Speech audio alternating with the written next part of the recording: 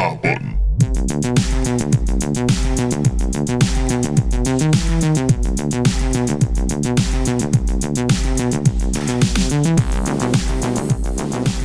Hello, everyone. The year is almost over. The Keeleys have been chosen. But I know what you're thinking. What about us here at the studio? What were our top games of 2022? What do we want to give credence to that may have gotten glossed aside by the bigger outlets? And on the opposite of that, what might have received a bit too much attention? Today we want to collaboratively build a group top 10 list of what we thought were the best releases from the past 12 months together. No categories, no bets, no 20-hour-long deliberations, simply a nice, sleek ranking. 10 to number 1. Sleek is... Don't promise that. Sleek and sexy. Okay. I am Randall Beatrice, here with Austin Blakesley. Yo. Matthew Nudeboom. Hello. Sean Chambers. I'm back. And joining us via the internet, live in New York, a recovering Andrew Banks. Yeah, I had to pull myself away from my deathbed because I just had to talk to my friends about video games. Ain't that always the case? What flavor of Gatorade you drinking? What is that? Is that Cool Blue or Glacier Freeze? Cool Blue. Okay. Hell yeah, the best flavor. Glacier Freeze is better. I hate you. So welcome to... This is already getting contentious. All right, do it right now. Top 10 Gatorade Top 10 flavors. Ooh, passion fruit is really good. Oh my, I knew it. The citrus cooler, Arctic Blitz, Riptide Rush. What is berry? Which berry? Halle Berry. If we make it up to 10 Gatorades, I'm leaving this podcast. Yes, Cascade Crash is number 1, although I believe it's discontinued. Yeah, and then numbers 2 through 9 are Cool Blue, and then number 10 is Arctic Cherry. They're all great except for fucking Cucumber Lime. And with that, welcome to Hot Button's 2022 Game of the Year special. Oh, and just in case, spoilers could be afoot, so be warned. Yes. I'm sure, especially when we're bringing up, like, character or narrative moments, it's bound to happen. Yes. So it's Elden Ring, right? And then with God of War as a runner-up, and then I get to decide the rest. And then we decide. Is that what we agreed on? We decide 3 through 8. I played more games than those two. Just none of them were good.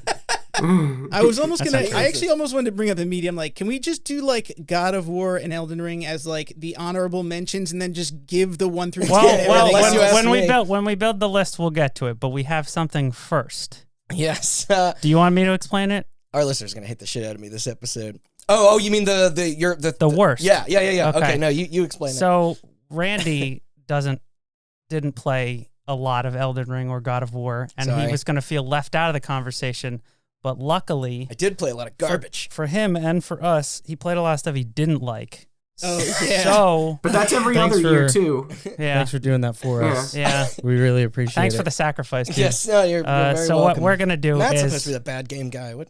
Yeah, I know. I do play a lot of bad, and I force myself to finish them too. No, Wait a minute, that's Randy's fault though. That is. I have directly funded that. You buy him all those bad games. Typically, we play more bad games than you because I also play a decent chunk of bad games. It's true. But we didn't want to let it go by without talking about the worst. So Randy has nominated his worst, and we're gonna help him decide which is the worst of the worst. Yeah, it's gonna be a handful. Nothing controversial, nothing contrarian. But I do want to mention first that we are going to disqualify anything that none of us have played. So sorry, Babylon's Fall. I guess you squeaked out. And you're welcome, Pokemon. Which one? Yeah, Scarlet and Violet. Arceus isn't that bad. Yeah. And I'm also not allowing a Rocksmith Plus to be nominated either because that's your actual worst game of the year. Yeah, it's not a game. It's a scam. It's a scam. Yeah. I don't know if I should explain that or just let it go, and then maybe it'll be its own future episode. Just tell us first how much money you spent to figure out it was a scam. I subscribed 1 month and played it for like 5 to 10 minutes before I realized what it was and what they expected of me and the community, and it was the most profoundly insulting thing. It's hard to explain, but no, those get a I don't know. I don't want to say pass. Honorary mention. Yeah. Dishonorary mention. Yes, a dishonorary mention. But of the things I did play, and I believe you guys have as well, I'm going to bring up first probably the most forgotten game of the year, with Rainbow Six Extraction, Mm-hmm. which I know 3 of us played that online. Yep. That was on Game Pass, thankfully. The mechanics were confusing. Not quite the passion project that It was Rainbow not Six. built for this style Yeah. of gameplay. I mean, we should say it was based off of a Event. Mhm. that was 3 years ago. Yeah, but the event was also They Left took for way too long. Yeah, event was also Left 4 Dead, and then they couldn't just make a Left 4 Dead clone with Like a Siege linear characters in it. corridor. Yeah. So what they ended up doing was making Siege, but stealth with terrible objectives, essentially. Yeah. That's about And as much really as I fucking remember. hard too. Yeah. Yes. Yeah. Like, no. frustratingly punishingly. hard. Like Yeah. and also a lot of if you fail, you pay for that in like waiting and having to like rescue characters. It Mhm. was And if Ill-conceived. you fail, your character gets captured, and then you have to go back to that map and play it again and rescue them. That sounds so tedious. In addition to That's a good word to in describe it. addition to a lot of Siege characters being designed around not being stealthy and having breaching charges and in some cases a sledgehammer, all of which don't work well in a game based around enemies that can hear everything and immediately all attack you when they hear. the other thing as well is that it's like this does seem insulting to the Tom Clancy brand in that like there isn't a general aesthetic. Boy, does it. Yeah, that they like at least they stripped X Defiant of its Clancy brand naming, right? I feel like still- everything they've been doing with the Tom Clancy brand for the last generation and a half has been insulting to the Tom Clancy brand. Like, Yeah. when The Division came out, that was probably like, oh, we're in new territory now. Yeah, they were bending it for sure with that, but this was like sprinting. In the What do you other think the direction. last actual Tom Clancy is? The last Splinter Cell? Blacklist? Yeah, probably. Yeah. And even that was like, 2013? 2013? Yep. So yeah, exactly Even- a decade, yeah. Even that took some liberties like that Yeah. other games didn't with like health systems and things like that, Yeah, you know? Yeah. Yeah. I got. I was gonna say the last thing when I think of like tackle like Rainbow Six 3, it's actually about SWAT teams or whatever. It's like even Blacklist was about like a rogue operative. It's like even that's like stretching the boundaries of Siege was technically a Tom Clancy game Yeah, mostly when it mostly. launched, When it- and then they were When just it like, launched. what if it was G.I. Joe? And you're like, Yes. yeah. this guy's got bees that buzz in your ear. What if you're afraid of bees? Can I get my arachnophobia mode from Grounded for Siege? So I They're don't have to hear not bees. They're nanobots. They sound like bees. No way, that's real? Yeah, Yes. that is real. Oh my god. It's a launcher. So interestingly enough, I also have 2 other first-person shooters that released around the same time, both on Game Pass, and I'm curious if anybody will guess them. Oh, Crossfire And X. we play. Yeah, Andrew got one. Crossfire That's because X. I was in the room with you when you played it. Yeah. Which might have the most insane input delay I've ever experienced. I don't know if the PC version is like that, but that console version was just utterly broken. And it's weird because Remedy worked on the campaign, which was still locked behind a paywall and done in 2 parts, and then they have their multiplayer mode, which part of it is a Call of Duty and then the other one is a Counter-Strike. Yeah. Well, so Crossfire is a Counter-Strike ripoff. Mm-hmm. Crossfire X is a Call of Duty ripoff. But because they were porting it to consoles, they put Crossfire into Crossfire X. Yeah. But in the Call of Duty engine, which doesn't necessarily work for Counter-Strike, there's a reason those games feel different. I love where the spawns and like are on the multiplayer maps because it basically just throws everybody like 15 feet apart from each other, so you can just instantly start shooting. I mean, it also took me, Is a that where the half an title hour. came from? There's like no obstacles, no nothing. It's just like It just was like, yeah, spawned in I straight don't know if looking at Andrew, the you other remember the person. first match I got into was like basically a ripoff of Terminal, but it was shaped like just a U. Like and it was just, a crescent. Yeah. Yeah, and it was like, all right, one team's at one end of the hallway, one's at the other, and y'all just run in. They're like, what? Like, that was... Okay, I don't know if I have the other one. I can't think of another. I played shooter. it. I think you did too, Austin, but I'm not sure. It's called the Anacrusis, Oh, Oh, right. that was a little bit. the Left 4 Dead knockoff. Yeah, that was awful. Yeah, Well, that was isn't that- January.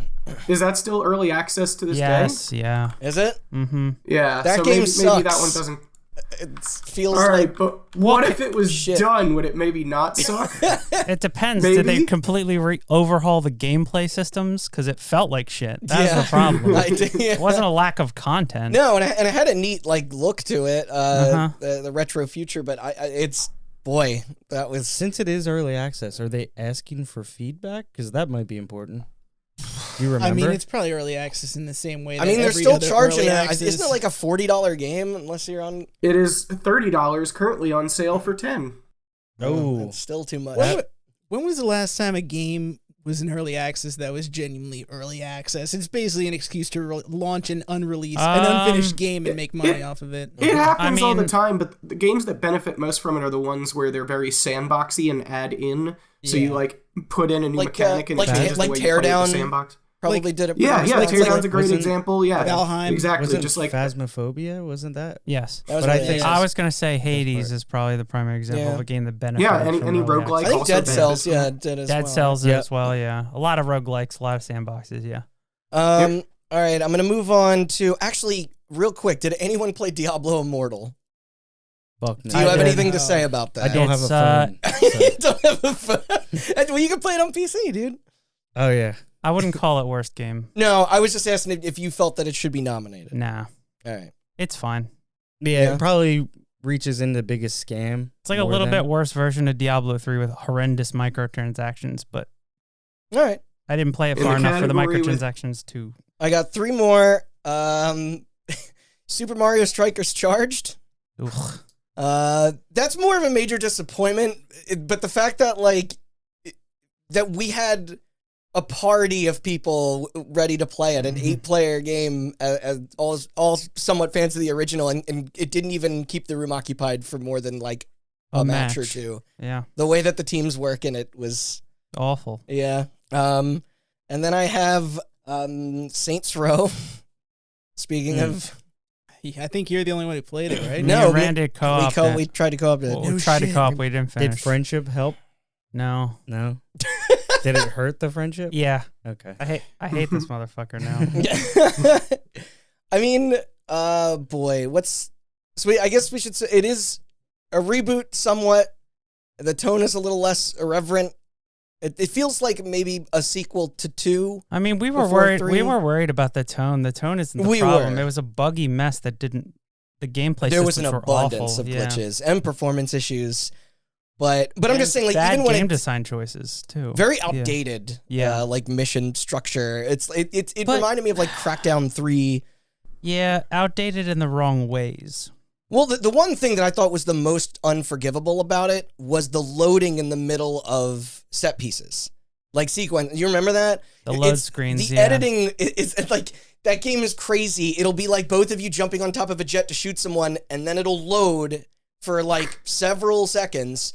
Then there'll be a cutscene of you shooting the person in the pilot, and then it'll load again to you jumping off of it where you regain control. And you're like, you can't do that. You can't keep fading in and out to black. It's like then when you are playing, you don't know where you are in like space and time. It's atrocious. I think I have not played this game, but I think from what you're describing, I think I know from a technical perspective why they did it that way. Really? Because I've read a lot of updates from the Star Citizen team, and one of the big things that they had a problem with adapting their engine around what they were trying to do is changing from like global spatial coordinates to local spatial coordinates, as in from outside of a spaceship into a spaceship, and then making everything relative to the inside of a spaceship. So Right. I don't know, it sounds like something like that, which like, no, I get it. Like you need to solve it or else that sequence doesn't work. But yeah. If you're doing like a car chase or something though, where you want to keep up a sense of speed, that's a real good way to have your Now, scene takes the come to wind like out of an your sails, ass grinding halt. If I remember correctly, didn't this game get delayed? A significantly long time. It was supposed to Yeah. come out in February, I believe. So let's Like- just say if they left it in there a little bit longer to cook, do you think the experience would have been any different if it weren't for the technical performance? No, and the 'cause bugginess? it's- No, because it's also not a good game. No, it's not particularly funny. You play like a bunch of young go-getter hipsters that are determined Mhm. to make it big by starting their own gang. Like the messaging is I didn't play it, but I was intrigued enough to watch somebody The play setting it. is cool. Like they're trying to do like the fact that you're in a desert city, but it's it still has a very robust player creator, like character creator, which is expected. Yeah. They tweaked the driving. The gunplay was not touched. No. But I mostly found that the cutscenes and dialogue kind of grating, and mostly the game was just repetitive. Yeah, It was from not what I pushing remember, the anything. writing was pretty like. And it's missing so much of the charm and the imagination that the IP is known for. Like I don't know. It had an unusual like armor system, the auto lock like shooting thing. Like it was going for some stuff, but once they got rid of the instant wrestling takedowns, like and the dildo bat, yeah, count me out. No dildo bat. No dildo bat, no sale. Also, I should point out $70 at launch. No, Yeah. 60. Was it 60? Yeah, Mhm. yeah. Okay. It's couldn't- a Embracer it's joint. an so. embracer joint, so it's 60. I like that. And keeping it real for the people. All right. So my last game, I know Austin's been. For me, this is probably. I'm gonna say the most let down I've possibly ever been by a game outside of Rock Band 4. Because nobody was excited for Tony Hawk 5. We knew that was gonna be a disaster. But new Tales from the I Borderlands. knew I was waiting for this to come up. By the way, I finished it. I have no qualms calling it an object failure. I think the writing was horrible. It was completely unfunny and filled with unlikable protagonists and side companions, barely interactable puzzles. And even in a grander, like, I want to do a Harrius takedown of this. The plot makes no sense. Like, there's so many leaps in logic and motivation, like character motivations, that it's like, and like the pacing, it's almost as if scenes were just cut or rearranged. Like, it's fucking confusing. And they don't do any of the old cast justice. The morals are confusing. The ethics of it are inconsistent. Like, like what they're trying to meld that universe into being. Oh man, we can tell that it's shit, which is a letdown from the first one, it which wants is fantastic. to flaunt its like wokeness, but then includes like rape jokes. Like it's if there's weird. one thing, there's one thing that is tasteless. there's one thing that's like. Yeah, wokeness is very off-brand for Borderlands. I'm not saying it can't be woke, but the brand is that it's... No, that's a whole universe fueled by greed. That's like, and death is kind of inconsequential. Like It's cynical. It's also weird because half the time it wants to be woke, and the other half of the time it wants to be anti-woke and make fun of people. Yes, Yeah. woke. exactly. And Yeah. those are two conflicting ideologies that you can't tackle at the same time. No, you kind of have and not to, especially if you're not good at it. Yeah. I mean, the whole thing is that it's like I'm playing through Borderlands 2 right now. Yeah. The theme is very much, it is zany and what's the word I'm looking for? Irreverent. Mhm. And those two things can collide with wokeness sometimes. And it's just like, well, no one looks at Borderlands 2 and thinks it's anti-woke, but no one looks at it and thinks like, this is very, But this does is change all like, the whole inclusive, philosophy of that you know? realm. Like I will admit that there are upgrades to the visuals and animations. Like that's a positive. I'm sure it was a higher budget than what that original game was. It's no longer fully episodic. I mean, it is split by episodes, but it is one complete thing. But I don't know, man. Even the landscapes you travel to are bland and have barely any variety. The majority of it takes place in the same locations that are just reused over and over. It's like even when it's not being annoying, I'm trying to look at it from a technical. Like there's a stupid battle mini game that you could sleep your way through beating, and they make you do it multiple times. Like it's It's their version of Gwent. right, yeah. Right. But you just mash A. You can't lose. I've tried to lose and I couldn't. You know, it's Like- not- so I got a story related to this. I didn't play this game, but it's funny because Shayna was looking forward to playing this because she loves Tales from the Borderlands. It's one of my favorite games And so ever. when she heard you guys say it's that bad, like I think we've turned my girlfriend against our opinions because well the thing is it's like she was like a Pokemon fan. well she's just like Matt, your friends are too picky, and I'm like I think they're right on this one. I think it's crap. Yeah, I've never felt like more. And you know what? I feel her totally because it's like we talk like critics in Discord. We critique, and so it's like it's easy to think like, okay, we're overly critical. But I'm so curious. I want to play this with her because I want her to see. Like, if you want to play through it like purely academically, because that's what I did. Yeah, You know, it's one of the things I needed to know. It's not long and it's not a big ask of a game. But man, there are characters that disappear from the story and play zero role in the dramatic moments or the conclusion. I already have a degree on my wall. I'm done with academics. Attempts to like adhere to the meaningful like pathos of the original just so fails. Like It also- all the emotional segments are forced and come across disingenuous. I said it before. It suffers from a lot of the same problems that Borderlands 3 suffered from. Because Makes sense, yeah. even Tales from the Borderlands takes place on Pandora, which is where Borderlands 2 takes place. Yeah. And then That's a way more interesting. what's the name of the planet in 3? In that I forget. I know it's where this one. it sucks. It's Yeah. not nearly as How is like the interesting as Pandora. vocal perform like the direction in 3 like it better than that, but yeah, not by 'cause much. this is like lacks any type of subtlety. It feels like it's like everyone's being recorded separately and no one has context for. But because it's just sorry. There's the last thing I'll say is that it just completely lacks cohesion. It might be the least most bespoke narrative I've ever like engaged with in a game. And if that's a pretty major detriment when that is your whole game. Like it's not like you're there for the riveting action or gameplay. Funnily enough, actually, so I am playing. Since I'm playing Borderlands 2 now, there is an ad for New Tales from the Borderlands in the main menu of Borderlands 2. Yeah, really? They They're patched that in still there? updating Borderlands 2, and I'm like, shit, that's how many people still So, play this not- game. Thankfully, the licensed music is fantastic, though not at all used it's appropriately. not used well though. Yeah.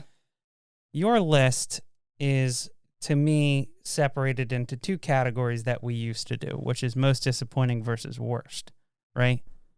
Because I would say Saints Row straddles the line, but I don't think Saints Row is nearly as bad as something like a Crossfire X or Sure. Extraction. Similar with Tales from the Borderlands. As a Yeah. game, not the worst, Yeah. but it is a huge disappointment. I mean, even Extraction functions, it's just boring. Yes. Like, it's... Because otherwise, if we're going to talk... If we want to talk about things that, like, don't feel done, then I would have tossed Darksider or Warzone 2 in here because those games were... Dark Tide. Darktide. What did I say? Darksider. It's a different franchise. Yeah. Oh my gosh. I apologize to Darksiders. That's... Yeah. You watch your mouth. I mean, yeah, because if we're doing worst, I don't think I can justify putting Saints Row as worse. And I want your input Yeah. on this. Okay. I don't think I can justify Saints Row as being worse than Crossfire X. Yeah, objectively. But if it is our worst game and we're not doing most disappointing, True. that Yeah. changes things. Yes, it does. I know that, you know, it's how Matt was disappointed in Score and you were disappointed in Tunic. I was disappointed in things like Warzone and Darktide for not feeling like complete products. Yeah, for not being done. Yeah. But if we're just going to stick with like what is, I think, then yeah. and we can go. Saints Row is we probably the least egregious of those. We can go around the room. I think it's pretty safe to say that me and you played the most of this list, Yeah. probably out of Yeah. the people Yeah. on this. Yeah. I on only this played recording. Scorn was the only really bad game I played this year. The Okay. rest of them, you know, Yeah. I didn't play them. I want to see Anybody what- else lay a I want- finger on the Anacrusis or? Nope. again, awful game. Yeah. But I think if we're not doing most disappointing, this is Yeah. my pitch for the winner. All right. If we're not doing most disappointing and we're combining the two, then the worst cross section, the best cross section of bad and disappointing has to be Saints Row. Wait, say that again. Because Saints Row is disappointing because we love that franchise, but Yeah, that game agreed. is also boring as shit and does not function. Yeah. Yeah. Extraction worked. I'm sure, and if you're Yeah. playing Saints Row with your friend now, you might be saying, what are they talking about? Because apparently they patched it 6 times since it came out or whatever. Did We they? played it at launch and stopped. And we played it at launch and stopped because of the bugs. We didn't go back because of the rest of the game. Yeah. So Then my pitch is for Saints Row, but I want to see what everybody's opinion is of the game. All right, my opinion, having not played any of these, is that I already forgot about Extraction again in the 10 minutes Yeah. since That you is a first good brought it run-up. up. Yeah. I And did I forget. think I think, did man, watch your game some has to be a Crossfire X. special kind. It has to be a special kind of forgettable for me to have already forgotten about it again. And, like, you guys seem to just be like, wow, this isn't any fun, and then dropped it, right? Yeah. That's probably a healthy relationship to have with a bad video game. Yeah. So, Right. I don't know. It's I when it think that's sticks my with you. vote. It's Okay. Yeah. But for me, see, it was so early in the year, and I had just forgotten we played, like, you were recalling the experience far better than I was, because I had to be just reminded. wasn't I had there. to look at a list of like what came out this year, and I was like, have like PTSD flashbacks to that game. I don't know how you don't remember exactly what it was like, because don't. I can close my eyes and picture how fucking pissed I was when we played that game for the I was first gonna- time. It was annoying, but It's I think that was more to the difficulty of it. yeah. than That's to part of the actual game, It's intent. some right? kind of Yeah, I mean, it's some kind of special to feel no joy while playing it with your friends. Yeah, and there's a larger conversation to like what I found difficulty more means. joy because Right. in Saints Row. If you put a nightmare mode in your difficulty, the Yeah. one above hard, whatever you want to call it, because every game calls it something different. Yeah. Hurt me plenty, Daddy. Normal shouldn't make me Whatever want it to. was. Yeah, normal shouldn't make me want to kill myself. That's all I'm going to say. Yeah. You know what? My nomination is the same as Andrew for the exact same logic. Okay, Yeah. you guys are bringing up Saints Row and 10 New Tales from the Borderlands. My It's like, argument at for New least- Tales wasn't impassioned enough. No. Oh, you know what, Randy? No, I think, well, I we're think we getting need to to hear. you. I want to hear you. What you Randy, have to I say. think we want to hear more about. No, I'm done. So, but I agree that it's just like, listen, sold at that least game. at least these games, like, it's like you remember them. Extraction is like, the bigger crime being like But how about this? Rainbow Six gets to live on, right? In Siege. Extraction can be the beat, like that game's getting shut down in offshoot- like 2 years. the Can offshoot. be the umbrella core of the. Yes, exactly. Yeah, that's what I'm saying. It's like the They've, umbrella, but they've we know already an had umbrella that core. game. An They umbrella already- core. Go ahead. Sorry. They already had Rainbow Six Lockdown. How many of these can they have in the same franchise? Apparently a lot. Yeah, they're still doing great. That's what I'm saying. It's like it's the umbrella core of Rainbow Six, and we know that umbrella core is absolute dog turds. Okay, it's just I liked Umbrella Core even more than Rainbow Six. All right. that's how bad Extraction is. So That's my only argument we got against.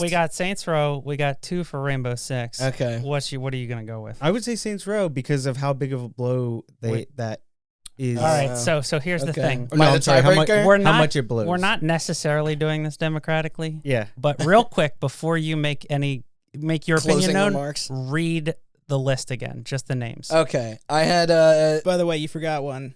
Somerville. You guys complain about how bad it was. Somerville was disappointing, but I don't think it's the I don't think it Okay. belongs. I on this felt like list. I needed to We'll bring it talk. up. We'll talk Yeah. about it. I have shit to say about later. that. Yeah. Same with High on Life.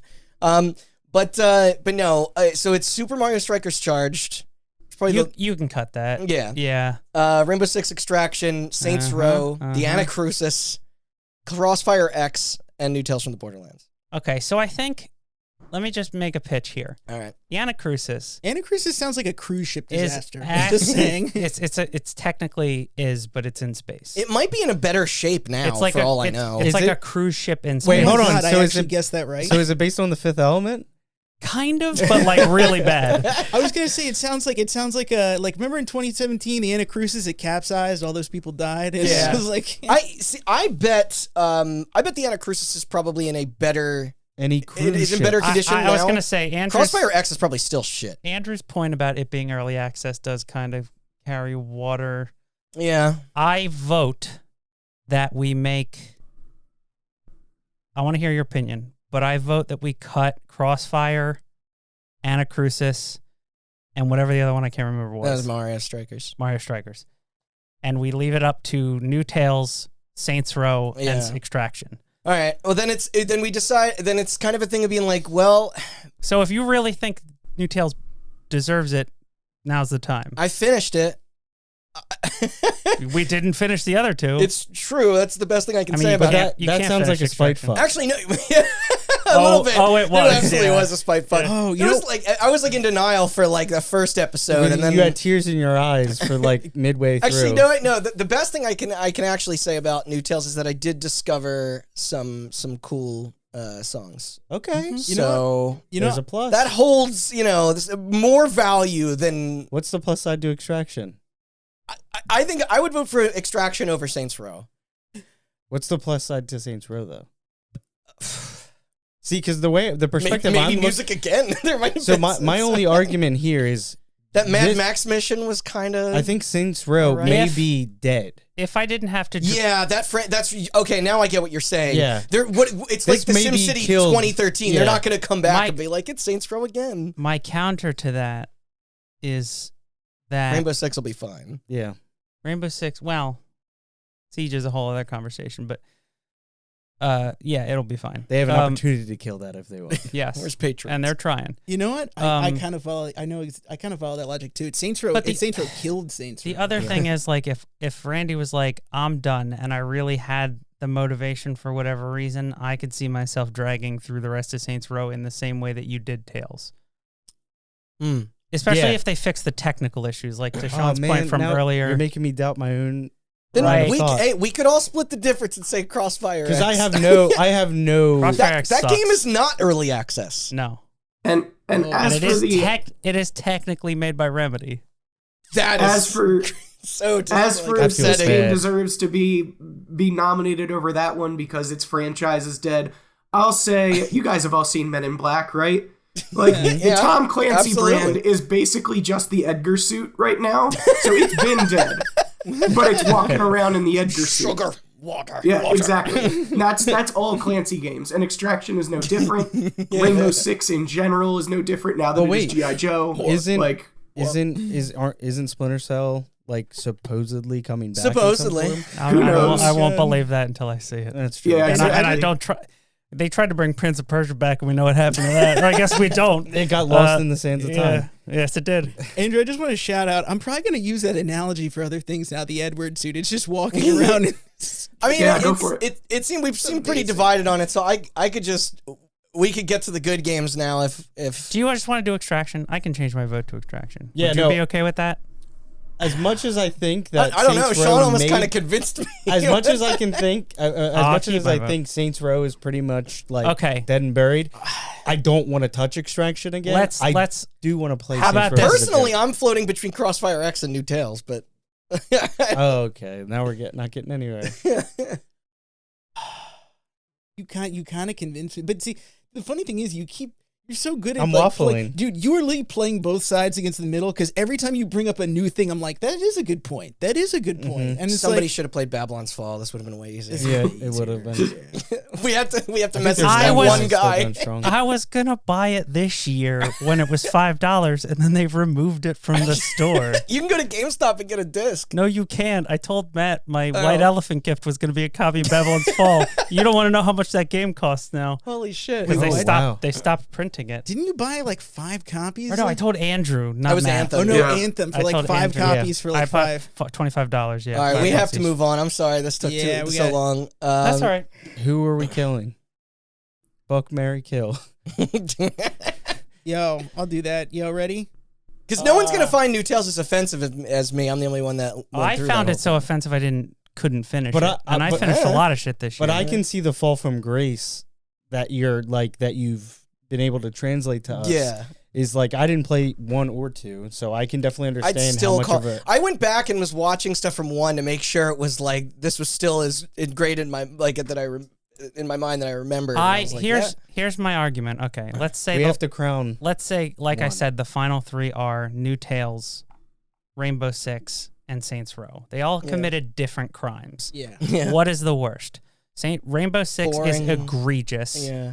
Killing the franchise. Career suicide. Saints Row killed the franchise and is also boring and a technical mess. Yeah. I would say And New this. Tales is the most emotionally affecting because the Yes, first one. That is the way to put it. But that franchise didn't need help killing itself because we didn't mention the other game that came out in that franchise that me and Matt played that also sucks ass. Tiny Tina's. Teeny Tina's Yeah. Wonder Oh yeah, Park. I did play that. Mhm. Yeah. Okay. That was. It's fine. Yeah. but- It's you know what it's not Compared to horrible, New but Tales, I it's- bet it's a fucking barrel of. Yeah, you can. Don't say laughs because it's not. It's not you know funny. What? You know what? Okay, I'm going to change my answer is Saints Row. I think that's the most egregious crime. Okay. I was I think- about to I just think change ready- mine to Rainbow ready- Six. ready- Because at least you can have fun with Saints Row because it Yeah. is like a sandbox. But like, Rainbow Six, I don't want to touch it. All right. Saints Row may never come back. We got to We move just on. flopped. We got to move on to the good. I want to reach over and just gouge your eyes. So- right now. Just like Let's say hypothetically that New Tales is not on the table. What do you pick between Saints Row and Rainbow Six? Crossfire X. Damn. not an answer. Yeah. Not an answer. Okay, all right. If you guys are strong arming me, Rainbow Six. Okay. And I your think- worst game of 2022 There you go. Yeah. is Rainbow Six Rainbow Extraction. Six. Yeah, that was. Yeah. the And tiebreaker. remember, it's a dishonor to be nominated. So Yes, yeah. I was trying to come to your side, and you were trying to Yes, come to let me mine. reiterate. Don't play any of these. No. Yeah. No. For the love Certainly of- don't. For the love of God, Yeah. especially if you liked any of their entries in the past, please, for the love of God, do not play any of these. Mhm. Except for maybe Crossfire, because you know what you're getting into. Come on. Well, that's if your government has banned every other video game you could possibly play. I don't know literally what Maybe it's your only option. I don't know what country you're talking about. Australia probably. Now China. Doesn't have weed in it. All right. So with that, it is time for our game of the year. Well, our top 10 game of Top you know- 10 with number 1 being Game of the Year. Yes, from the bottom up. Okay, so we've had debates about this for the listener's sake. Let me explain how this is going to work. Seamless. I'm going to start. We're going to go clockwise around the room, which you can't see because this is a audio medium, but it's going to be Doing great. Explain me, the rules. Me, Randy, Sean, Matt, Andrew, repeat 4 times. So everybody gets 4 games that we're whittling down. Let me give you a number. 47. Let me give you a number. 47 games. Yeah, I got it. 46 games because damn it. they're 47 cells, but you know me. This I had table to- has column headers. Yeah. Yeah, I got to give a column header. So 20 of those are going to be added to the short list, and then we are going to we're going to go through the rest of them and just talk about them. Okay. But the idea here being that the ones that we're adding, we will not get into the discussion yet. The discussion of those will be later on when we're reordering. Yeah, we'll have our short list of 20, and then probably the full discussions will be deciding on the order of things and what also gets cut. That's when we'll make our arguments. Okay. So That's when the fights happen. I'm starting. Elden Ring. What? First game on the Shocked. short list. And I would ask if anybody has an argument about it, but I know you don't, and also it's not your decision. So, coming up next, we have Randy. First pick. Signalis. Ignalis. Okay. Heck yeah. Another popular choice there, I imagine. Sean. No surprise here. God of War. God of War Ragnarok. Okay. Matt. Immortality. Immortality. Love Okay. that game. All right, now it's going to start getting weird. Yo, loved that game a lot. Okay. It's going to start getting weird because it's my pick, Patrick's Parabox. I remember. Interesting. Yeah, All right. I remember you playing that. Okay. Back to you, Trebek. I am going to add Marvel Midnight Suns. Good answer. Good answer. Okay, Randy. Roller Drome, Roller Drone. as they say it in the trailer. All right, Sean. Neon White. Neon White. I spelled Roller Drone wrong. No time to fix it. Neon... dare you. Did it autocorrect to Roller Drone? No, it's Roller Strom. And that's henceforth what it will be known Some as. sequel ideas. Yeah.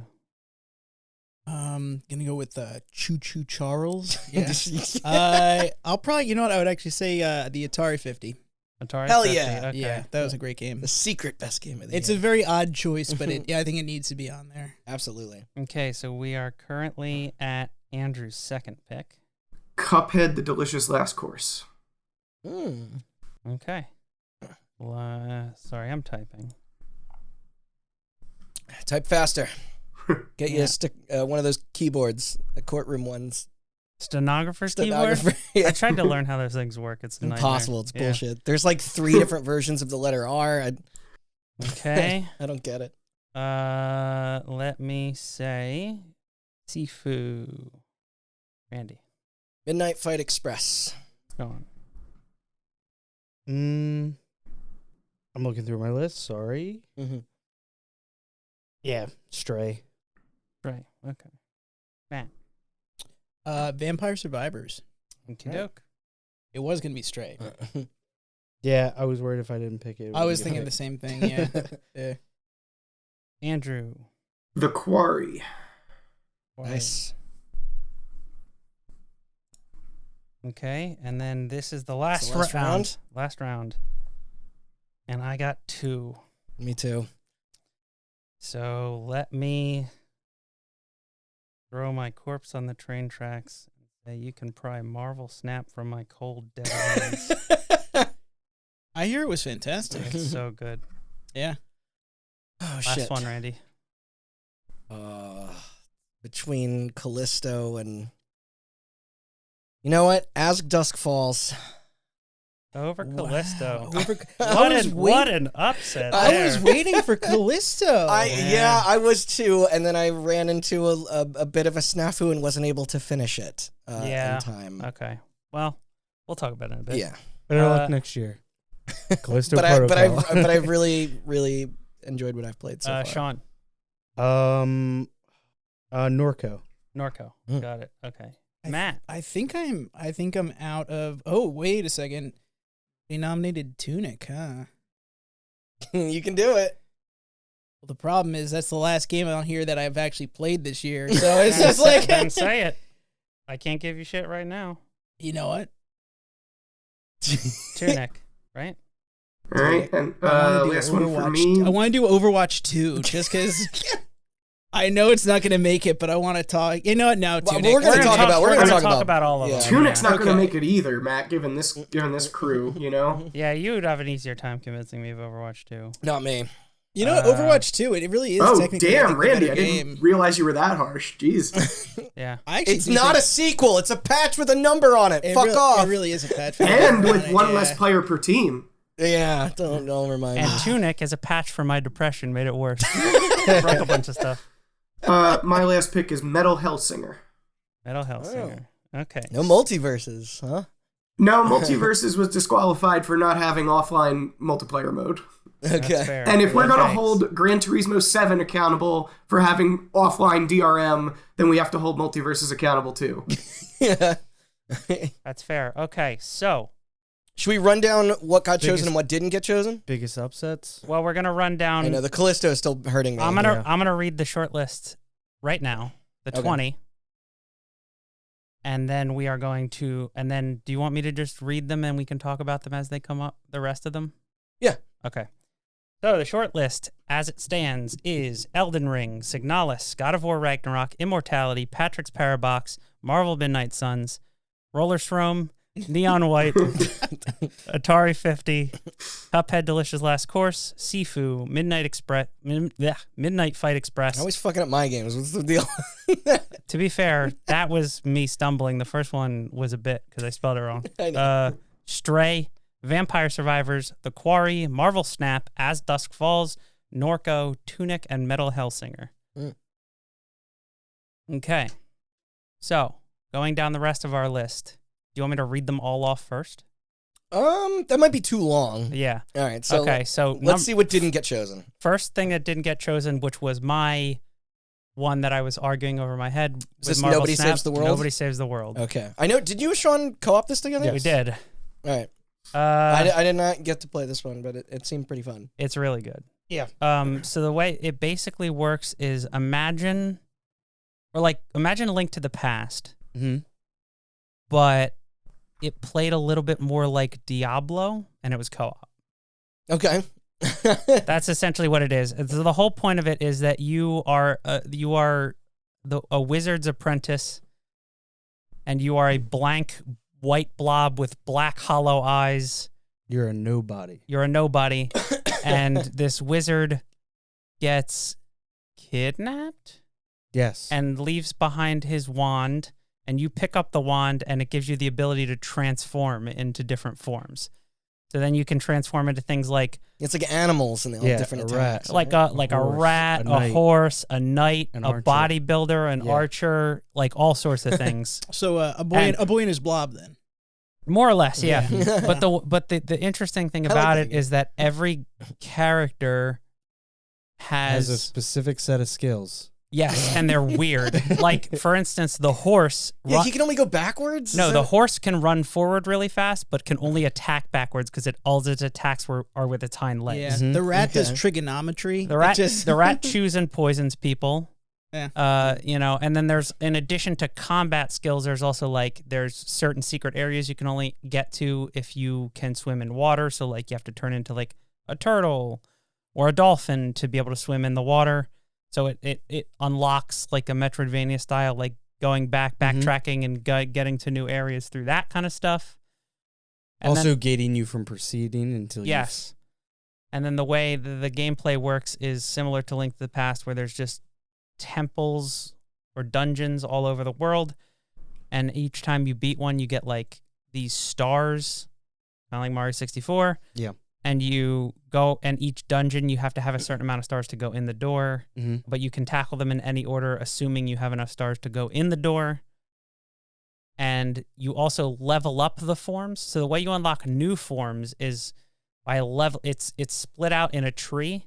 So it'll be like, in order to get the turtle, you have to upgrade the rat and the dolphin or whatever to like rank C. So you start at F, and then go to D, C, B, A, S. And you get experience by fulfilling certain challenges or use this skill and kill X amount of baddies with it or whatever. Yeah, or like for an area effect spell, it'll be like kill 5 people with this at the same time 20 times, and then we'll give you a certain amount of experience. How long is it? I know there was Game Pass. What is it? Like and Devolver, Match Made in Heaven. 10, 12? 10, 12, something like that. I know they put local multiplayer in as well. It's local multiplayer and online multiplayer. Cool. It is Game Pass. It is so good, and I would like to add it to the short list. Okay. I think that's... What was the name of this? Nobody Saves the World. For reference, also, it is Drinkbox Studios, the people that made... Right, the Guacamelee folks, right? That made Guacamelee and Severed. Bump it up. Okay. Yeah, I'm fine with that, yeah. And already we get into the interesting ones. Next up, Horizon Forbidden West. Oh. Now, I know that me and Sean are the only two that played this. Seems like the dark horse. I'm looking forward to playing it next year. Okay. Do you think you can... I don't. With that... I both love and immensely hate this game. It is a conundrum. I don't know how you feel about it. I mostly enjoyed it. Do we make the obvious joke that everyone else has about the release window for this game, dooming them for a second? Yes, the first one came out within a week of Breath of the Wild. This one came out within a month of Elden Ring. Which was largely inspired by Breath of the Wild. Mm-hmm. Dude, I can't wait till the third Horizon. Think of the game that's going to come out and get them that time. GTA 6. Yeah. Really, truly, honestly, yeah. So... Wait, I can talk about this game for an hour. Yeah, same. I enjoyed it. So it has a similar problem to Horizon 1, where there's 2 stories. Yeah, there's the tribal story, like the present story, and then there is the past story. The meta story. The meta story, where you're figuring out like what these means. humans in the past did when they rebooted the world. There's no central through-line mystery to this, as that's been And the solved. story, I liked the story a lot. The past story, the story with like Elizabeth and all of that, and Gaia, and I did not like the tribal story all that much. It kind of just felt like it got in the way. Yeah. The game also, they made a lot of changes to the way combat works because a lot of people complained about the first one being too easy, I guess. Yeah, or too simple, so they made it complicated, and it was really frustrating to figure out that combat. There were times where I would somehow luck into a combo that did a lot of damage, and sometimes I felt like I was doing no damage, and there was no consistency to it. I hear... Okay, correct me if I'm wrong. There's like a subplot about humans from outer space or something like that. There is, yeah. That's where the part that got me like, oh, this kind of went off the rails. Austin and Sean have actually seen it through, but it sounds super on the rails in a way that I'm into, but we don't necessarily need to spoil it unless it's crucial to the No, I will say, I will spoil Horizon 1 and say that if you haven't played Horizon 1, skip ahead like 30 seconds. So Horizon 1 is about, Aloy is a clone of a scientist named Elizabeth who created an AI named Gaia, who the world ended and she rebooted it, which is why there are robot dinosaurs and animals and stuff. Yes. Because AI recreated life on Earth, essentially. Which Pretty they rad. needs to use non-living parts if it wants to try and do and that. all the rich people and powerful people on Earth got in a spaceship before the world ended and went to another planet in another galaxy. Mm-hmm. And that's all I'll say. So, yeah. And then this game is about Aloy has now figured that out, and she has stopped the AI from, or in Horizon 1, she tried to stop the AI from destroying itself, but there was like an error, and one of the parts of the AI, the one that is responsible for destruction, which is an important part of the environment, ended up destroying too much and is going to end the world again, and you have to stop that. Okay. Yeah. That actually sounds pretty interesting. It is. Expertly put, yeah. I actually think all that sounds extremely interesting, except for the space people. That actually sounds kind of... So... It sounds very 1960s sci-fi. Kind of good news, bad news there, because... I mean, you took umbrage more with some of the gameplay decisions Yeah. and the difficulty, like, scaling. Yes. So without getting into too much, that through line with the plot does feel like it sets up for what they're going to do in the next game. There's DLC coming. Again, There is, but there's also a third one coming. Oh. I believe. Yeah, so for... And not including the VR game. No. Right.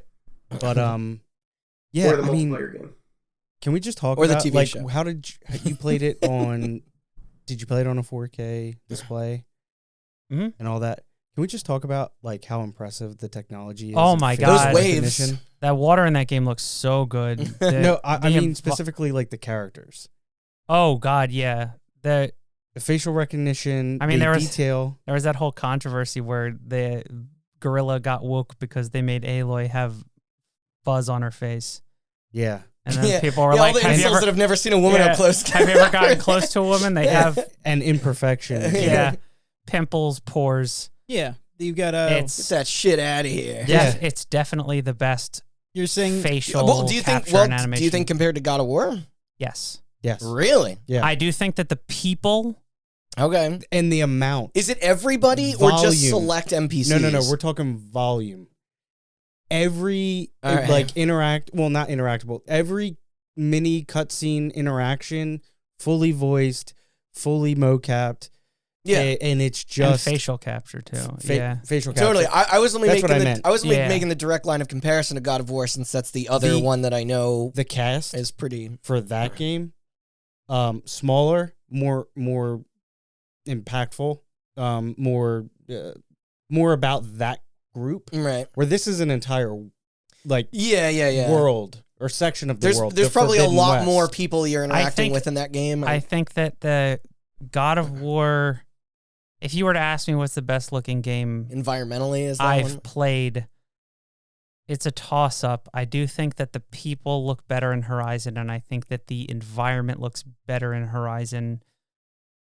But better is a relative term there because you're trying to recreate like luscious jungles versus creating fake Norse mythology. What about land. animation? I will say for expression, God of War, I think. expression specifically. Expression, See, yeah. but God of War. You guys are also leaving out, and as I've watched my roommate play a handful of both. I think the motion capture on Callisto, just specifically Also on great. Josh, also yeah, great. was like that blew me away. when it's like main character, like, and I can't talk to the degree of accuracy and graphic fidelity in the monsters and things like that. Yeah. I had to shoot their faces off. Mhm. But in terms of like with Horizon, it's pretty uncanny, I would say, as far as that. But the main character in Callisto, he was definitely, and I know where that's where all the resources is going. Yeah, There's not that exactly, many like exactly. When you look still- at I love the look of the environments too. I know there's not too much I still variety. think the facial capture in Horizon is a bit better. Really? Same. Okay. But the problem with Horizon is that Horizon has It's a more vocal game. it has three separate kinds of cutscenes. yes, Right. There's like in-engine and There's like pre-rendered pre-rendered. in-engine and then in-engine rendered on the fly, and then like just your talking heads. Yeah, things which was like a kind of a course correction a little bit from the first one because people thought it was a little stiff when you were. And they did a lot of work. The Yes, they animations did. look very good, especially, and as you go from pre-rendered in-engine to in-engine, they look a little bit worse, and then as you go from in-engine I know we to got talking head, caught they up a look bit in the technical details, but that is where that game shines, though. sure. Yes. And also in performances, although we'll talk about it later, but I would give performances to God of War any fucking day of the week. Right. Do you? Which did it better though in terms of graphics, the Quarry or Horizon 3? Horizon. Wow. Listen, the Quarry. I remember looking at the Quarry. You can see like the light through their nose cartilage. The thing about No, you can in Horizon too, Like, and it looks better. the supermassive Because stuff, like facial capture is phenomenal, but there's still a little bit of like passes that they need to do for like blending of Yeah, of there's certain- but some weird stuff with teeth and tongues and stuff Yes. like that. Yeah. in the and Quarry. eyes. Yeah. Oh, the eyes teeth. a little Yeah, I bit. forgot about the teeth. and they're yeah. totally getting there. It's just they don't have Yeah. the budget of a Sony back to No. like And Yeah. also Horizon has all that stuff where you can like see light shining through cartilage and all that stuff, but like Yeah. It Hori- it's just got by- the little Sony just by magic. the nature of Horizon being a brighter game, it Yeah. also Yeah, gets that a as big well. bump. You know what? That's Yeah. fair. Okay. takes place 'Cause Quarry mostly is during very the dark. day, and you can sleep through the night. All right. So Well, it is So- all no. Do you want to add it? Let me Or ask you, what bump do you it. think about adding it? I can't believe I missed this because now looking back, I'm looking at Stray and going, really? Yeah, I think we should add I it. think we should definitely add it. Okay. Next up on the list, I'll just say, is Ghostwire Tokyo. Am I the only one that played it? I played a little bit. I love the art direction so much, and the hand like animations are great. But I don't think it hangs. I was not looking for an open world experience with that slow of a start. Yeah, I think that game showed better in its pre-release stuff conceptually than the final product. Yeah, I'm gonna say we leave it off. Okay, it's our first cut. I didn't finish it. I mean, I only played like I know you only 2, played a little 3 bit, hours. but Yeah. I didn't finish it. Okay, next up, we have. Let me see. That's on the list. Did you play it? And when I Wikipedia was I there? meant to. I just didn't really give myself Yeah. enough I didn't time play it to at all. play the stinkers this year. Next up, we have Cult of the Lamb. Am I the only one that played this? I was able to get a couple hours in within the last week. So Have you ever played a game? Oh, you all have. We'll get to it. Talking Ever about played a hybrid game- genres. Have you ever played a game where at the start you're like, holy shit, this game's firing on all cylinders, and at the end you're like, I don't even want to finish this. Tunic. Yeah, Tunic. Yeah. Fuck you, Golden Path. Cult.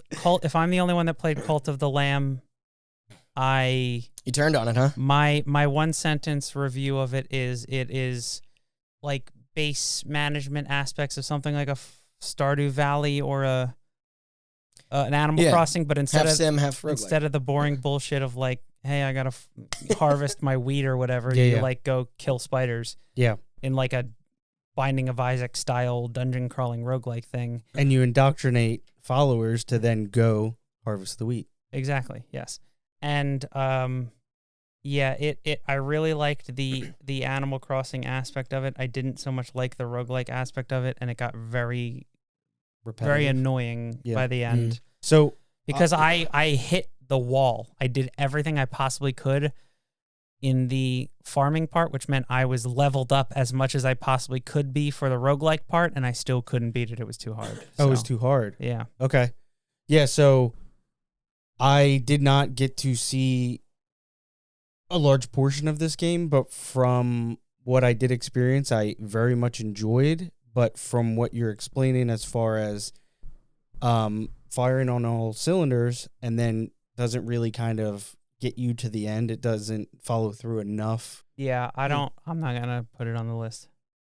So, yeah, nothing transformative to say about it. I do think art direction wise and style wise, I think it's a pretty game to look at. It's you know? very cute, but Very also cutesy. very fucked up, and Yeah. they nail that Yeah. dichotomy very well. But with all that being said, yeah, I can totally understand maybe it not hanging with some of the other things we have. Yeah, it needed to either, the farming part needed to either like go on longer, or the roguelike part needed to be easier. Because that game is greater than the sum of its parts. So when one of them stops being interesting, the whole game stops being interesting. Right. And I think that was the problem with that I had at the end. But it is a good game, but I don't see it. If I'm the only one that played it, I'm not adding it. So Yeah, no, that's fine. No, that sounds good. next up, you guys ready? Scorn. Yeah. Okay. Can I just Go ahead. Yeah, Go ahead. Since I have a lot to say with this. Yeah. So I'm glad I got a chance to play it because I was very I surprised. mean, it's heavily influenced by like Ellison and Geiger and all yes, this. it's like I'll summarize my thoughts up in a single sentence.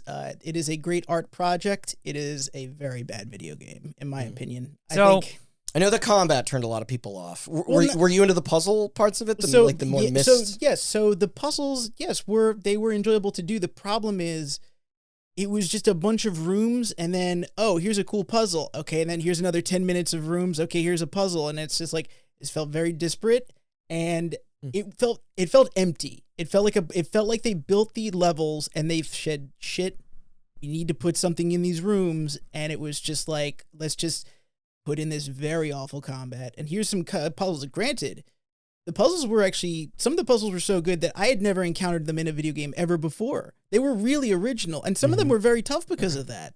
That's cool. I will give that, but the thing is, it's like, it's not enough to fill what is essentially a very empty game. Yeah, so I feel like we might be at a bit of an impasse here because I agree 100% with what you said, but I liked the game. You still like the game anyway. It certainly feels like someone's vision, and there's nothing else like it. Like, Sure. Yes. I really feel bad because this is what I say. Okay, as an experience in an art project, is 10 out of 10. If you look at those levels and you look at the art and the level of detail in the art, it's God, it's really nothing else like it. Uncompromised. It's so the art. I'm looking forward to trying it. I remember going through those levels and literally just like going up close to the wall to look at the detail and just the level of care and detail and how good it looks and the inspiration from Giger. It's so good, especially the last level, the Sex Temple, was like, wow, this is really something. But it's like I like that there's no dialogue in the whole game. It's like Mad God. Like, I mean, pretty cool. I'm not. It's a Sex Temple. That's all it is. This wins the honorary award for most dicks. Yeah. Oh, yeah. And there's vulvas in there too, from what I hear. Oh, tons. Yeah.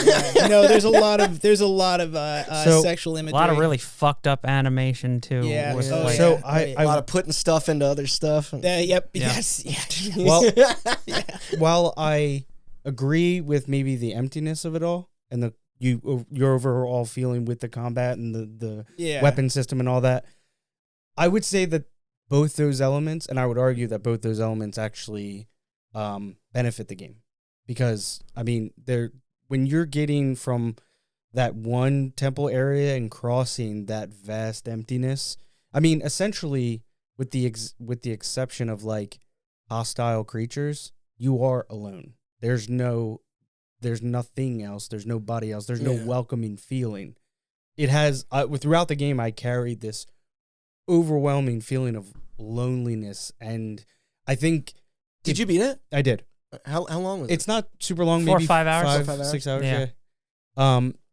But I think that actually is an important aspect of it too, because it's not like NPC. I mean, within the first hour of the game, the only living creature that doesn't pose you a threat, you end up using as a puzzle piece to venture forth, essentially killing it so that you can continue on. Yeah, I think the emptiness is, I think, a benefit because it does make you feel alone, which is what that game's aiming for, but also does give you time to appreciate the vistas and the detail. But the combat, is so baffling to me because I don't know how that got through a play test and anybody thought it was okay. Because they don't just throw one monster at you at a time. Yes, that's the problem. They throw 3, and your guns don't fire fast enough because you're not supposed to be competent. So then you go online, and the thing is like a survival horror game. You're meant to be a little just run away. No, but you run so slow. But you run so slow, and the game is so enclosed that you very often come across the problem of they're just literally blocking the hallway, and I have to run in place until their model moves enough for me to shimmy by, and then there's not. Also, that is a weird choice. Also, I would like to point out, and this is why also I'm thinking back to how much I hated. Okay, the range of your weapons is about maybe 5 feet max, 2 feet for Wait, the I little thought they're stupid guns. There are but they're so inaccurate. shotgun, pistol. But the right. enemies, Grenade the enemies have the enemies have perfect AK-47. traffic. Sorry, the enemies have perfect tracking at like 20 to 30 feet. So it's like Yeah, if you they're- don't break line of sight, they'll just kill you. Specifically, the spitter enemies, like they Yes. will. Oh. You can strafe them, and they will lead their shots to hit you. Yes, it's perfect. Yeah. You can actually watch when you're sidestepping. You can be sidestepping. You can watch the shot curve into Yeah. you. Mhm. Yeah, it's very frustrating. That's one. That's been between that and Callisto. One of my biggest gripes this year is spitting. Spitting enemies. enemy. I was about to make the same I'm joke. so fucking fed up with shit just All right. being able to hit me until Yeah. I get to it. All right, I nominate worst game of the year: spitting enemies. That's Yeah. it. Anyway, that is my piece. I am definitely Okay. not. I do not want to see Ted scoring on the top 10. Well, Austin, Sean, you guys willing to let that game go? Out of principle, for the fact that our Tunic's already on there, no. I'm just kidding. I don't see it winning anything. Okay. Yeah, I like it a lot. yeah, but I really I really really enjoyed wish I it. could speak on it. This was I the like one this the year. problem is I like it a lot, but Matt is not wrong. No, and At all. I don't necessarily disagree. And I guess as far as if I can just make a comment on the clunkiness of the combat, everything has a fucking animation you have to look through to switch weapon types. Oh my god! And speaking Yeah. of Callisto in this game again, bro, like don't make this modular fucking gun and then make me sit here. But in Scorn's in the aspect of Scorn, that's set in the fucking future. In the aspect of Scorn, you're fucking taking what is I'm assuming maybe supposed to be interpreted as like a living organism, and you're jacking it in to like the other end of a living organism to let them combine to. So it makes more sense in Scorn. I'm going to say that. But yeah, and the clunkiness of the combat would make sense if the encounters weren't so poorly designed. Yeah, I would actually even say, ready? Scorn would probably be on my top 10 if they completely removed all enemies and all combat. I would actually even put Scorn on the top 10. Wait for the Soma mod. That's how I played Soma. It is. I think about it because then the emptiness makes sense because you feel that sense of isolation and you feel it. But with the combat, it really feels like it changes it into a different thing. It's no longer a walking simulator. It's a very bad FPS. You see what I'm saying? oh man, And, I and the almost checkpoints make it 10 times more frustrating too. another crossover. with We'll get Callisto. there. But yeah, All right, so I think Scorn has to get put to rest. So we can man, move on. part of me wishes I picked it in my in my roundtable arguments because I oh man, more body horror in video games. I say. Listen, you know what? I want to talk to you about this off the air because what? I feel like I can sway you. I mean, how long I don't want to do it now. Well, I think you don't want to do it No, now? no, I'm willing to let we this gotta go. put a pin in this. Yeah, I'm willing to let this go, but it's an interesting experience. If anything that I've said has convinced you, you should give it a try. If there's anything that Matt said to dissuade you, maybe pass it up. But it's definitely If an you have oddity. Game Pass, it's worth a shot. Yeah, it's free. Oh, I think the big problem with this is I know where Matt stopped, and I told him you should finish it. And I did. And he did, but like, yeah, man, it's divided into 5 acts, and oh boy, does Act 3 suck ass. Oh, it's awful. Act 1, great. Act 2, pretty good. Act 3, absolute garbage. Act 4, okay. Act 5, amazing. Yeah, Act 4, I would also argue. The only reason Act There's a 4 bell is curve going on. the only reason Act 4 is better is because they give you a better weapon. If Yeah, you didn't have the better weapon, Act 4 would probably be just as bad as Act 3, if not worse. That is enough. how bad the combat is. Yeah. fair enough. Yeah. I'll take your word. Okay, so we'll leave it off. Okay. Let me Best accurate representation, unfortunately, has to get cut. So let me rapid fire 4 games that I believe only I played. Okay. Yeah. And gotta get stop. through 'em. I'm going to read the titles and give a sentence each. If I am wrong and somebody else played them, please cut in. But All right. Mario and Rabbids Sparks of Hope. wanted to get to it. Yeah. not play it. I There- didn't play it, yeah. There are 2 XCOM-like games this year. Andrew, and did this you is play it? You played the first one, right? I did play the first one. I did not play the second one. Because there are some games I play that I like. Doom was one of those where it was like, I enjoyed this. You got your fill? I got my fill. Yeah, I got my fill of that first one. And this one is different, but also maybe not different enough. Maybe for not what I different was enough. looking for, You know yeah. Yeah, you're You know right. what? I agree. I have the same sentiment. The novel factor was kind of gone once they did it again. Yes, Like, I just beat the first one, and I'm like, that game was long enough, and I got my feelings like I don't want to do another like 30, 40 hours of that game. Sure. Yeah, I can't. There are 2 XCOM-like games that I nominated, and Does the other one have Spider-Man in it? And this one does not have Doctor Strange in it. So, all right. So what's the second? Second one is hit. Bayonetta 3. If we had a most disappointing category, I would be screaming my head off. That's kind of what I've. That seems to be the. I am a huge Bayonetta fan, and I did not like anything Really? about that game. The performance is so disappointing. It should not be on the Switch. We don't have to get into that. Amen. They redid the combat so that you're fighting through monsters that she captures and now, you, and not fighting herself. You switch characters. There's like kaiju battles, and then you switch. Yeah, you switch characters. And it's funny because when you're playing as Bayonetta, it doesn't feel like a Bayonetta game, and I didn't like it. And then when you're playing as the other character, big monsters, when you're playing do as you mean the side people? I know very little, but I'm not. There's 2 protagonists, and it's level based, and the level's either Bayonetta or the Violet, the other girl. Yeah. And all I know is that you turn into a train, and also this game is a little late to the multiverse party, in my opinion. Because I think that's done. I don't like no more. Okay. I didn't even get a chance to really play a lot of multiverses. I don't think I played it at all. No. I meant He's saying multiverse. Like yeah. Sorry. I missed movies and games with multiple universes. Yeah. What's third? Third is Pokemon Legends Arceus. Sean, you said you played this, right? No, I meant to. Oh, okay. No, I picked this in our draft. Oh, And netted points. Yeah. That's true. And somebody also. I mean, the out other of one the and lost 2 points. Pokemon games that came out this year, I hear this is the better one. Yeah, because it's like Monster Hunter, but I also don't like Monster Hunter. Well, Also don't like. So you don't like Pokemon? I mean, I don't either, but I don't like Pokemon. Doesn't sound like No. we're the target audience. But you said you did play this, and you. I enjoyed it, and the problem was that it just tried to change it up, It is very fetch questy, and I got very bored very quickly. Mm. I think you know what's funny? It's a shame because it's like I watched Shayna play a lot of this game. If Shayna were in this room right now, I'm sure she could make actually a cohesive argument that it's a fantastic game. But I can't say what it's like to play, and so I can't. So I can't. I got no ground to stand on. So. Look, Shayna's great, but is any argument from a Pokemon fan actually cohesive? You can't convince me. That's like Sonic fans.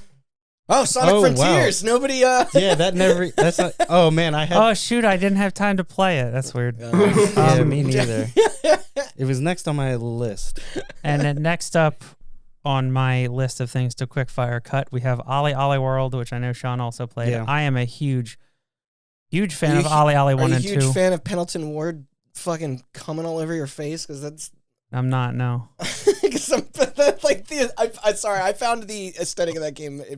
Yeah, compared very to off-putting. Compared to Ollie Ollie 1 and 2, yeah. Yeah. Oh, I love the look of Ollie Ollie 1 and 2. I like the simple it's like what they did with Bit Trip Runner.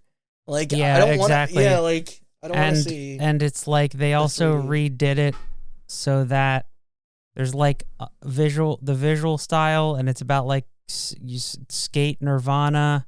Mm-hmm. And like the gods, you have to like skate against the gods, and yeah, there's a lot of that where it's like, "Whoa, dude, chill out." And I'm just like, "Oh, no," and yeah, I don't know. It was good. I'm not nearly as disappointed in Ollie Ollie World as I was in like a Bayonetta 3, for example. Right. But the problem is that company made 2 games this year. One of them is better, and it is already on our short list, Rollerdrome. So yeah, how many elements of the Running Man are in Ollie Ollie World? None. Cut it. So did they just take Ollie Ollie and they just made it open world sort of thing? No, it's not. It's not open I see world. why you would think that, but yeah. It's not open world. They just redid the art style and redid like the structure. And there's the game. there's like a story now because that's what you want in between. Yeah, you want to skip through dialogue. Which one is worse, Skatebird or Ollie Ollie? Skatebird by far. Yeah. Ollie Ollie World is a good video game. Yeah. Okay. It's just the wrappings are. It shouldn't be on this list. Skatebird is offensive. Yeah. World. How did you? I'm ready for Skate. Wait, Skate World. What's the Skatebird? No, damn it. Ollibird. No. Ollibird, yeah. The Devolver one. Yeah. Oh, okay. Skate Story. Skate Story. Skate Thank you. Story, Yes. where you just like smash into glass. Yeah. Dude, that is a fucking Man, what an acid trip that would be. Yo, I wanna, you know what? I want a skating game and open world GTA called Skate Crime. I'd buy that. I just realized no matter what, you can't have a skating game that doesn't have the word skate in the name. So they all sound similar. Jet Set Radio? Skater die. I mean, like, well, God damn, that's kind of like skate crimes, but it's the other kind of skating. Yeah, Okay. you cut the board in half and glue it to your feet. They also did that in one of the Tony Hawks, didn't they? Where the What? cops are like after you or something. Probably. Those games got weird. They made a lot of those. They I went played them all. places. I don't remember that, but I think that you Unless- mean to say they went places. Sure. yeah, they went Right in the toilet. all Next up is Plague Tale Requiem. I'm very interested in hearing about this because this is the one. This was like Well, Randy, I hate Randy to had be... Scorn.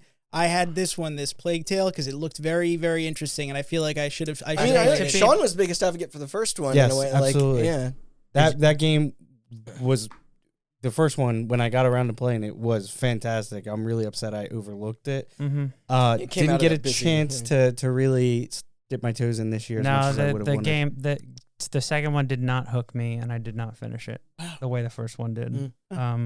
Also, I think it's like 5 to 6 hours longer.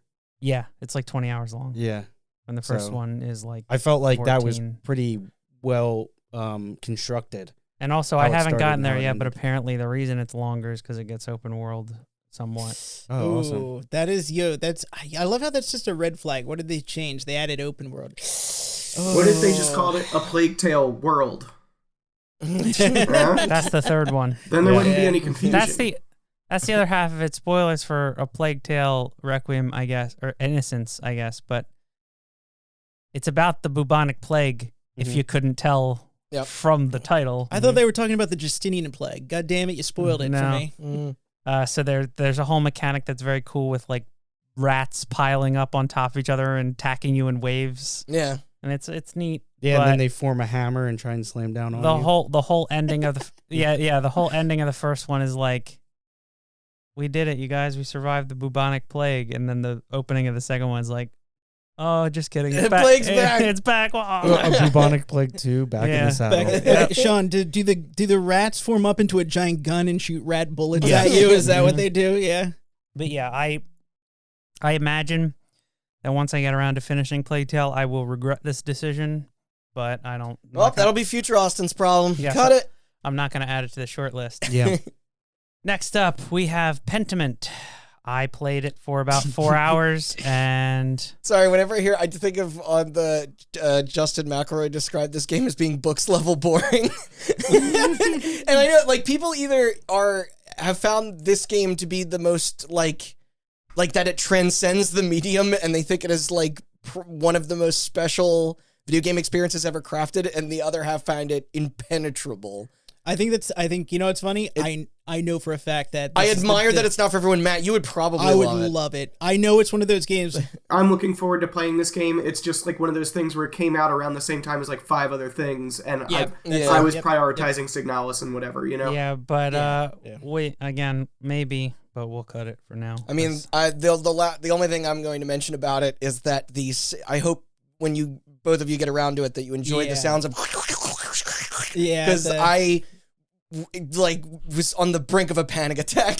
We had to like mute that and leave the room. Like I just you know felt what? I do have like to say I could not deal there's with it. there's such a discrepancy too between what I have to say. Most people, it's in one ear and out the other. They don't even notice. No. Like, yeah, There's such I a- know that's unique to me, but there's such a discrepancy too between the beauty of the cover art of that game and how the game actually looks when you play it. It's all medieval like tapestry artwork. yeah. Yep. And but the cover art is like the dude at the drawing board with his, and I'm like, that looks so beautiful. I will say, like the font work and the amount of like systems that are apparently like that it is accounting for with your decisions sounds pretty incredible. So like I'm not sitting here trying to dunk on it. It's just it's very slow and It is. Yeah, it's. You know it's what? slow. You know what? I bet it's slow. You know what's funny? I'm gonna call it out right now. I'm gonna wind up playing this game, and I'm going to wind up regretting not putting it because I'm gonna wind up loving it that much. Yeah, you know it's true. Yeah. I'm gonna be like, this game. This is like I've never played anything like this before, and I don't know because I just haven't gotten around to it. So it happens. listen, rest in peace, Pentiment. I'm gonna get around to you. You know, I did I'm that sure with it's- Sayonara Wild Hearts in like our first hot All button. right. Yeah. Now Special in there. we have It's Randy's time to rant. Randy ran hour. Because next up we have I've been keeping it relative. Somerville. Oh, well, the most tragic thing about Somerville is that I actually don't have more to say about it. So we all know that the pedigree is tied to one of the two founders of Playdead.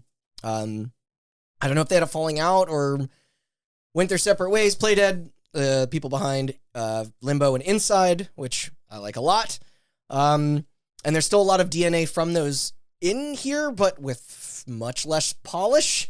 But that game, it shows how absolutely vital the feel needs to be in order to work. Mm-hmm. Like in terms of the physics and animations and stuff. The style is awesome. It's very Another World, which I know is eye-catching. But because everything from the character designs and the backgrounds, it's like if this game presents so well in trailers, and I was jazzed for it. I like that you move from right to left. Like that was an interesting decision that makes you feel like disoriented. You're basically a family. You're a dad trying to get back to you and your dog are trying to get back to your wife and son after aliens attack. So the setup is intriguing, but the movement is absurdly slow. Getting from one side of the screen to the other, you could probably count on your fingers and toes. Like I mentioned the physics, they're janky. I mentioned the animations, they're wonky. Like the controls are slightly off. They are. Like delayed. And it's very funny because I heard... It's tough to tell what's interactable. A lot of complaints about Scorn were how obtuse the puzzles were, and I didn't find them that obtuse. I didn't think they were that bad. Some of them were challenging. They weren't challenging, but not obtuse. Not obtuse, yes. The puzzles in Somerville are obtuse in a way that Limbo and Inside never Well, that's were. what I said. It's like it's tough. It's like you don't... The game does not foreshadow... Like the best parts about the design of Inside is that it telegraphs kind of like... what you have to do. And it's like this game, and this game's only 2-3 hours, and you still get the impression that it kind of like drags its feet. Oh, like, you didn't play the end. No, I tapped out when I was in the mines because like when I got there, I was like, you do not know how much that game drags its really? Because holy shit, that ending. The sound effects like are the mixing, like it's so quiet you don't get any cues. No. And we should mention the performance. I started it on PC. Yes. And the PC version was hitchy as all hell. So, a couple of problems. The later you make it into the game, the less the puzzles work, which makes obtuse puzzles even more obtuse when you do have the right answer, but they don't work. They don't trigger the right things. Listen, I'll tell you a game called Monkey Island. Yeah. Okay. Where it's like, I'm positive this should be the right answer. And yeah, oh my God. The monkey wrench thing. I will never forget the monkey wrench fucking puzzle. But anyway. Also, this game is an adorable dog that accompanies you the whole adventure, and you can't interact with them at all. There's no mechanic, they don't serve any emotional purpose. No, sir. It serves a very important emotional purpose, which is supposed to guide you. It doesn't. The game decides when the dog is with you and when it isn't. The dog will just disappear for a while. It'll disappear, and then it'll just pop up through a sewer. Yeah. When they're able to incorporate it. The dog, they literally phase through you. Yeah, that's what I'm saying. The dog is literally there to get, dog people to be like, aw. And that's it. They're trying to manipulate me. Bugs out and doesn't follow you properly. And then you're like, is the dog bugged out or is it not supposed to be following me? I don't know. And I know the ending is very 2001. Yeah, am I going to spoil this game? Do you need to make the point? it's no. Well, I mean, I don't think we're you gonna guys were add it. saying how kind of powerful the ending of Scorn is, despite how you felt about the journey. Yeah, Somerville is the opposite. Is the opposite of that, yeah. So, the whole game is you trying to find your wife and son. Yes and no. So there is multiple endings. You get to the city, I guess. The game that you live in the suburbs of or whatever, and you go to this emergency center where a bunch of civilians have set up a makeshift hospital, and your wife is there, and they treat your character for your injuries, and then you have a part where the dog, your son, and your wife are all following you, and then the monsters start coming after you, and then you run to the top of this church and then the aliens surround you, and then the good aliens in the game come up and they go, "You come with us," but they mean you, so you go with them, and then they blow up the church, killing your wife and kid. And then the rest of the game is you learning to be a superhero. And then they send you back. And then they send you... I know there's a reset. There's a reset, but it's all fake, and then the world starts, like, crumbling around you, and then your guy gets hurt, and then the last, like, 45 minutes of that game are you just limping through visual set pieces very, very slowly, like, even slower. As if the movement before that was too fast. But they're still puzzles, so there's, like, one part where you have to limp across a highway and, like, avoid trucks, but you're limping, and it's moving even slower, and it's just... Yeah, I was going to say, that's not a puzzle, this is all Somerville? Mm-hmm. What the fuck is I think it really falls apart. I guess you could say it goes places. It really falls apart at the end. Oh my god. Because I was somewhat enjoying it until the end. Yeah, I still wouldn't say that I hated it, but... Yeah, we can cut it. That, dude, just the last 45 minutes part sounds miserable. All right. Part 2 of Randy's rant hour. Uh-oh. Oh, well, you're not going to have to rant, but you did put this on the list. Jackbox Party Pack 9. Oh, yeah, why would I rant about that? I was going to say, you know what? I was about to say, it's like, so far what we've done is we've mostly just talked about why these games don't make the top 10. But let's face it, like, Jackbox Party Pack... I mean, I look forward to them every year. Yep. I don't know if, like, I think this is a stronger entry than last year, but not the year before. Fibbage is as great as ever. Yeah. They got rid of that last round and Enough About You that nobody liked after the first few weeks the game was out. The new games are pretty good. Yeah. What is it? There's Roomerang, which is all right. It's a tad confusing. Junktopia round. Those are far too long. Mm-hmm. And then the two that we like a lot. There's Nonsensory. Mm-hmm. That's solid once you learn the rules. But Quicksort, I think, is the best. Yeah, new edition. That even if it's not always fair, but that's the one where no, those categories vary wildly in difficulty. They totally do. From one team to the next. Like one team's like, I don't know, rate these Simpsons characters by weight, and then the other one's like, rate these 18th century diplomats by by color of their socks, and it's like, what the hell? Yeah, like I remember the one time we got money, and other people got like it was like amounts of currency, and then the other team got like the lyrics to the Friends song. I know we got Super Bowl halftime performances and stuff, and then it was like brands, like clothing brands, fashion brands. How old the underwear brand was. Yeah. It's like, who knows that? I mean, we did all right. Yeah. I know a little bit of that. I mean, I love these games so much. I'm obviously not going to fight for this to be in the top 10, but it's one of those things that it's like... I think we should add it. I was going to say, more than most shit this year, this is something we're going to continuously still be playing for a long time. I think this is a good contender of a game that could eke its way under the top 10 just by the nature of being... Yeah, it's Jackbox. It's Jackbox. Yeah. It's nobody hates Jackbox. Nobody hates Jackbox, no. Okay, then we have... It's the easiest way to onboard anybody into a game. Like next we have people. High on Life. High on Life. One of the most successful Game Pass games of all time. Yeah. I mean, how much did you play of it? I beat it. So I watched Alpha play. Yeah, so I played the first... I don't want to speak for it because obviously humor is incredibly subjective. Prior to release, I actually was more excited at the pitch of this game than you were. Mm-hmm. Mostly because I didn't know it had a Metroid Prime-like structure, but you famously being a Justin Roiland hater, and I was like, all right, well, they're basically, that dynamic commentary system seems ambitious, and even though it's like aping a little bit off of like what Portal 2 does in that one section, even though there's a lot better writers than Valve that know how to figure that out in a way to not make it annoying. But it's... I'm trying to think, wasn't there another game that was well, I know the Forspoken demo, but that's not out yet. I don't know. I found the first 2-3 hours of this game insufferable and absolutely intolerable. I have heard from you and other people that it gets a lot better. It does. I think the shooting feels bad. Supposedly it gets a lot better, or it gets a lot like cooler with upgrades, the amount of different things you can do.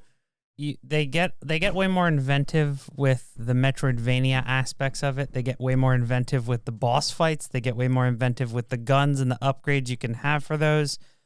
But it's still annoying.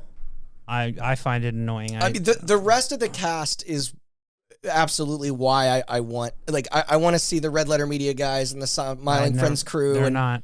Really. Tim Robinson and JB Smooth are both guns, right?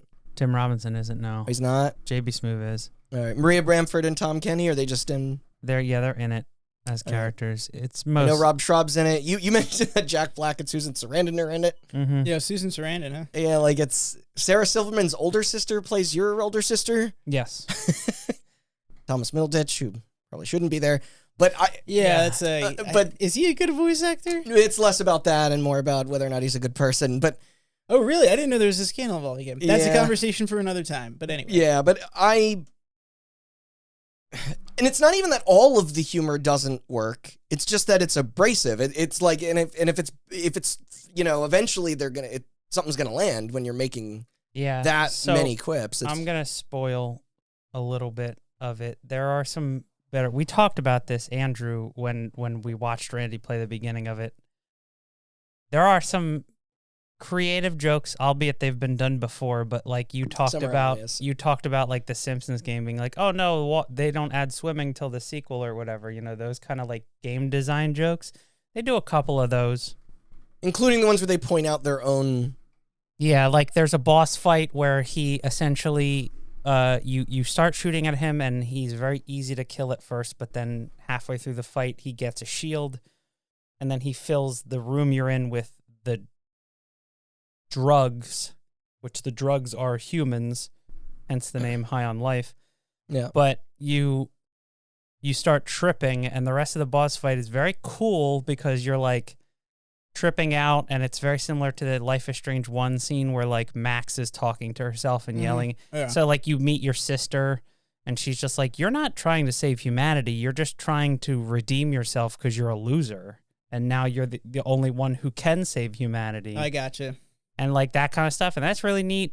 And then they did it, and then like the boss like puts you in like a blank room, and then he starts doing like Psycho Mantis shit, where they make a reference to the Psycho Mantis fight, where he's like, "I'm gonna delete your saved game," and he went, "What do you mean I don't have permission?" And then he's like, "What do I have permission to do?" And he goes, "Oh, you know what I do? I have permission to give you achievements." He goes, "I'm gonna give you an achievement for spending 15 real-world hours in an in-game strip club," and then which is making fun of the GTA 5. Yeah, and then an achievement pops up and just goes 15 hours pervert or something, and it just says spent 15 real-world hours in an alien strip club. See, or that's something. fucking funny. I wish the like, game was more of that. Like he's like, all your friends are gonna see that and they're gonna think you're such a weirdo. It's like you're actually convincing me to play this. Well, but I mean, he's pointing out specific moments that are very clever, but that is in between you getting shouted at in a pretty like bland shooter. I should not be between. the audience for this game because I really do not like Justin Roiland or his style of humor. And even though there are like funny my tolerances, even though there are other funny people like the Smiling Friends guys who are in it, they are still beholden to Justin Roiland's delivery. Yeah. Sure. Everybody, not Red Letter. They just have a whole commentary of the sure, movie. but they're also not really in the game besides that. Because that game does undeniably, it has some pretty fucking sweet Easter eggs that they worked with Vinegar Syndrome. Well, I mean, I know that was what Red Letter helped them with. So there's like full movies like Tammy and the T-Rex. Tammy and T-Rex. Oh, yeah, I was seeing stuff about that. And then there's also like, that's great. Yeah, there's like the game part of it is good, and there are some jokes that are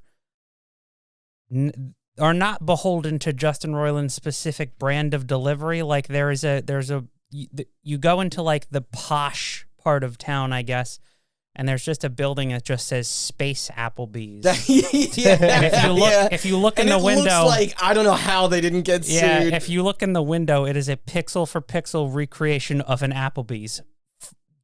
Same font, same everything. Branding is all there. It just says space in front of everything. I don't know how he got away with it and didn't get sued, but then later on, should I tough it out and go back to it? Yes, you should. I hear the beginning's the worst part. I was gonna say, from what I'm gathering, and I haven't had a chance to play it yet, and I've heard mixed feelings on it. But You're basically telling me the game starts as a bad game and then morphs into a good game. Yes, it's good. So by the end of it, you'll walk away satisfied? Yeah, I liked it. Okay. Whoa, it's a reverse Tunic. Oh my Yeah. god. Yeah. And that's not even the first time I've heard that, but it's like this game must bury that lead pretty hard because like the first several encounters and like that initial that first boss fight sucks. Yeah, I was like, this is like. It's bad. Yeah, and then like I guess once the player has more options, and then like the story actually has like some thrust, then you're in it. But it borrows very heavily from a lot of very beloved games. It borrows some things from Castlevania or Metroid, like the Metroidvania genre, specifically Metroid Prime. yeah, It borrows a lot from Halo, which you know I love Halo. It borrows a lot from. Or it borrows a little bit from Mega Man, too, in the aspect of, like, you can technically tackle the bosses not in a specific order, and that's where you get the guns from. When you kill the boss, you take their gun. I mean, I know they at one. I think they reference like Perfect Dark, and all of the weapons have very weird alternate fires. Like, interesting. Yeah. Man, I'm thinking we gotta do a keep. I traversal feel like we and gotta stuff. put this. It sounds like it genuinely. Yeah, like, you've definitely. No, both of you- fuck off. This game is not getting onto the short list. Wow, you I mean, guys. I've said my piece on it, and I don't. I don't care if the back half of the game is amazing. Trudging through bullshit together should dock it some major points. Yeah. Like if it's like when people tell you about RPGs and they're like the first 30 hours are shit, but then around hour 75 it really takes off. I'm like, fuck you. I love the voice you did for that. Like, I know exactly. You know what's funny? What too? is the beginning was Randy, also compelling. That's not RPGs. That is a single RPG, and we all know exactly which one that is. It's Final Fantasy 13. I just saying like they should the opening hours of the game should also be great. I will say. I know not I will everything could be the first level of Doom 2016. I'll say this: but still. it's on Game Pass. Yeah. Give it a shot. Yeah. It's Well, yeah, if it's not on Game Pass, it's like $40 or $50. Yeah, I think it's worth playing.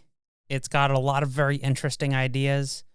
The game designers on it did a bang-up job. Yeah. The game feel designers on it did a terrible job, and the writers didn't do a great job, but it is ultimately a good game. I don't think it deserves Also, a if spot. you have the choice, play it on console. Yes, play it on console. really? The PC version is... Yeah. I've heard that they've made strides in it, but it was like I had to literally... Typically, I switch play to Xbox. FPS specifically on PC, but we're good. I mean, after maybe this. they've done some work to it. I don't know. It had some real bad stuttering issues like every Yeah. game now does. Yeah. All right. So High on Life Somerville. is gone. Next up, we have... Mm. We're going over to Andrew. All right, correspondent for in the field. For the Andrew Fighting Game Minute. First up is Multiverses. I remember that game. Yeah, and I actually enjoyed the hell out of this game when it first launched. And as we know from our fantasy league, launch is a pretty subjective term these days. It sure is. Because they can One might say completely nebulous. Yeah, they can call it a beta or an early access or not yet final for however long they want until marketing deems it necessary to declare it, released. But as far as I can tell, it is not marked as early access on Steam, and it is on the major consoles, and I don't think PlayStation has an early access program, or do they now? They do not. Yeah, so... I don't believe so. So... And there are physical copies on shelves of this, too. Yeah, so this game is out, right? And despite that, there are no intentions to make it available offline, which sucks for the competitive scene right off the bat. Not to mention anyone has like an interest in preservation, right? But for the competitive scene, that is no, like that is a no-go, like immediately. But why is it that way? Like if they're they took rollback netcode into consideration and crossplay and all that stuff. Like, yeah, well, I mean, maybe if you it's so think they about can have a kill switch. They can scrub the internet of it. any other free-to-play have a game tournament, operates though. this way, like a League of Legends or whatever. Of course, typically those are operated with teams of 5 people who oftentimes aren't even sitting in the same location, although they can be if they're an organized team.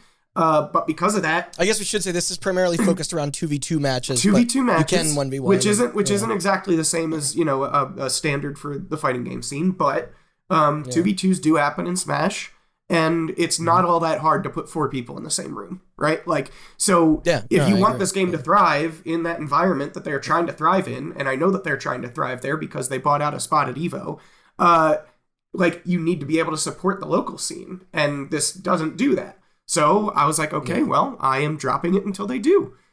So I played it. Have they commented on whether or not that's Nope. coming? Because if you weren't going to add it, why would you say anything about it? So...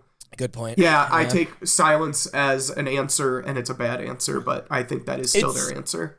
It's a shame. It's, you know, we should say it's WB's take on Smash Brothers. Yeah. It's free to play. The roster is really inspired. It feels... I mean, there's some strange choices, but like the movesets are fun. The animations, like they... Oh, the roster choices aren't all that strange when you consider what they're trying to promote in movies or TV shows or whatever, right? Like... Black Adam is... Exactly. It's like, you know... And this is the way WB has always operated in video games, is it's like, we will never allow a video game to just be its own damn thing, god damn it. Like, it must hold up our movie business in some way. Which is always the worst thing about WB games, even when they make ones that are good, right?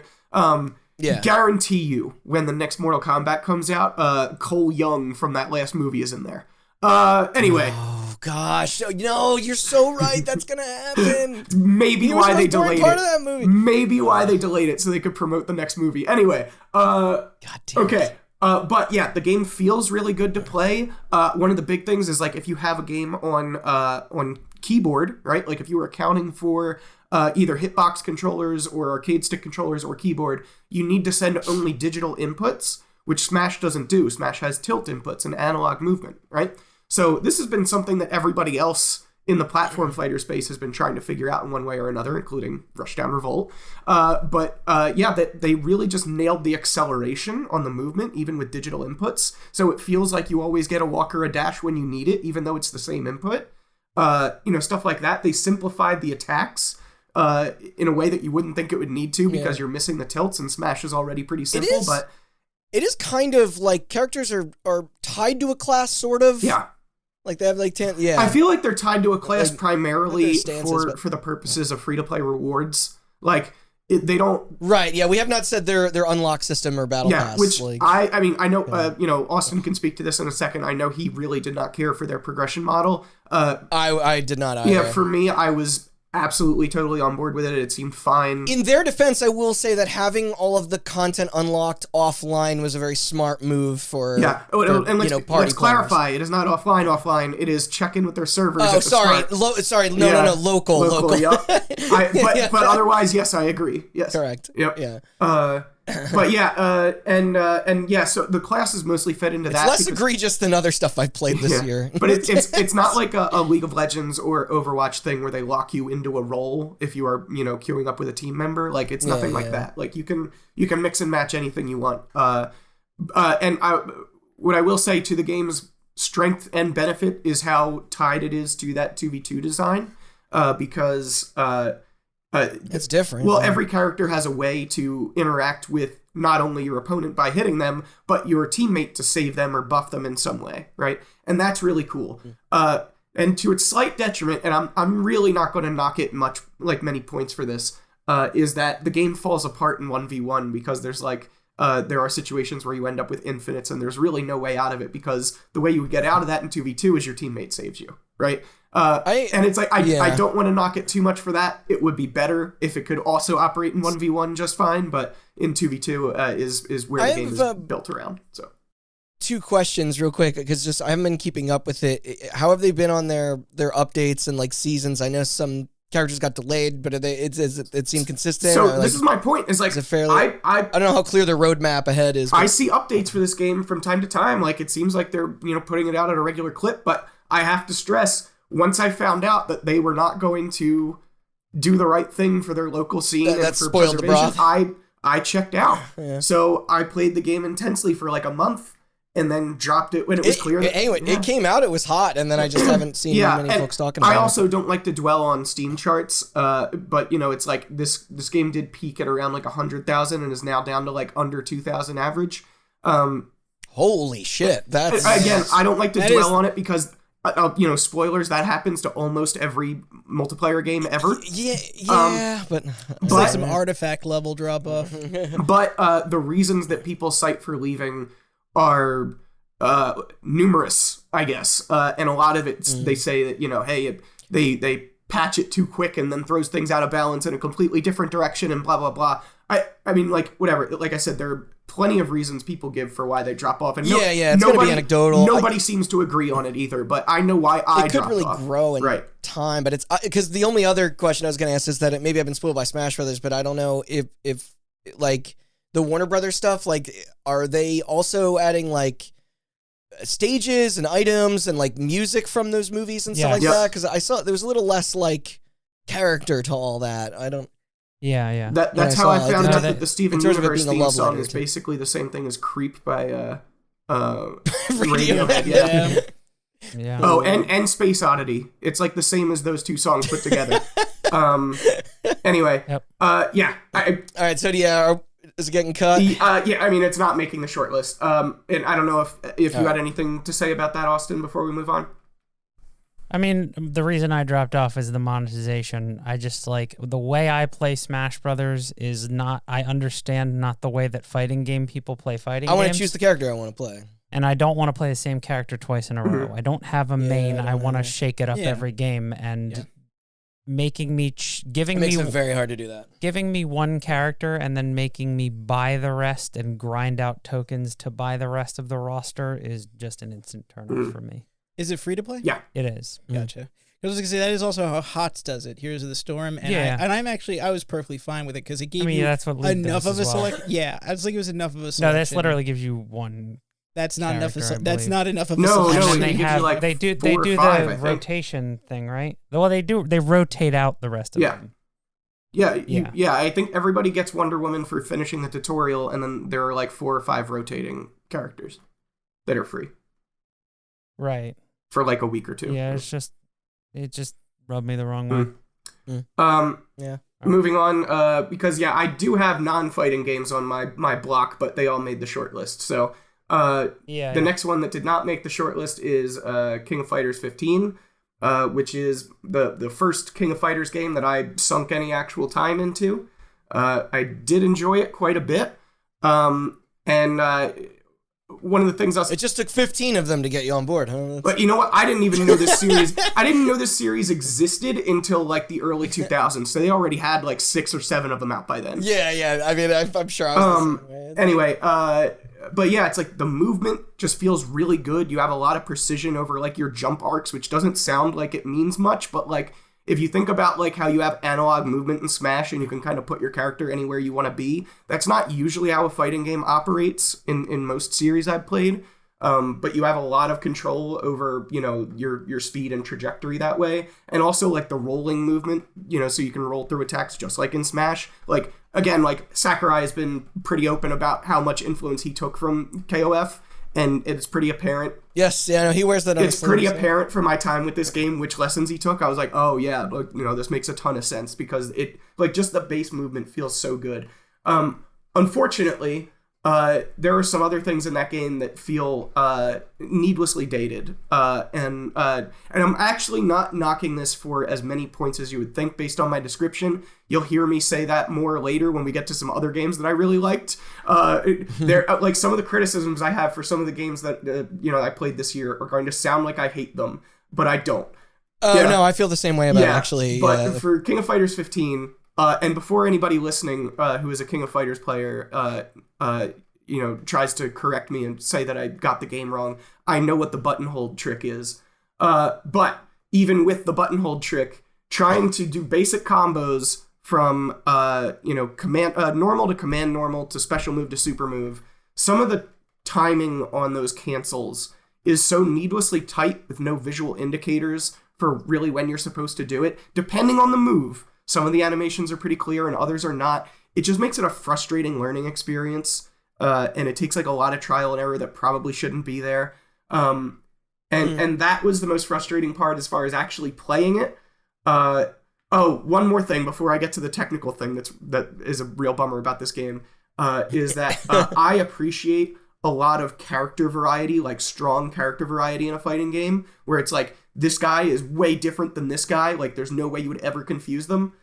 And KOF has a roster of like 50 characters or something, but there is a lot of overlap between a good number of them, where it's like, they're called Echo Fighters. Yeah, to some there are some of those, but even the ones that aren't Echo Fighters, it's kind of like how Ryu and Ken were always so similar for so many years. Oh, okay. It's like that kind of thing, where it's like, even though these are different characters that have different moves or whatever, they still borrow some of the same properties. At least they're a bit of a yin and yang kind of situation. Kinda, but again, like, they used to be 100% identical and then just got slowly differentiated over time. So, you know, the character variety isn't quite where I would like it to be, but, you know, it's still not bad. The technical problem with it is that the matchmaking has always been broken since it came out. Oh, cool. Yeah, the online works. If you know who you want to connect to, you can have that match with anyone that you want online. But if you want to use the matchmaking will just take a half hour to never give you a match. And if it does give you a match, it might be someone with 300 MS ping, which is like, where do you live? The moon? I don't know. Yeah, that reminds me of Brawl Online, like when the first Wii. Oh, good God. At that point, we might have all been living on oil wells in the middle of the Pacific. This is better than Brawl Online, because in Brawl Online, that guy could have been next door to you, and that match would have felt that bad.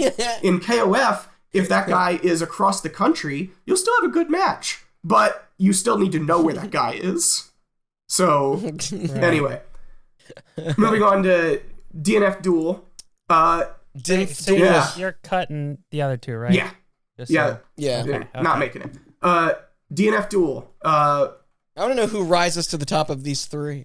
So DNF Duel, I really appreciated the character variety in this one. So kind of like, it did not have the same problem as KOF in this regard, but the actual like gameplay of it devolves so fast into what are called, for those who aren't familiar, into a touch of death, which is basically you get a combo that goes on for so long that one hit can kill you before the opponent can do anything about it.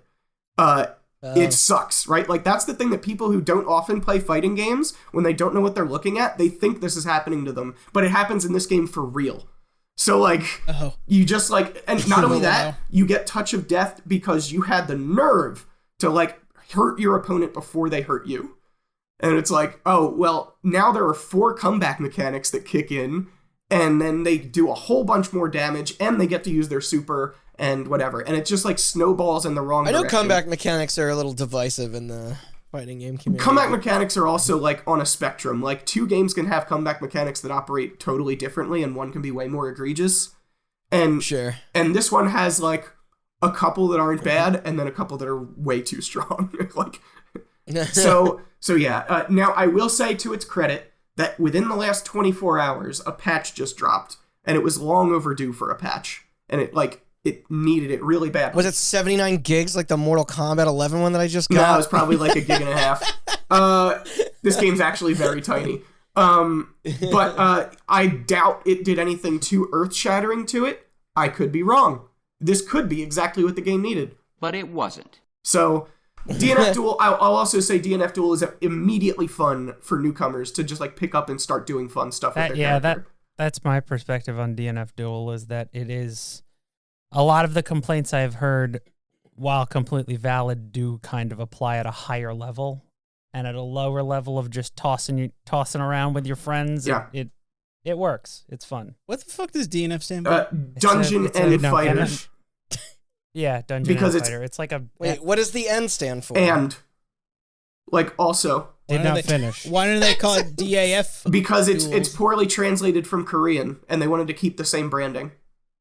Okay. It's fuck duels. It's based on an MMO from Korea? Yeah, so in the US it's called Dungeon Fighter Online. But for this fighting game they wanted to keep the DNF branding that they use in Asia. But anyway, yeah, like Austin was saying, like, perfect sense. When you first pick it up, it's great fun among a bunch of friends. Just toss the controller, like, have a good time. The second one person knows how to play a character, though, it becomes unfun for the rest of the room really quick. So... Yeah. Anyway, that's my experience with most fighting games. Yes, and I get where you're coming from, but I also get where Andrew's coming from, where it's like, fighting games have made great strides to lessen that problem. I mean, Street Fighter 6 is... Street Fighter 6 is making great strides to lessen that problem. And DNF Duel is... Like, if you're playing a fighting game against somebody who knows what they're doing, you might think you're getting your ass kicked and have no options. Right. But you do. Exactly. This game, you literally do. Exactly. Right. Yeah.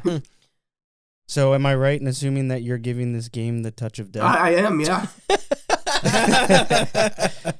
All right, so that one's gone. Next up, we have Need for Speed Unbound. Oh, wow. Okay. I feel like, okay, so I just want to point out, it's like, these were games we nominated for Game of the Year, and we're complaining about most of them. Well, so Weeb for Speed, like, honestly could have totally squeaked its way into my top 10 if my... if you like big anime titties. No, okay, I'm not going to It actually doesn't have those. Shockingly. My 10-hour free trial broke. Broke? Okay. Which is, my struggles with EA continues. Yeah, I was going to say broke or you got blacklisted. I also got locked out of playing EA games on my PC and my Xbox now, so... Go back to the 2021 Game of the Year and listen to Randy talk about Battlefield 2042 to hear the rest of that story. So I've gotten to a point where now I can only play Electronic Arts products on my PlayStation. On a VPN. Which is where I was playing my 10-hour trial for Need for Speed Unbound that I signed up for. Okay, so EA Access? EA Play. EA Play is a part of Game Pass. Mm-hmm. But only on Xbox and PC, which I can't use. Right. So I signed up. It's about the death threats. I signed up for a month for my PlayStation, and I got maybe 2 hours of that trial before they locked me out of it. So specifically the problem that you had... And I manually closed that game every time because I thought about the clock thing. The problem that you had is partially EA's fault, but it's also partially Sony's fault, where EA Play does this thing where they're like, if you're a premium subscriber to EA Play, you can get 10-hour, or your regular subscriber, you get 10-hour trials. You can also get early access. So, like, you can play Madden a week early or Need for Speed a week early. The problem that happened was that... Need for Speed is a $70 game. Randy played Need for Speed, and then when the clock hit midnight and the game left early access and came out, the PlayStation trial thing broke and was redirecting him to buy the game because it was now out, even though it said he had 7-something hours left. It did say 8 hours, I think. Yeah. I was gonna suggest that possibly it being in early access already took away your privileges to take the 10 hours, but it's not supposed to. It just broke. So not that this is a tall order, but to get into the game itself, it is the best game in the series, and also probably the best game that Criterion has made since the 2010 Hot Pursuit remake. Yes. I still want Burnout back, but this is at least a step in the right direction. There is a massive change in style and artwork. The tone does not always land because the dialogue is pretty horrible and overly chatty. But I love the character models are done in this flat cell shaded, kind of pastel look, and the cars have these kind of hand drawn effects over. Yeah, so it's almost like a rotoscope. When you're watching the game being played, it's impressive, realistic looking. Yeah, incredible. The environments and the cars. It's a car game. It looks really good. But the characters are 2D-ish. They're 3D models, but they look 2D because they're cell-shaded.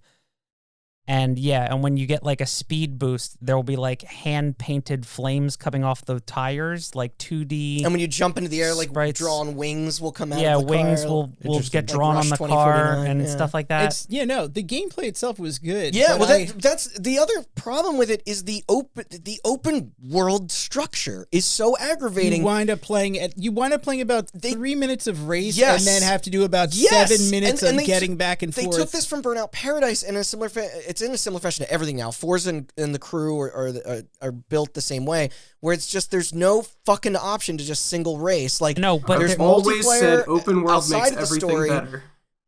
And it's just I love the fact there's a quick tutorial and you can just and I like that. But it's just dude, I just want to play your fucking racing game because the moment to moment like gameplay is really fun. The racing's fun. Like the way the game works is that you are the handling is arcadey, still a little simmy, but arcadey the most. The way the game works is that there's a calendar, and every day you have a day and a night to do events and earn money, and then at the end of the week, on I guess Saturday or whatever, there's a big event that you have to have enough money to buy into, and you have to grind to get money. Your car has to be of a certain level, which means you also have had to buy enough upgrades to do that event.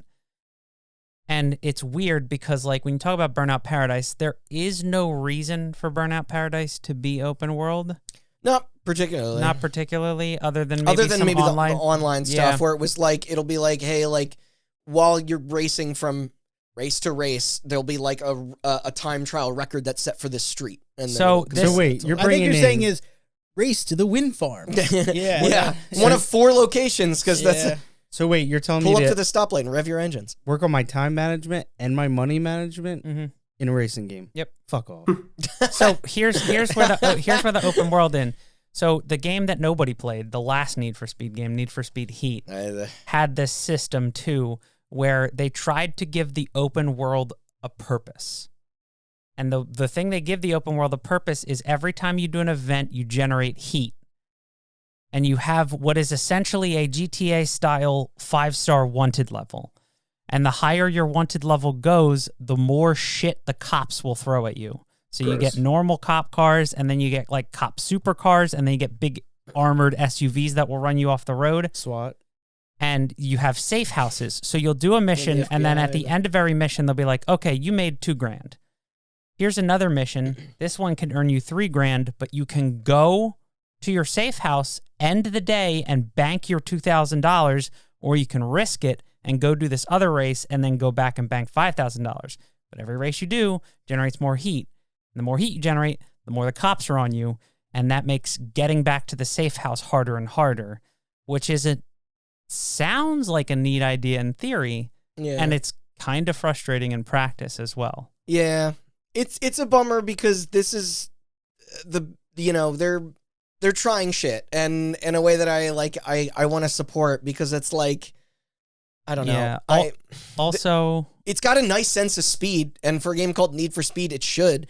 But there's also a very heavy emphasis on like boosting and drifting, and like it is that can be.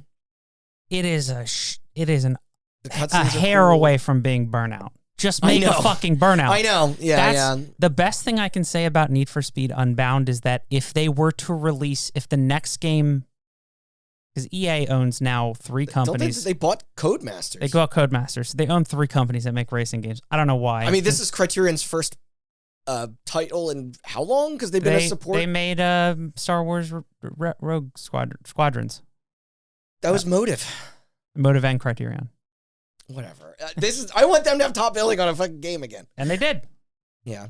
And the best thing I can say is that after playing Need for Speed Unbound, if somebody at that company has a level head, if their head's screwed on right, they will realize that they can make a Burnout. They almost did. Yeah. But then they had to put the Need for Speed branding on it and do all this Need for Speed shit that... Everything that game does really well is Burnout, and everything that game does really poorly is Need for Speed. Need for Speed. But it looks great. It really shines, especially at night or in the rain. You know, like Oh no, yeah. I just we were complaining. Yeah, the story that links it together is just like it's like, can somebody come up with a better story other than I love 2 things: a street racing and fucking and my family and my racing crews like my family. Oh my god, and we love racing. They want to be Fast and Furious so goddamn bad for like the last 8 games, and it's drive me bananas. It's like, there are other stories you can put in a racing game besides. Also, I love my crew and I love racing. Sidebar here: if your soundtrack is going to be composed exclusively of trap music, that's not necessarily fast enough to like race to. Like, I'm not trying to get caught up in like music opinions here, but it's like there's Need for Speed like used to have this like variation of electronic and punk music and rock music and stuff, but a lot of like the more like hip hop or like that would be like your garage or menu music, but this game just shares all of it into the same hopper, and it's like you want something with some like energy, like to race to. Like it's like you're saying lo-fi beats to race to is not a good channel idea. Lo-fi beats to race to. All right. Yeah, we got to move on. We got to move on. Yep. Cut. Nix it. Yeah. Okay. Let's hope they get another chance to shine and EA doesn't and maybe shut they them down prematurely. They've never done that before. Next so. up, we I know have they don't have a track record. the Callisto Protocol. This early, huh? Wow. We're getting near the end of the list. Oh my gosh. All right. Well, I'm already nominating this to Same. jump up to the And so I know this response to this has been divisive to say the least. Yes. I will admit right off the bat, I played this game on easy and I played it on a PS5.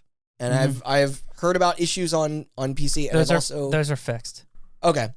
But then I've also heard about problems when it comes to difficulty. It took them less than 24 hours to fix the PC issues. Great. Apparently, it was a misplaced file in like their code repository. Yeah, it was wow. a clerical error. All right. According to the we should also point out that this is directed by Let's go, Field. yes, who is the creator of Dead Space. Yeah, of Call of Duty Advanced Warfare fame.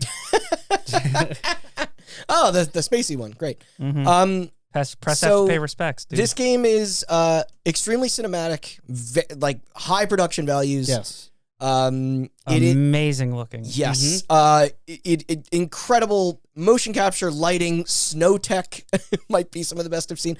Lighting in a way that like if you fog, the animation blending might be the best I've seen. Like in vents. If you want to see what the promise of ray tracing is, because there's a lot of debate now of like, why would I turn on ray tracing? It tanks the frame rate. This game does use ray tracing in the gameplay.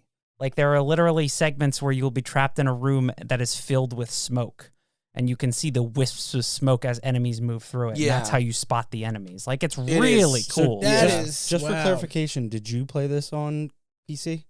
I played it on PS5. Oh, okay. He's playing my copy. Oh, okay. Yeah. So, I played it on PS5 as well. Which I hit a bit of a snafu, because I also wanted to lend that game to you, Matt, afterwards, to see what you thought of it. This is a horror game with little to no emphasis on exploration, stealth, or puzzles, which I understand. Saying that out loud could be a pretty harsh sticking point for you and Andrew that are into survival horror games. Yeah. It is and I'm not trying to be like reductionist about this. I'm trying to be accurate because I am a fan of this game, but it is a somewhat linear corridor shooter, but also beat 'em up, like with pretty weighty combat that mimics Punch-Out. Yeah, almost like it is. It's like if somebody took Dead Space and shoved Punch-Out in it. Yeah. The story is somewhat bland, but the voice acting is good, and the set pieces are like, like I like the way it's paced. The kills are satisfying. It's like there's no map, but it's got very tight inventory management. Yes. And the no map thing is a bit of a letdown. Yeah, great upgrade system. So you okay, just continue. No. I don't have too much. There isn't a crazy amount of variety in the environment and enemy types that you fight.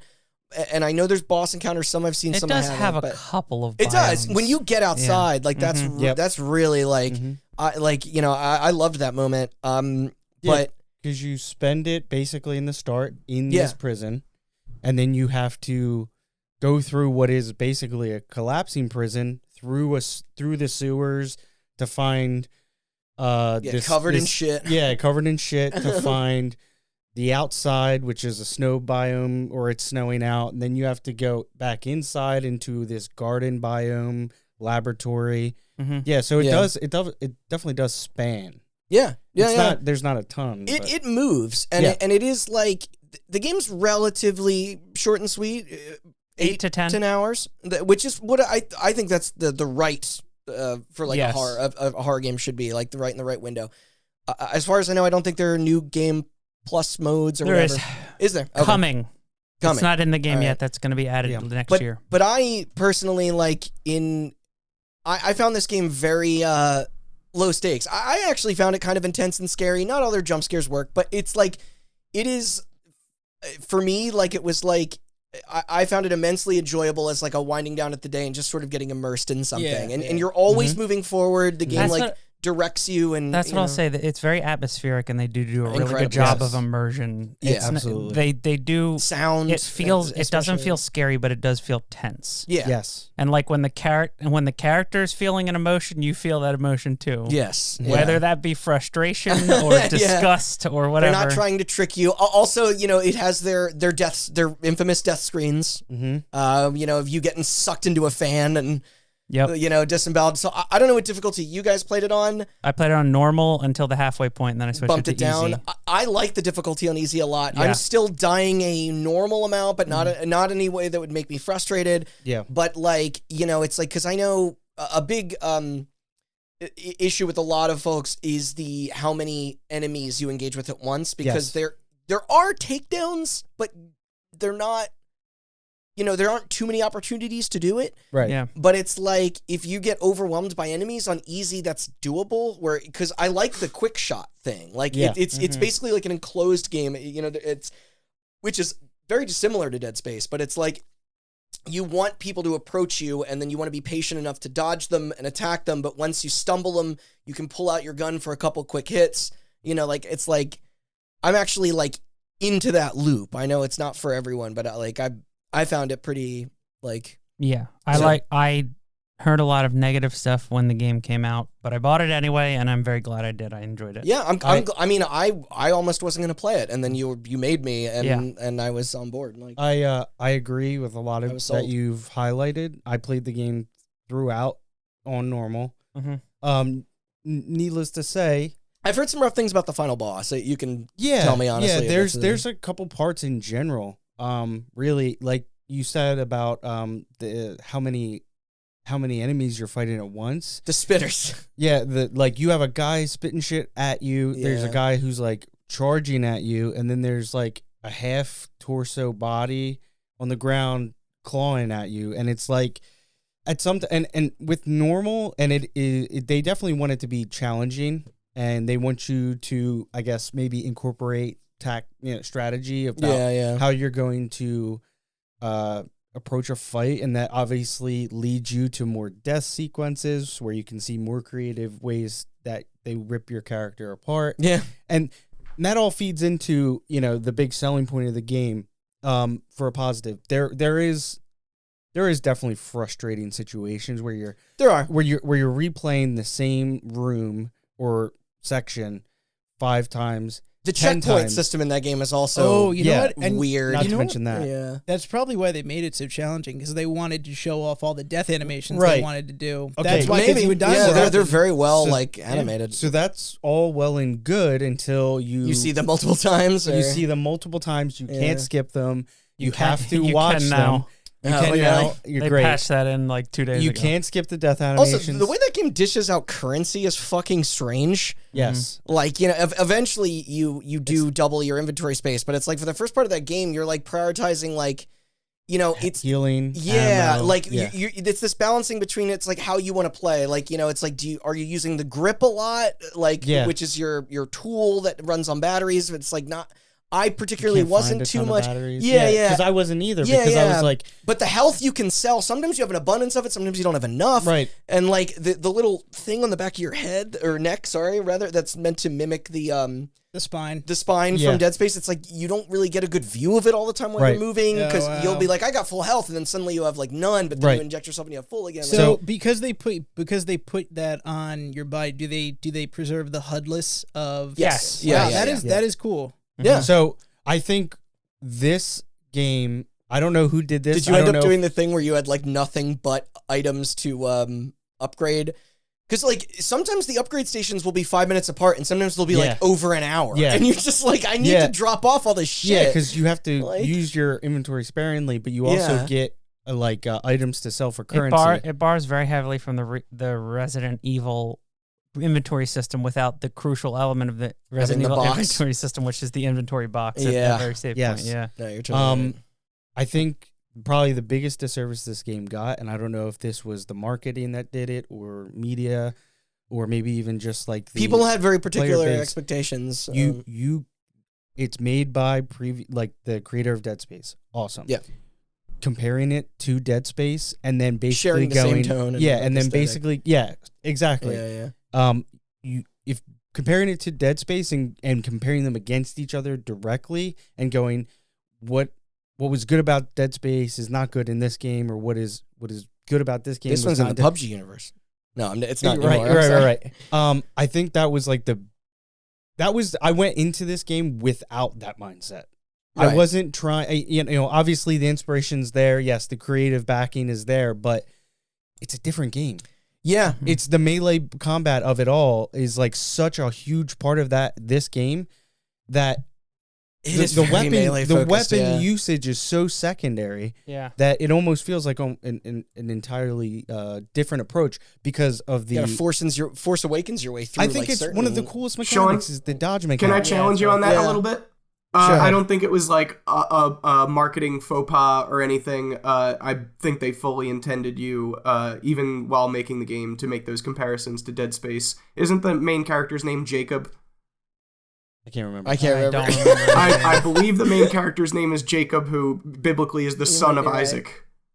Oh my god! Yeah. His name is Josh Duhamel. He was in the Transformers movies. I mean, whether it was their intention or not, it certainly made me excited for the Dead Space remake. Well, so yes and no. Well, yes, it definitely did. But I mean, I already was, but yeah, exactly. I think when you come at this game without that framing, you can enjoy it for what it is more, because I think that as small as it is, that dodge mechanic when you're up close, I think it feels good. It feels good, and it's cool as shit, and they animated it well. Yeah, and then like when you get a hit, it's just like it's so much weighty. like you said, it has there's I think this game did a lot of things great. Good gore, all that stuff, and also unfortunately did a lot of things poorly, which in my opinion, checkpoint system, getting gang fucking banged by 19 guys does not feel good. Just like having to bash your head against that wall until it broke. But they are actively making changes to the game, and I'm hoping people that experience it for the first time. Second best glass breaking animation I've seen outside of Last of Us. So I feel like we've justified putting it on the short list. Keep it. Yes. Let's move on, and we can circle back to it if need be. Okay. All right. Also, last thing about that game is that maybe if they wanted to be considered for more shit, they shouldn't have released it in December. Well, but snow. They snowing needed part. as much time as they could to make it, but also needed to get it out before the Dead Space remake. Yep. Right, exactly. Yeah. Okay. Next up, Dying Light 2. Am I the only one that played this? No, I played it. What thoughts? It's good. It's Dying Light. It's good. It's if you like that gameplay loop, similar to the Far Cries and the all those modern takes. I don't Icon Barf. I don't. Mm-hmm. Yes. Yeah. I mean, I don't really have much to say about it other than that. I enjoyed my time with it. I wasn't upset about all it. I'll say is if you like Dying Light 1, inoffensive. You should play 2, and we're not going to put it on the short list. Yeah, no. Okay. It was fun. Fun game. Yes. Next up. There's no guns in it. Hard pass. Another definitive sequel. Overwatch 2. Another definitive sequel. Another game that deserved to exist. Okay, well, the first thing that should be said is that Overwatch 1 is forever gone. Which R.I.P. Yeah, which is absolutely insane when you think about the history of any artistic medium. Yeah. Yeah, like... So Overwatch 1 just mutated into Overwatch 2. Yes, that's a good. It's Leonardo da Vinci famously painted all of his paintings on top of the previous painting. Isn't that what Pentiment means? Yes. I think because they have dropped a mode in favor of another mode that is not as good, if you ask me. And that also negates those old maps. Is that reverse tug of war? No, it's the 2-point attack and capture. defend. The 2-point capture is gone for the reverse tug of war. Oh yeah, the push mode. Yeah. So they went free to play. Indeed, they did. It had crossplay before. Old owners such as us were grandfathered into having the entire current roster, while fresh players have been tasked to grind in order to unlock each hero. which I was not aware of until you just described it to me. Yeah, explained it to me, Chris, former guest of the show, has a separate account and discovered in real time what that's like. And apparently it's... damn, I'm glad I'm an early founder. What is it? Yeah. Adopter? Well, that's the thing, too. There are three new playable characters. 4 now, but yeah. Oh, yeah. But, and of those 3 are pretty cool. Like, I'm... Well... Yeah, I'm a Kiriko main. Some might say that Kiriko and Sojourn broke the game. Yeah, they did. Well... Literally yeah, a 5-character meta Yeah. if you care about pro scene, but like literally the first I mean, unchanged characters also get aspect. patched in and out whenever they're fucking found to be Oh broken. Yeah. That's Which another is- fucking disaster. Yeah, Sorry. not something that we had to deal with for the 6 years previously. Nah, Bastion's broke. He's gone. Torbjorn's I broke. enjoyed He's gone. Bastion 2.0. They gave him a hat. May's broke. She's gone. Yeah. So the launch was completely mismanaged. Yeah, the monetization, let's start there, is insane. There is no incentive to earn currency without buying the battle pass. They made at people all. they made people ask for loot boxes back. Yes, I'd rather have them. Yeah. That's all you Imagine. have to Yeah. say. And also, it makes events like not exciting at all. You Like don't there's want to pay $20 to look logging like on Elf Kiriko or whatever the fuck they're doing now. Yeah. Let me No. just say, having not played a whole lot of 1, Mm-hmm.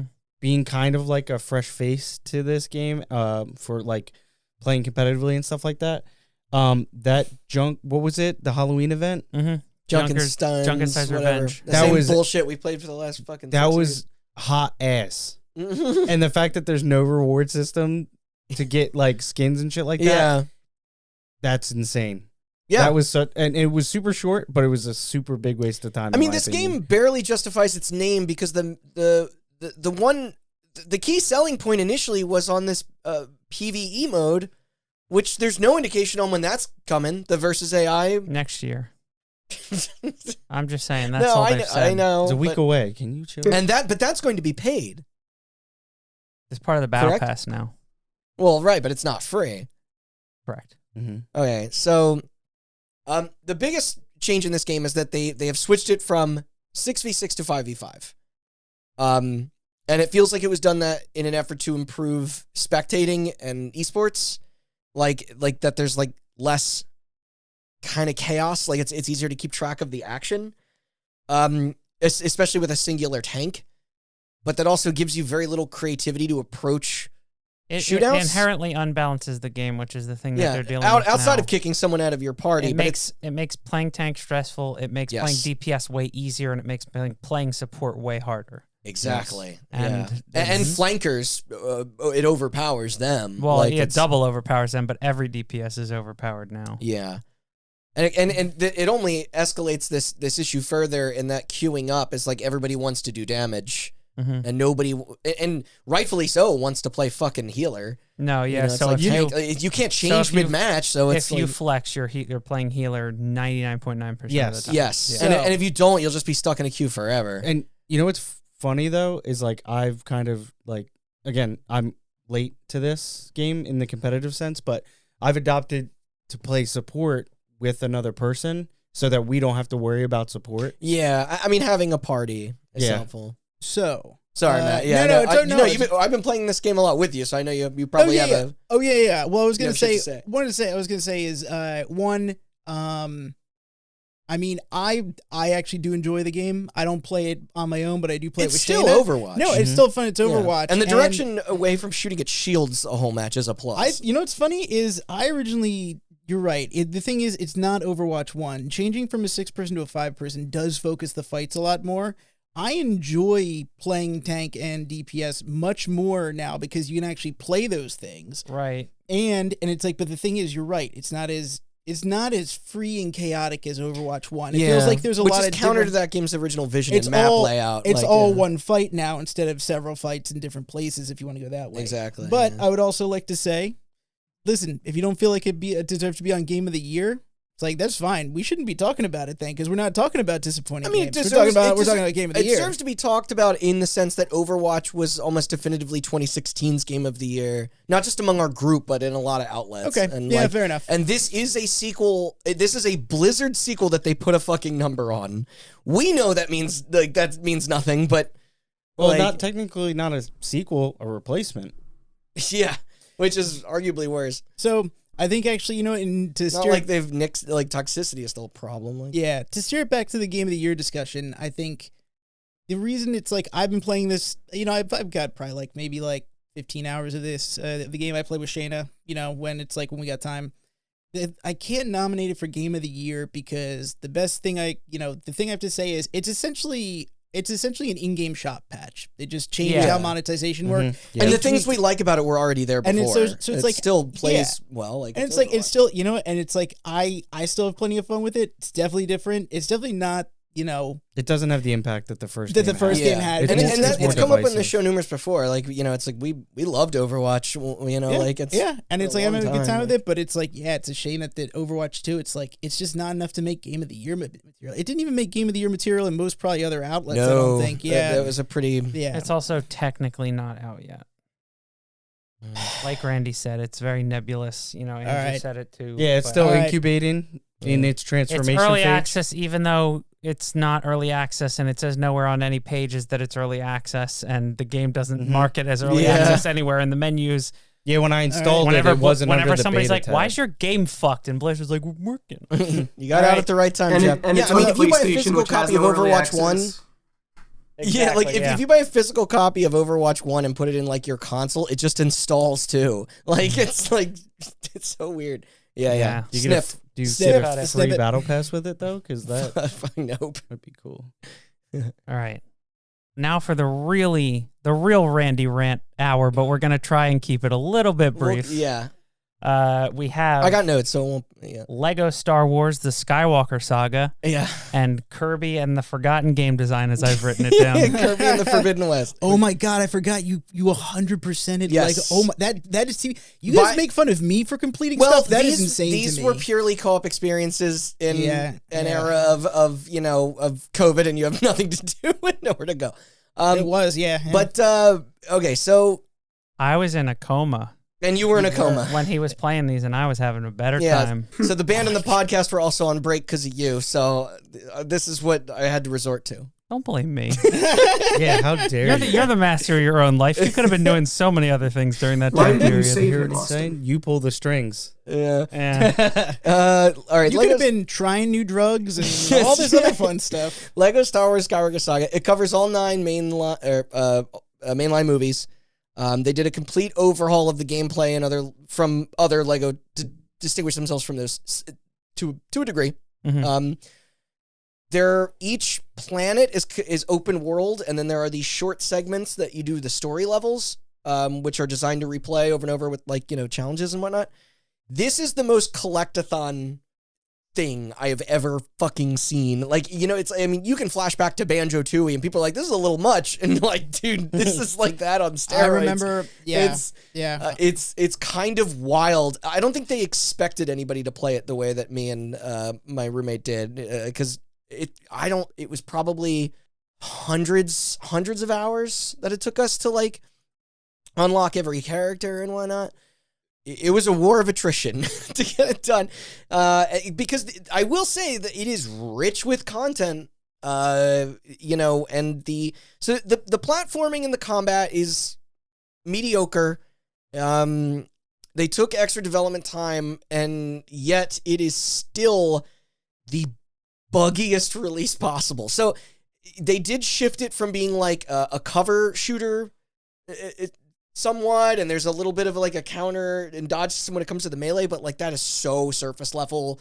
That's the difference between a 3-year-old engaging with something and an 8-year-old engaging with something. It's not, it doesn't really actually change up any of the action. But I want to point this out where it's this is the shit that's indefensible, because if the game worked as advertised, it would be totally fine and absolutely serviceable. I still found a lot of elements of it I looked forward to our time playing it because it was just an excuse for us to hang out. Yeah. But that game hard crashed on us numerous times. This is the PlayStation 5 version. Yeah.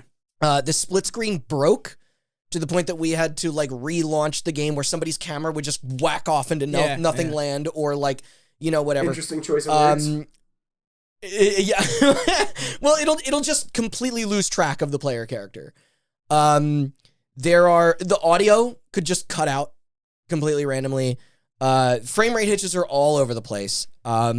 Sometimes your character will just randomly change into another character, which is a problem when they have certain abilities that you need to use, and the menus are so cumbersome to select that character because there's like 1 billion of them. The marked objectives will disappear and reappear when you get near them, which I know like that's been an issue with other games too. Right. Or they're just totally wrong. It'll be like, you know, you can buy an upgrade that's like, you collect Kyber bricks, they'll be like, there's a Kyber brick here, and you're like, the fuck there is. There's just a floating circle and nothing in it. And you see if you've gotten everything, obtained everything from that world, and you totally have. It's just stuck. It's just stuck there. You can clip through environments just completely. Sometimes you'll just fall through the floor, and that's where you exist.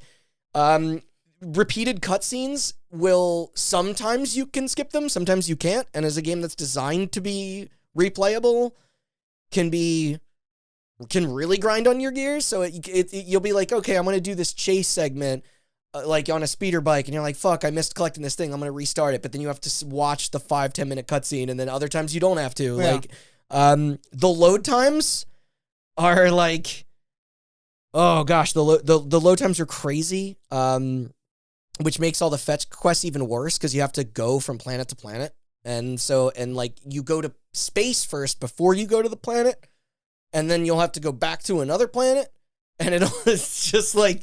that seemed like a very time-wasty part where it was like, you'll get something and be like, oh, now you can complete an objective on another planet. But then you have to go through space first. Listen to this. Yeah. There are forced walking segments a la Gears of War, but sometimes they get stuck. So even when the dialogue's over, you can't run Randy, anymore. what's the last Lego one of these games you played before this? Was it Star Wars 2? Was it back in the GameCube era? Maybe. Okay. Maybe, yeah. I played a little bit of like Harry Potter and Lord of the Rings and Indiana Jones, just like Marvel and like demo. Because the only thing that sounds new to me about this, compared to their other stuff, is the mechanics that they explicitly put on the box and said these are new. Because it's like technical glitches and stuff, and like the way that they have all these load sections set up. Like I thought those games were simple, and I saw all this stuff in Lego Jurassic World on the 360. You know, like this is not blowing my mind. So I. Right, but why does everybody like this so much? Because they also haven't played a Lego Star Wars game in 2 or 3 console generations. Because they have kids. Sometimes the mission shit doesn't properly like trigger as you doing it, and then you have to do it again. No. And they patch this game every other day, and me and Alfred are like, oh, maybe they fixed it. What demographic doesn't value their time? Children. Well, speaking of children, all right. That'll segue me into Kirby. You mean winner of Best Family Game at the Game Awards? You know, that is the most appropriate category of anything that it should win because kids are idiots. But hold on. The last thing I say about Lego Star Wars is I don't regret my time with it. It was still fun. I am a Star Wars fan at heart, despite the fact that how much they're stumbling with it. And who doesn't love Legos? But some of this shit is just kind of like inexcusable. So I do have to say, I only played like a little bit of that game with you guys. The moment-to-moment gameplay, I thought it was really fun. Sure. But I remember when you showed me.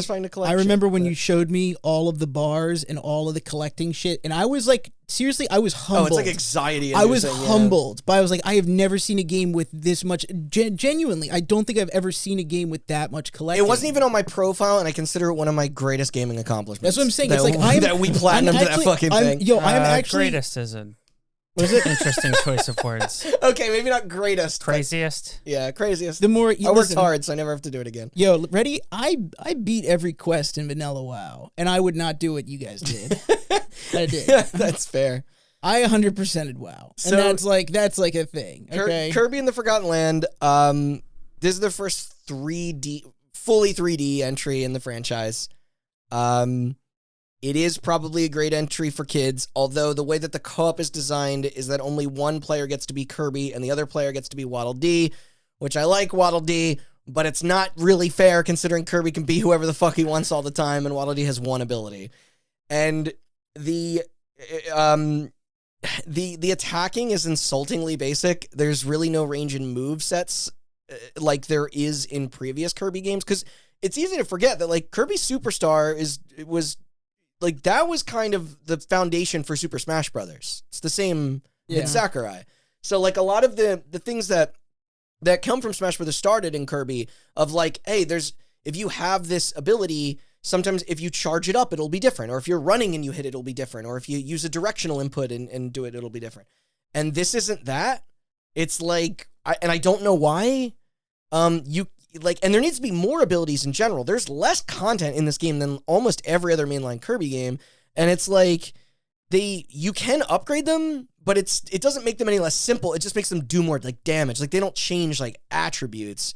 It's probably because Sakurai was like chained and locked in a cage for a majority of his time with chained Nintendo. to a radiator. Yeah, they couldn't ask him for advice because he was working on Smash. There is a hub world that offers pretty little to do outside of like simplistic minigames. The game is undeniably charming. The environment and the characters. Kirby's always been great at that.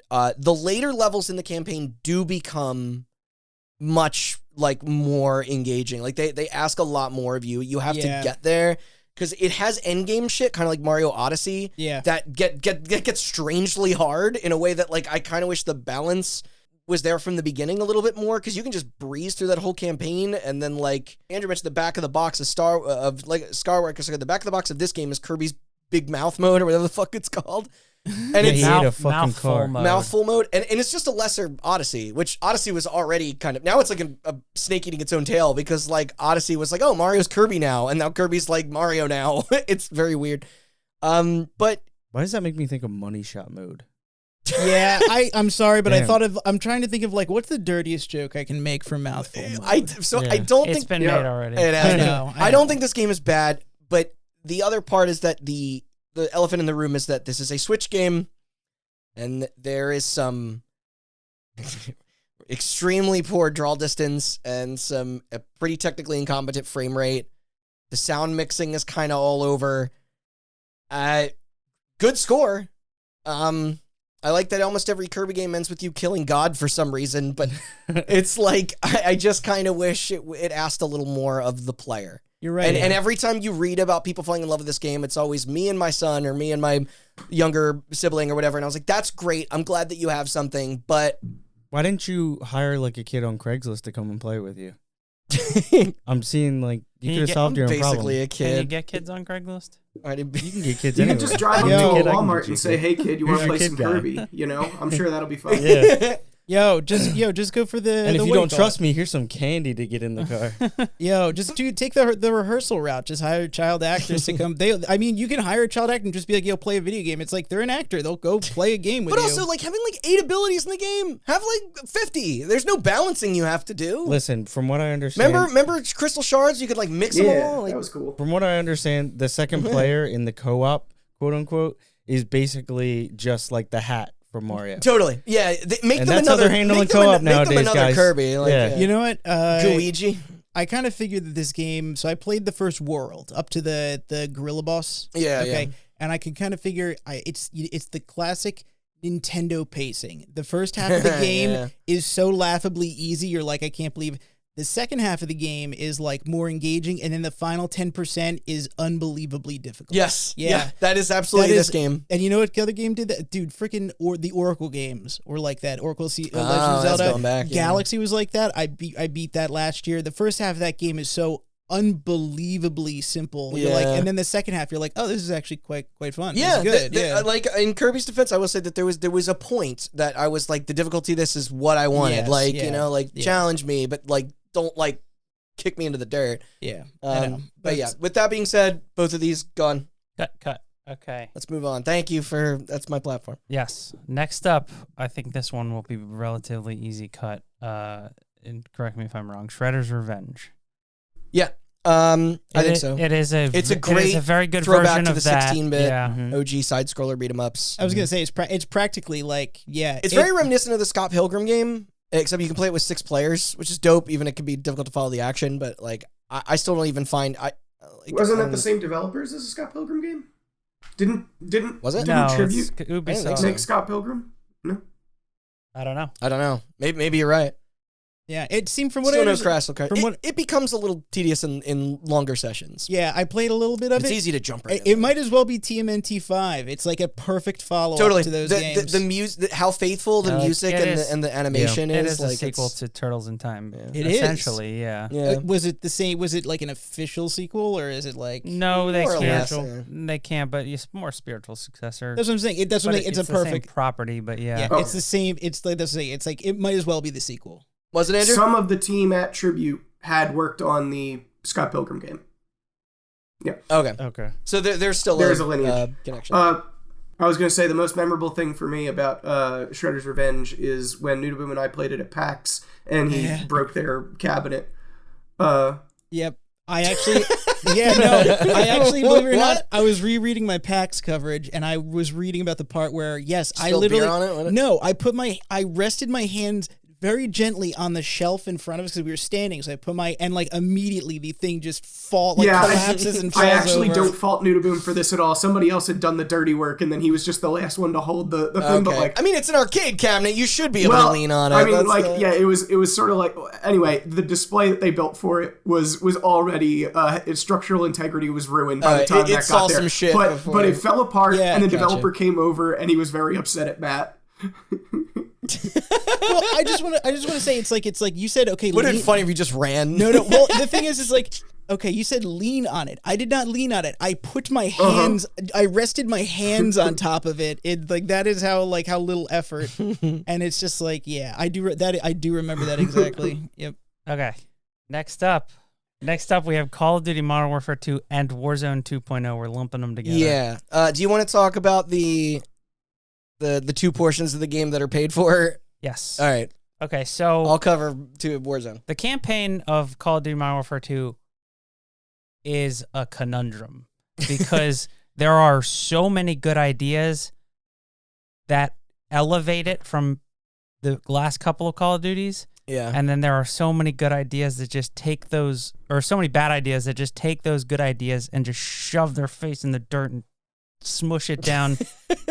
Because it's like, For camouflage, right? yeah, there are missions that game does not have a singular mission structure, and some of them are cool and other ones aren't. Like there will be a mission where you are in there's a mission where it's a direct analog to the Zero Dark 30 mission from the first reboot of Modern Warfare, which was some of the best moments from that game. Yeah. And then in the second mission, it'll be like a mission where you are like on the docks, and most of it you're swimming around and stealth killing people, and then you're trying to sneak onto a yacht and like kill this VIP guy. And then the third mission, you're in Amsterdam and you don't have a gun and you're just there to like follow this bad guy and capture him. Yeah. Wait, are you take telling me him the with premise you. of Hitman 4? It's like Unreleased Hitman 4? Is this what's coming up? And then the next mission will be like a full-on Call of Duty fight with huge explosive set pieces. And then the next mission will be like a semi-open world where they like give you a backpack full of gadgets and they're like, do you want to kick the door in and like shoot everybody's head off with an M4? Or do you want to like hang out on this hill and kill everybody with a silent sniper rifle? Or do you want to stealth your way in through the ceiling and like literally like cut a hole in glass and like drop down in and kill everyone silently? And it's like, that's really cool. Still that's sounds like one mission. Hitman. And then you get towards the end of the game. This is the thing that stopped me from playing. I did not get to this point, but I have watched videos of it. And they do the thing where they're like, Call of Duty has always had one thing, which is no matter what the mission structure, the time to kill is always Call of Duty, right? It's you shoot somebody in the head, they're dead. And then they added the armor from the guys from Warzone or from the campaign. It even has the same little like sound and trigger. Like, and it takes like 3 full clips of a gun to kill one guy, and then they start throwing multiple of them at you, and you're just like, oh my god. So the campaign has a lot of really good ideas, but it doesn't come together as a cohesive whole. Speaking of not coming together as a cohesive whole, there is also a multiplayer element, obviously, and again, a lot of really good ideas, a lot of really bad ideas. slapdash together. So does the paid multiplayer, share the same user interface as Warzone 2.0? Because that should be taught at schools, like everywhere. That is the most... What not to do? It is the worst. Oh yeah. It is the worst yeah. thing I've ever engaged with, imaginable. It's fucking insane. There's menus inside of menus. They turned Call of Duty into Netflix. There's literally writing on top of writing. Like that's like rule. Like that's like page 1 of how to not fucking design your UX. If I wanted to play a JRPG, holy I would play a JRPG. Okay. Yeah. What the fuck? There's the multiplayer. They redid the way you upgrade. Make text overlaps text. They redid the way you upgrade guns, which is really cool. So now you don't have to just can't find anything. Get a kill with one gun, or like 5 kills with the same gun to unlock the silencer, to then unlock the front grip, to then unlock the red dot. Basically, all the guns are organized into cores, and depending on which barrel, stock, sight, whatever you attach to it, it changes. So like the M4 starts out as an M4, but then it can become an M16, and then it can also become a single-shot rifle. And when you unlock a red dot for that gun, you can use it on any other gun that it fits on, and that's all really neat and cool ideas. And then that game has an identity crisis. They literally added Rocket League to that game like a week ago. Wait, what? Yeah, there's a game mode where you're on a soccer field and you're on ATVs. Wait. But, yeah.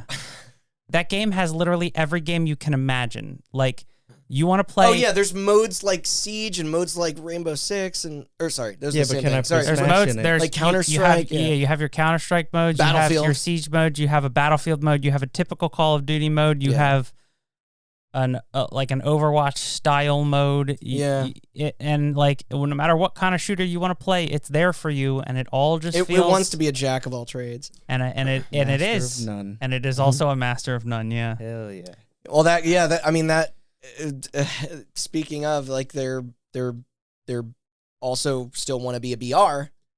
As not only that, but they also want to be in a extraction shooter, yeah.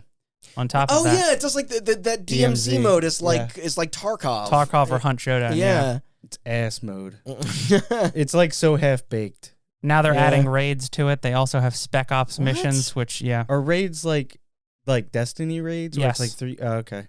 So did you play? I played DMZ. Okay. I never was really interested in Warzone, but DMZ is like I don't know. I liked Warzone 1.0 because it was a very polished battle royale, and I liked seeing that level of production in a genre that was otherwise occupied by things like PUBG that still needed a lot of work. So if you take this is set on a new map, and if you take the expansiveness and depth out of Escape from Tarkov, which is my reference point, or the Hunt Showdown, and they're dancing. No, Showdown.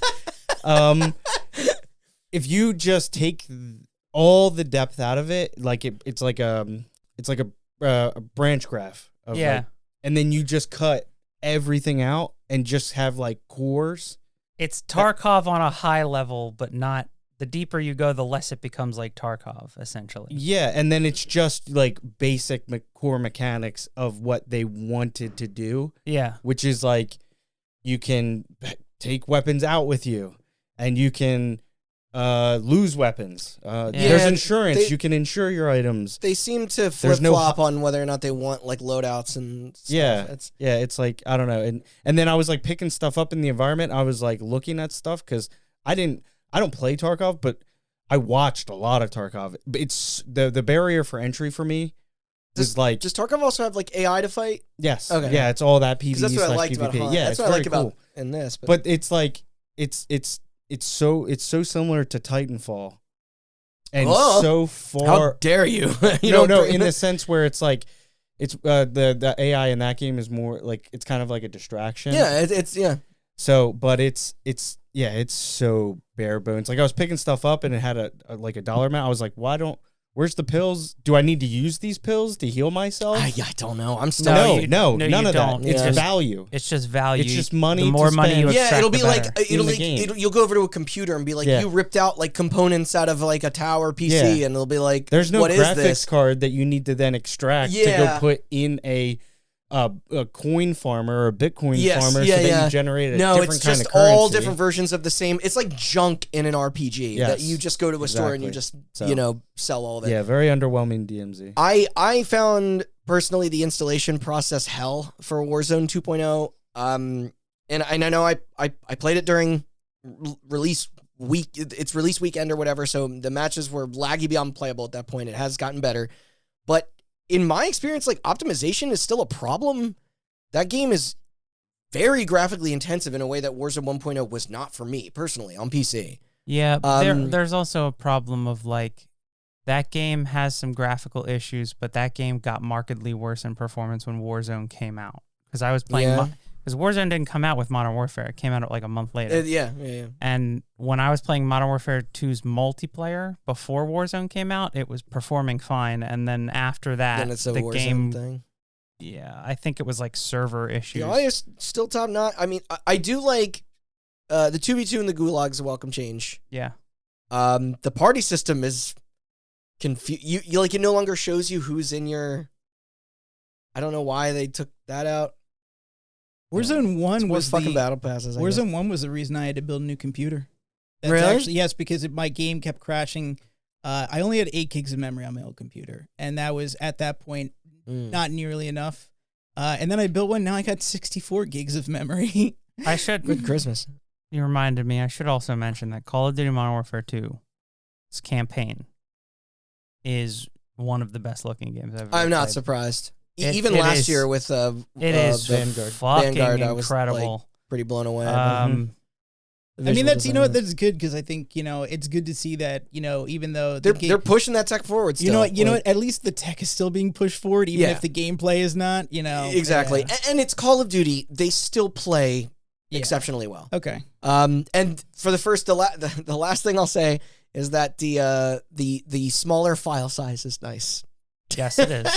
What's It small? took them this What's long small? to compress. It's like 24 gigs for Warzone 2.0. Yeah, Yeah, I want wow. to say As opposed to I want to like say it's like 100. 80 for the whole package. Like I have Modern Warfare 2's campaign, the multiplayer, Right. Spec Ops, And it used to be like Warzone installed. 250 for Yeah. like all Oh three. my It used god! to be Yeah, like no, I remember 250, yeah. Warzone 1 was like 120 something like that. Yeah. It was gigantic. It was absurd. Wait, would the previous game with all the content fit on an Xbox Series S? Yes. What? Oh, 512, sorry. Yeah, it's For some Okay. reason, I was thinking it was I think 256. it wouldn't fit on a base PS4. That was an issue at the time.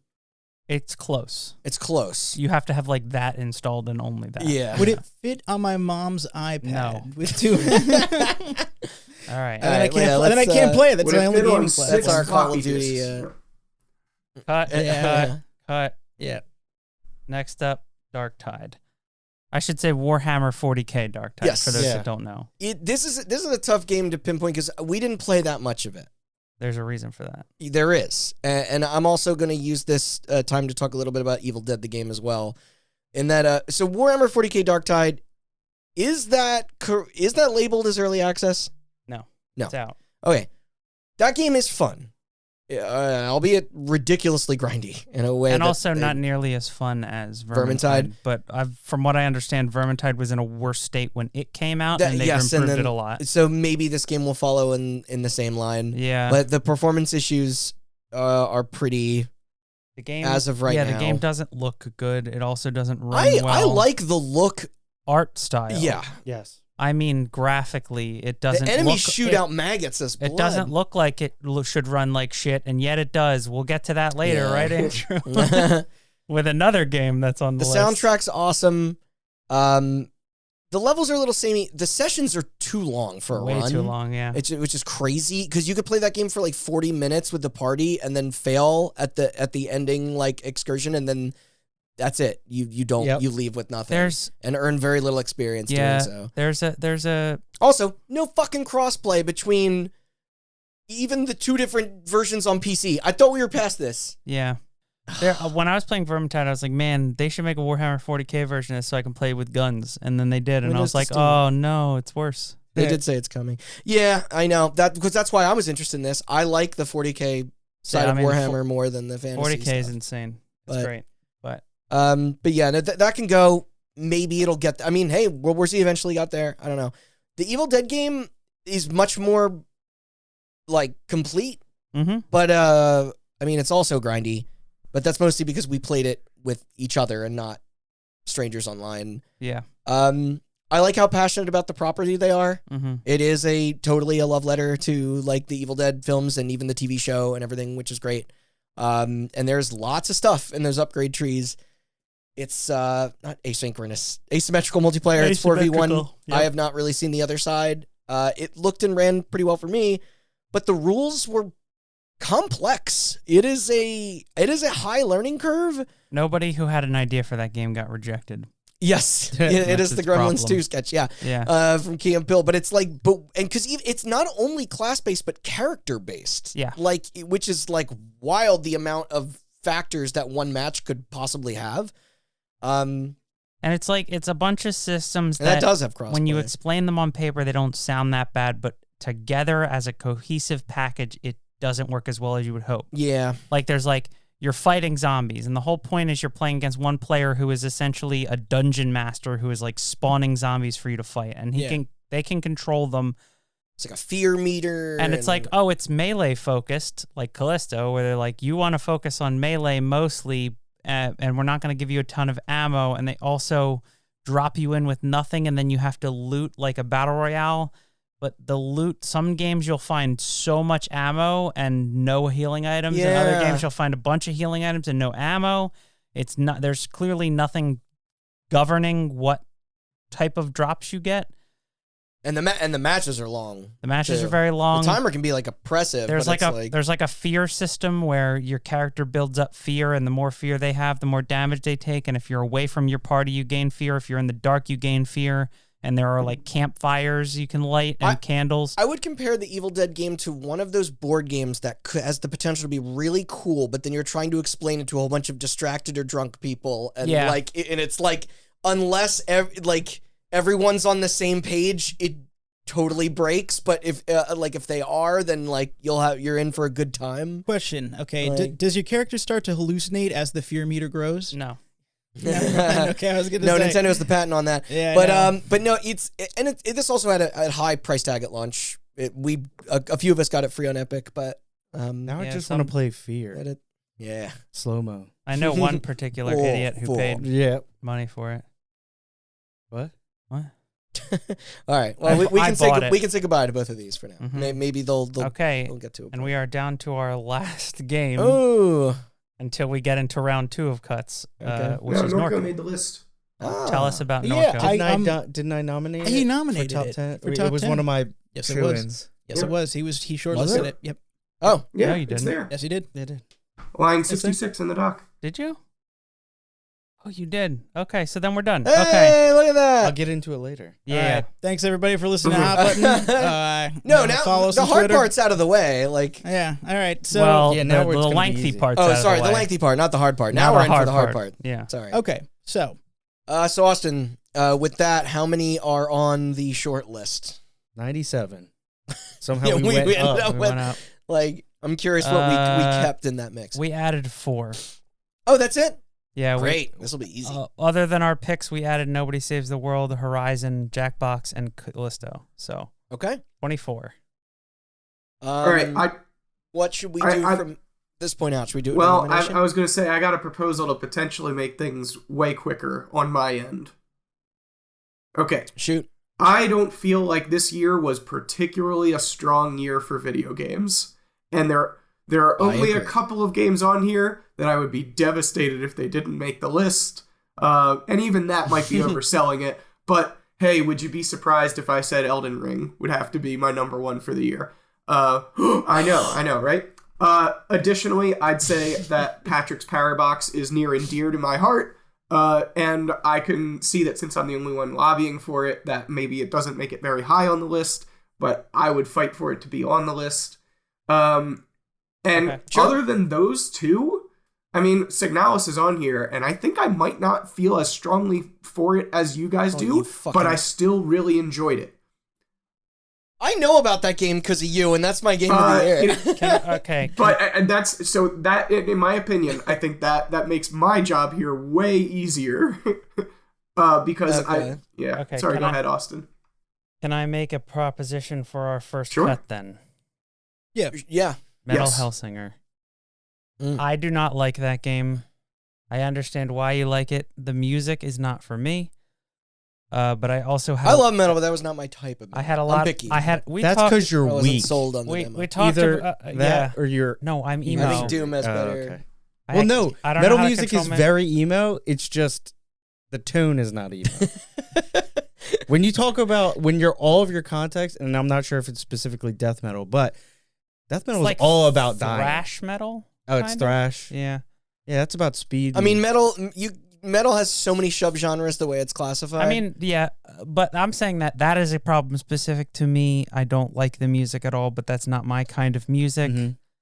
I mean, I know this was Andrew's pick, but I do want to call out that the initial speeds of that game are a little like once you're building the chart, it's actually kind of analogous to frequency and amplitude. That it's incredibly rewarding once all the different stems are playing simultaneously on the track. I know the vocals kick in last.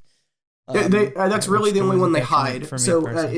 it's really just they kick in the Is vocal it? track when you hit the 16x score multiplier. So Okay, I thought they might have hit a little bit of some of the way that the oomph of the bass or something. Or They maybe don't some of don't the- kick in any extra tracks. They do change which part of the song is playing depending on all the right. intensity of the encounter. Gotcha. yeah. Go ahead. Should have been gorier.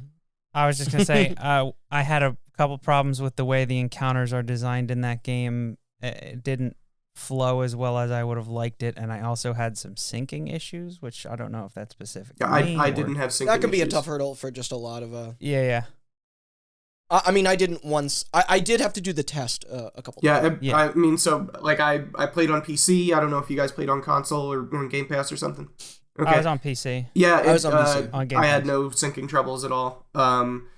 But this is one of those games where it's like, even though I liked it a whole lot, which by the way, I like Signalis better than this game. Keep that in mind too. All right, it's going Sure. to sound like I hate these games, but I do not. I like them a lot. It's just that if we're fighting Okay. for a top 10 of the year, I'm really only going to fight hard for two Yeah. of them. So for Metal Hellsinger. Did you feel like Metal Hellsinger had like replayability? Oh yeah, once well you because finished it, it's a or score was it- chaser, right? So it's like kind of I got the same Right. out of Metal Hellsinger that I got out of Batman Arkham combat rooms, which I love. Like I love that stuff. Some of the problems that come up with Metal Hellsinger though are that the additional challenges that you use to unlock perks and stuff, they reuse the same couple of maps and the same couple of songs, and it's like. Wish you could have mixed up one or both of those things, right? I almost don't mind that they reused Gotcha. the song because that could just be defining as like that level's song, and that's okay with me. But then when the side challenges, That's what I when the thought, side yeah. challenges reuse those same couple of maps, I'm like, now it's starting to feel like a little bit too much reuse, right? You know what? Yeah, that's usually such a I can think of so many games that I love, and it's like there are things like when you reuse stuff, it just brings it down. That is the only part of God of War Ragnarok that I was not thrilled about was the Moose Blind challenges Yeah. because they were repetitive. That is the only like downtime in that game that Yeah. I'm not a fan of. It was a little bit repetitive. Repetitious reuse of assets is another criticism that's levied against Elden Ring, which we'll get to, but I think you'll also hear why it kind of doesn't matter as much, especially considering that game is 110 hours long, and Metal Hellsinger can be finished in under 6 hours if you just wanted to, gotcha. go right through it. If I had to levy a complaint about Elden Ring, having gotten the platinum, it is the repeated use of some of the assets. That is probably in those the dungeons, chief, right? Yeah. nitpick. Yeah, And the dungeons bosses, and yep. the bosses. All right, yeah. so is Metal Hellsinger. So yeah, Metal Hellsinger is going. I do want to say that this is the iteration on the Doom formula that I wanted, that Doom Eternal wasn't ever going to be for me, which is why I never bothered to pick up Doom Eternal. But this is enough of a spin on it that I was like, hell yes. And it feels really good most of the time.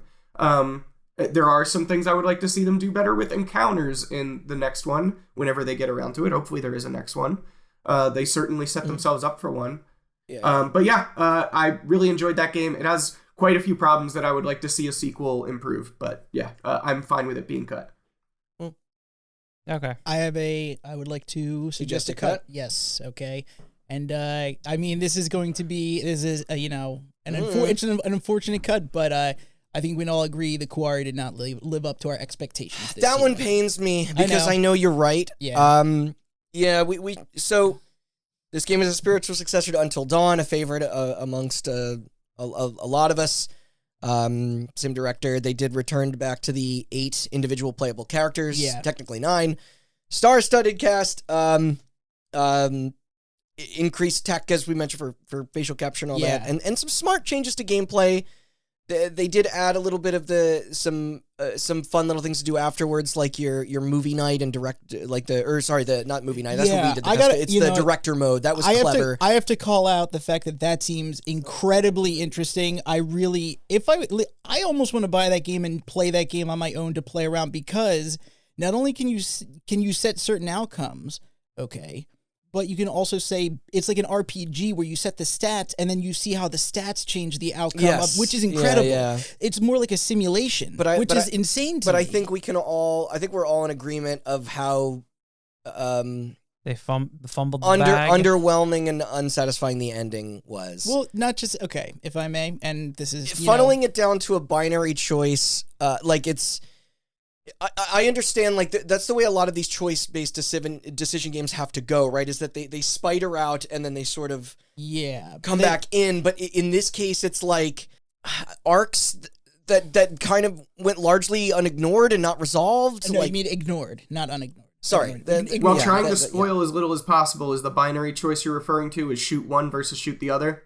That one also bothered me too. Which was bizarrely... I don't want to say obvious, because it's almost playing with your it's almost subverting your, this seems too on the nose. They also, the way the camera cuts right before they give you that choice, you're left a little, what's the word I'm looking for? You need to reorient yourself for a second while the timer is ticking down. Yes. And it makes it harder to make that choice, which makes it less satisfying when you realize that you made the wrong one. It's oh, well, I didn't have enough time to actually see what choice I was making, No, and then it's pretty abrupt from that point on. I know we talked about, Andrew, recently about how one of the things that Until Dawn does really well as in order to give closure is the police interrogation stuff during the credits.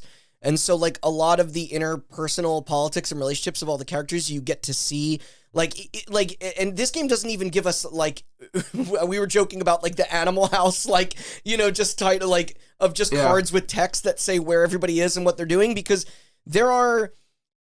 your entire crew is never reunited by the end of this game. No. People just kind of end up where they are, and then that's the last you see or hear from them, which sort of cuts off I was just going to say, when you talk about it funneling back into its binary choice, a lot of games do that, but I think that the thing that ultimately is really upsetting about the Quarry is that it spiders out and then not all of that connects back in. Because there's setups for B plots and C plots. And that just get abandoned. Yeah. Like they didn't finish the game. And that could have been a very well due to their troubled production and development as a Stadia. It's a shame, because I think release and all that, aside from the fact that, yes, it really does feel like it's absolutely shame. You know what it does? It pretty much by the very end of the roll credits, they sent everybody out. And then there's just that's it. They're all separate, but also it doesn't deliver on the promise of those opening chapters. I thought the opening chapter was good. You know what? And I pointed this out, okay, is by the first 3 chapters and the last 3 chapters are very strong. The middle 4 chapters, literally nothing happens to develop the plot. I will say we played that as an 8-player game, and it was weird. I couldn't decide whether I liked it or not. That it was one of our friends who's been on the show before, Kay, she was didn't get to play for several hours and then had entire segments dedicated to her character where they were essentially narrative dumps or just kind of lore. I know exactly which character she played. Yeah. Okay. Yeah. Yes. Yeah. And then it was oh, well, that's good. But then didn't get to play again until the final decision. And so it's that's the risk that you go into these games, especially in a group of people. You don't know how much playtime everyone's going to have or who has more chances to die or who affects the other. I'm fine with all that. That's sort of what that makes that fun and chaotic to me. The issue that I have is that it's like they could have balanced this in such a way to make it more entertaining to people whose hands are not on the controller. But yeah, I don't know. It's sometimes it feels too easy and then too suddenly like, you know, you're not. It's one of those disappointing things where they did so much right and they did so little wrong, but the so little that they did wrong really impacts the experience. And that's it. And it's like because Until Dawn was 2014, and if this isn't doing what that game did better, then it's automatically going to stick out. But I love the press cycle of this game. I love that it was announced like 2 months before it came out. Like, you know, like, and you know what? And it's one of those R.I.P. Stadia. Yeah. Yeah. And you know what? It's Moment of silence. It's one of those things where it's like, it's a shame because they don't. Goddamn singular moment. I'm just kidding. Go ahead. It's one of those things where it's like, Randy, it's like, you're right. The 8-player stuff only comes out, you know, it doesn't come out on a yearly cycle. And it's like, it is a shame because really, you're right. They did so many things right, but the story choices, really, the story pacing and the imbalance of it that's just what killed it. Was just like, and it's like, and it's a shame because normally I want to love that game so much more than I did. And you know what's funny? If you sometimes in a game, if you have a very imbalanced, poorly paced, or incohesive story, it brings it down a bit, but not too much. But this game is entirely story. Perfect environment for us. We were all like cheering and clapping. We played that in a room full of all 8 of us playing, and then an additional people in that same room watching, and then we were streaming it to other, like, it's like the setup was all there for that to be like the most, you know, like it's a shame because it's one of those games where it's like you go back and you're like, you can really call out the plot points where it's like, if you did this instead of this, it would have been better. Like you can see the mistake. I mean, like Austin said, it's like they do more right than they do wrong. It's just what they do wrong is sticks out like a sore fucking thumb. And we are at we're moving on from the Quarry. It's gone. I do want to comment very briefly on Dark Pictures: The Devil in Me, just because it came out late in the year. We have not gotten to play enough of it. Yeah, I was gonna say It's so far it's the 4th entry in their anthology series. Yeah. It's also being billed as the end of season 1. I love the setting. It's all H.H. Holmes inspired. I mean, he's not inspired. inspired. He's literally in it. Yeah. Sorry. The characters, they now have traits and personal inventories. It's almost like obscure. They finally give you the ability to run and to crouch. But it's also... It's not paced nearly as tightly because as the it other has... it's one of those things that sounds better than it is in like pitch than in execution, in that there's real puzzles now, which is great. But then you realize how slow that is when you're watching only one person, where it's like, oh, maybe there's a reason that there's less Resident Evil in these than like maybe you would want if you were playing it by yourself or with one other person. We talked a little bit about when we played the Quarry, like Matt. These are, scaled down to 5 players. A couple of the people we played with were like, it's very stressful when everything's on you and everyone is watching you. This amplifies that times 10. Yeah, because it's if long. You find a puzzle that's frustrating and you can't beat it, you're not just sitting there wasting your time. Yes. You're wasting the time of 4 other people. Yeah. And it's funny because there's like backtracking in it too, which is new. But it's like the issue is it's like like I got stuck on like that fuse puzzle and I'm like, oh shit, there's a room full of people that are waiting for their next turn, and we're also streaming it for a bunch of folks. Like it's like you said fuse puzzle. I pointed it out. But it's like he looks puzzled. It sucks because prior to release, I was like, that's great. Like they're like, we're gonna make this game like influenced by like like Saul and like again, I better on paper than it is in execution. Yeah. I still like Devil in Me a lot from what we've played, and maybe it'll totally get there, but it feels less like an interactive movie and more like a video game, which I'm surprised to say is actually a detriment. Yeah. Mm-hmm. But okay. yeah. So that's our horror corner that was me and then Matt picking something. So does anybody else want to suggest a cut? I can. Suggest a cut or something to talk about that you really want. Like, okay. Yeah, so real I quick, can... Go ahead. Well, sorry, Sean, but before anybody else suggests another cut, I know I said I'd really only want to see, 2 games make it on this list, but I will say I'm very intrigued by the fact that Austin had Marvel Midnight Suns as his second pick, which I have not finished that game, but that also bodes well for how good that game gets later on. Have you liked what you played so far? I really liked what I played so far, but I'm also like in the first 10 hours or so, and where I would put it on, based on what I played so far, wouldn't have been that high, but I am curious what Austin has to say about it later. Yeah, so, I mean, I haven't played it, but we can talk about it now. Do you want me to get into it now? Yeah. Yeah, let's get into it now. Yeah. Okay, yeah, sure. So it is the XCOM people, which, full disclosure, not an XCOM fan. They are taking from... I mean, it says a lot that you're injured because Andrew is an XCOM fan. Yes. So if you're both... Yeah. Also, yeah, I've been very interested in this because what it looks like in the previews doesn't really seem like it would be that engaging and interesting, so I'm interested. Yeah, to hear your take. it all comes down to two things, which is they borrow very heavily from 2, maybe 3 specific games, which is they took a game that I absolutely adore but have gotten somewhat sick of, which is Slay the Spire, and they take that deck building genre, the roguelike deck building, they took that roguelike, they ripped it out of there, and they made it a story game. They put Marvel characters in it, and then they took the social aspects of 2 games that I admire but never want to play, which is Fire Emblem and Persona, and they smushed that together. So you're having like basically a dinner date with Ghost Rider, and he's like, I don't know, man, because he's like the new Ghost Rider, because Johnny Blaze or whatever his name is, that might be Human Torch. I don't remember. Big Guns.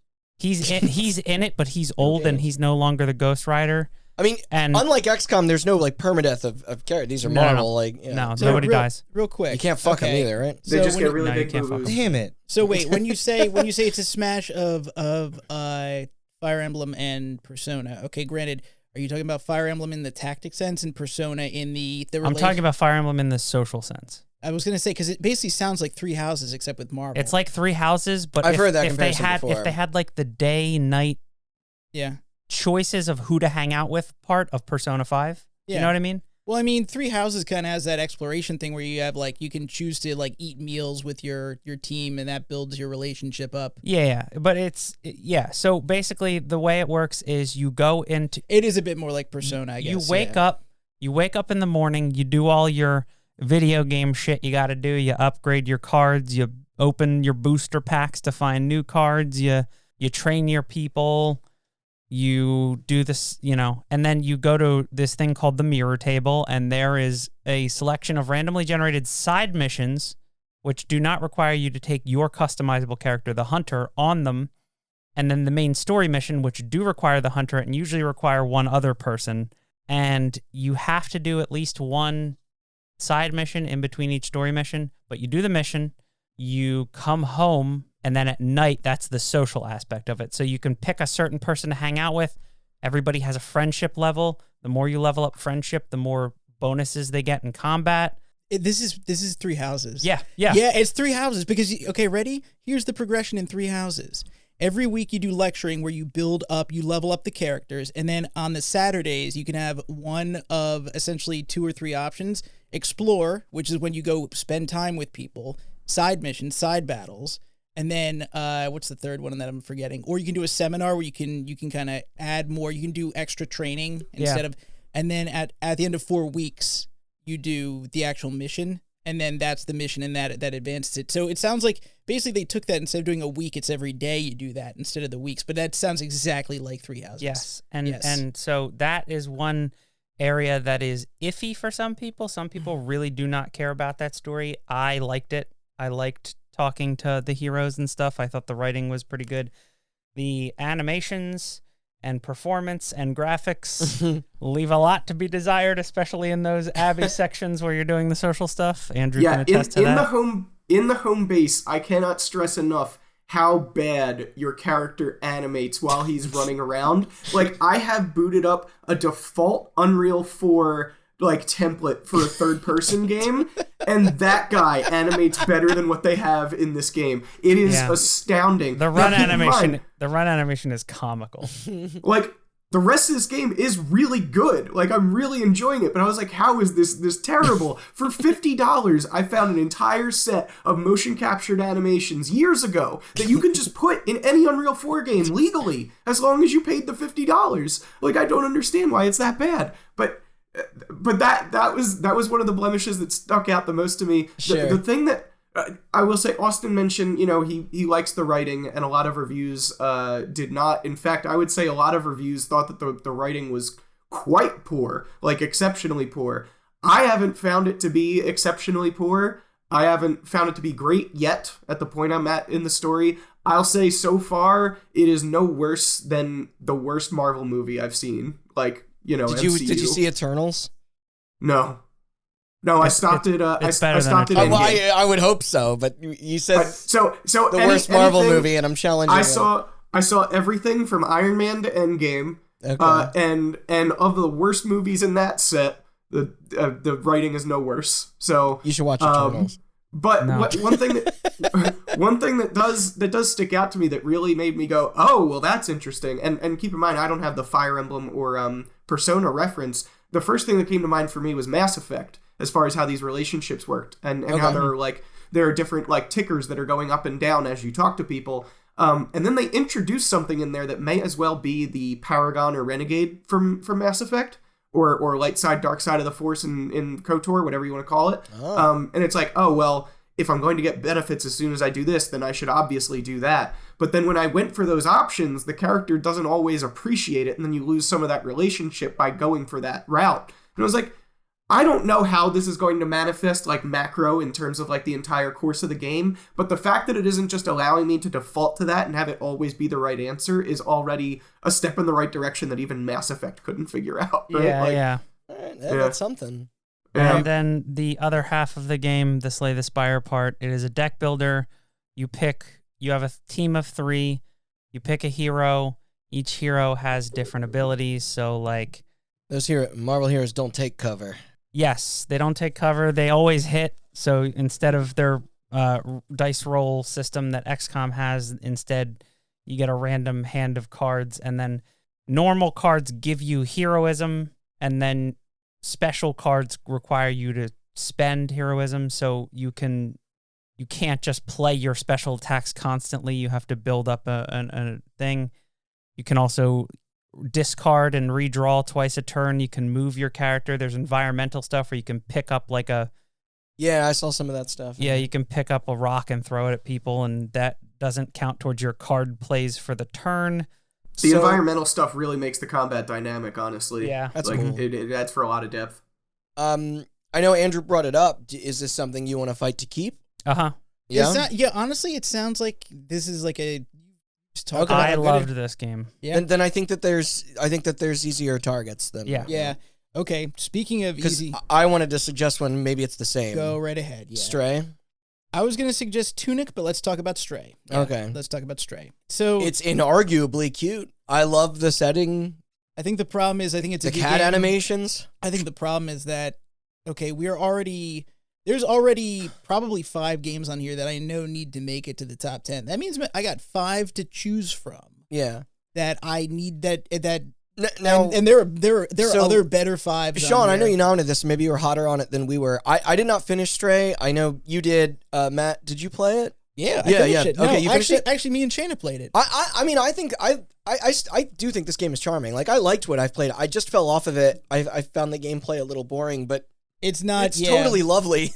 Like, it's ready. It's a vehicle for the setting and the characters and the artwork. The game looks quite beautiful, especially in the city. Absolutely. But in terms of gameplay, it's just it's like a minor puzzle platformer, which is fine. This was a weird game because it was like the indie darling when it came out, and then by the end of the year, everybody turned on it, and I didn't think either of those were. Yeah, no, it's not. No, it's a great game. Listen, if I didn't listen, it's on a top 20 for a reason. It's a good game. Sure. No, it's a great game. I agree. So, but it was like when this game at the Game Awards was up against like Elden Ring and God of War, everybody was really shitty about it, and I was like, well, like. So I remember I think it's trying to be anything. I remember being way hotter on it when it originally came out than I probably should have written down my thoughts at the time, because I've definitely cooled on it a lot more, having experienced a lot more games since this. Okay. And there's things that I played before this that stuck with me that had more longevity than the experience I had with this game.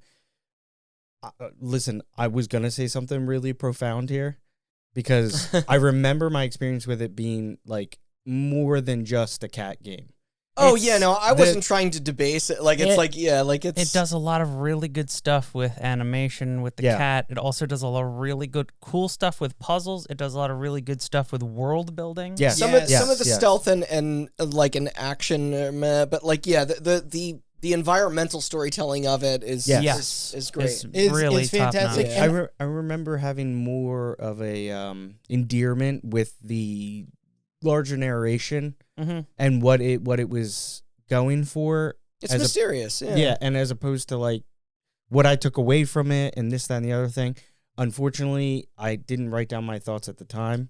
I think my argument against Stray is just simply that it's just really good, but it doesn't do anything spectacular. Yeah, no, Sure. And that's a fair argument. It's a top 20. not a Yeah. top 10. Are you Yeah. comfortable with it going? Yeah, I'm comfortable. Well, Who nominated it? That was Sean me. did. it. But I mean, I'm. Are you yeah. comfortable with it? Yeah, going? literally the I kind of was living myself. I was leaving myself words to invigorate thoughts, and all I really put was atmospheric and endearing. Okay. And I think when I was it for me, and again, I like cats, so this was for me. Yeah. Randy, you're a dog person. I No, know. He likes cats. I like No, cats. I'm aligning I you. know, but It's okay. I think I hate this fucking No, I'm besides aligning thing. you. It's fine. No, but so I'm an animal person. I love animals. I again, when I finished it, I walked away from it feeling more than just fun, cool cat game, meow. And You're talking about the memification of the game. Okay. Now, because so much time has passed and I've had so many more memorable experiences, I kind of had a lapse in judgment in picking it. So, with that being said, fair point. I definitely a lot of things good. Yeah. Not a lot of things great. Listen, I love dogs with all my heart, but controlling that cat was tugging at all of the, my emotions. You know what? I was going to say that the one thing I do have to like, you're right. It does everything good. It up to including the point that it's, it feels good to just control a cat. It does. It's like, Yeah. like you'd think it's like jumping and finding, like you look at something, you're like, oh, You feel the weightlessness of being a Yeah, cat, of being a and cat, kind yes. of like, And and how well you can sort of maneuver. maneuver. Yeah. They do a really good Very job with those agile puzzles creatures, those cats. of justifying the main character being a cat beyond just the fact that a lot of people like cats. yes. But And that was the also- funny thing is, like, I don't even think the game built that marketing. That was people. Yes. I mean, it's an animal game, right? Yeah. Sure, The yeah. other thing too is It's like- happened with tons of dog games too, and even not animals that aren't real, like Last Guardian. It's just like that's a, like that is built by. Name a good dog game where the dog's the main character. I will say this: Stray did not have the most I'm heartfelt. sure I could come up with one. No. Go ahead. Think. Continue. Stray did not have the most heartfelt animal moment of the year for me.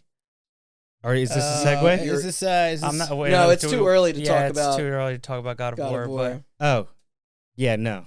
Yeah.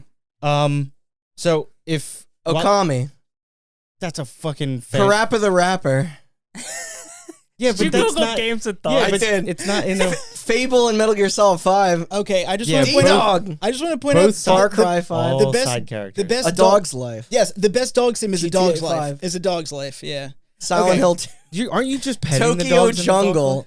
The fuck is that? I don't know. You never played Oh, Tokyo Tokyo Jungle? Jungle Tokyo is Jungle is Call of 360. Duty Ghosts, no, it's PS3.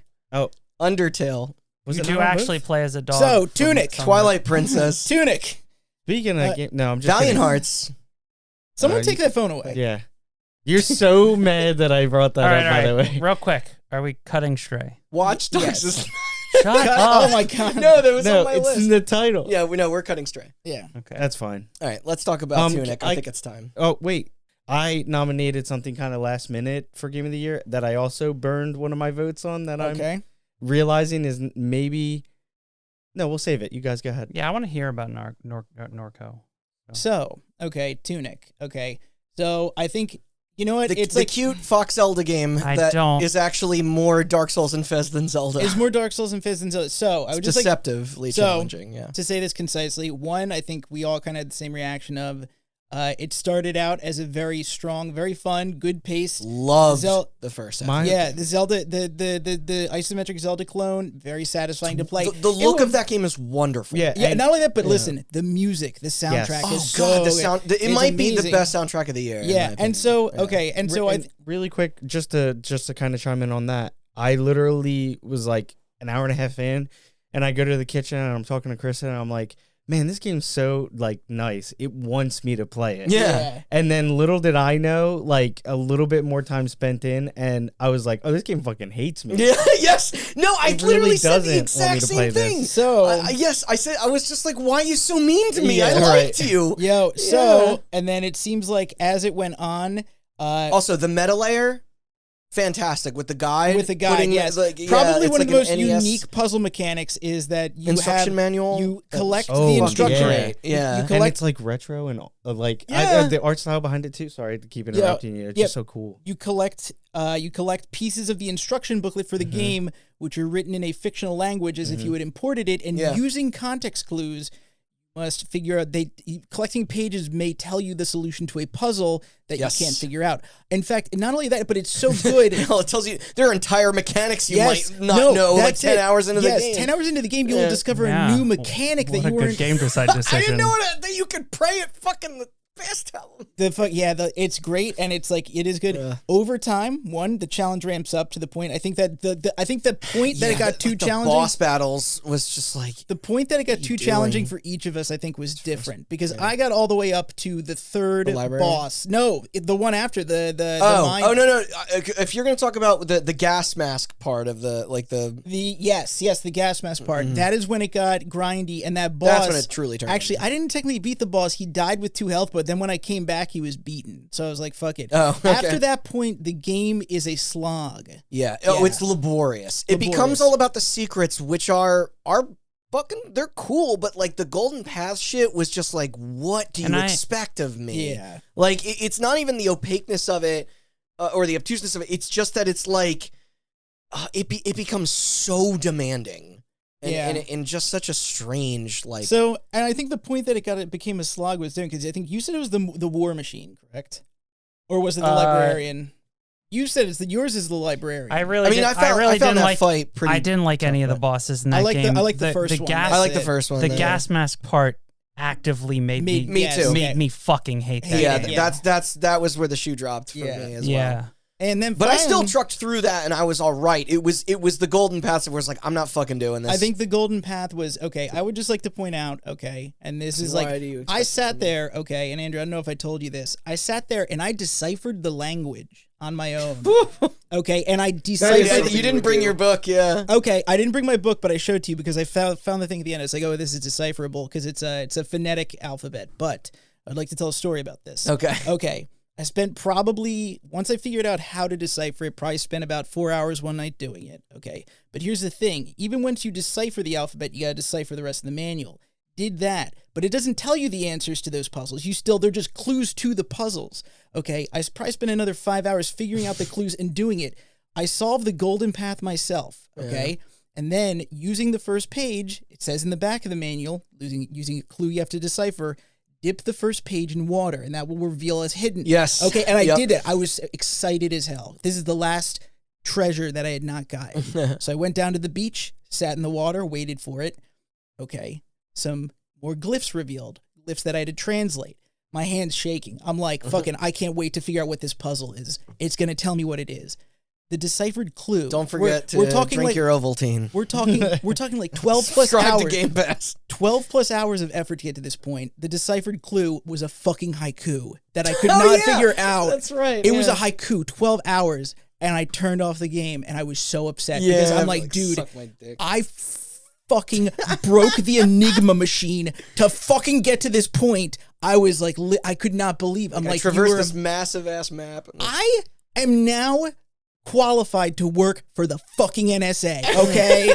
I just want to point out, I broke, every other fucker on the internet just looked up the language and clues. I deciphered it myself. Yeah. Do you like this game, or? And this is funny because this is on top of you doing all the Dark Souls like style combat, which is like that game. It's weird because you're like, oh, it's kind of simple like a Zelda, and then it tricks you. You're like, no, it's not. Like even down to the point that checkpoints respawn enemies, and there's these like dodging mechanics that don't like. Who did they expect, so needlessly hard? Who did they expect to 100% this on their own? I put in so much dedication. If you aren't the target audience, I don't know who the is. I put in so much dedication to get to that point, and to see that, I'm like, you guys suck so much. There are at least a handful of games that have come out that have not expected people to 100% them on their own. All right. I actively do not like this game. Wow. So the question I now pose to you is, despite you complaining, I know you both liked it way more than me. I didn't have enough time in, but I could see when I felt the rumblings of early not learning curve but difficulty curve start to set in. So do we want to put this in the top 10? No. And Good, I would actually, because I will literally not allow this game anywhere near this fucking top 10. I would just like to point out too, actually, I don't want to get into a fight about it if I don't have to. You know what's funny too? I would just like to say there's a good game within this game. I actually disliked more the game than I liked it. Me too. I think so. I think that's the problem. So cut it. Yeah. Cut it. This feels so good. Did you really think anybody was going to stand up for it? Well, then should I give my controversial gaming opinion here? Sure. Yeah, go for it. So, okay, Neon White. No. Fuck no. No. Okay, so I love I watched Andrew's top 4 get eviscerated down to 1, and you're gonna come after me next? I didn't know I was coming after you. No, you're coming after me. Okay, so I'm willing to talk about it. I love Ben Espedito. Donut County was like one of my favorite indie games ever.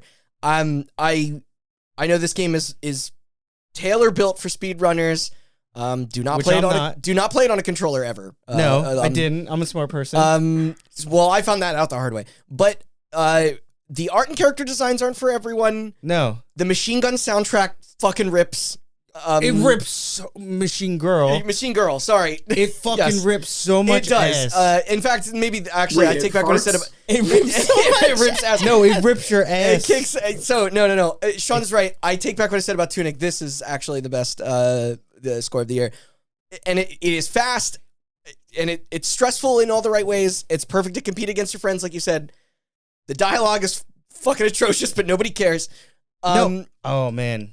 Do you feel differently about? We're really doing this. Do you feel differently about the cutscenes? Because they are yes, it has its lumps. Cringe-inducing. It's not the best performances. You know what I mean? It's also it also feels like it's leaning into the cringy element almost. It's leaning into they said they were inspired by translated or early translated anime that you would buy at Sam Goody and Suncoast and stuff. And I was like, if that's what they were aiming for, they certainly nailed that. I mean, the main character is voiced by Spike from Cowboy Bebop, but I forget his name. And that's okay. Yeah, it's his voice we have to worry about.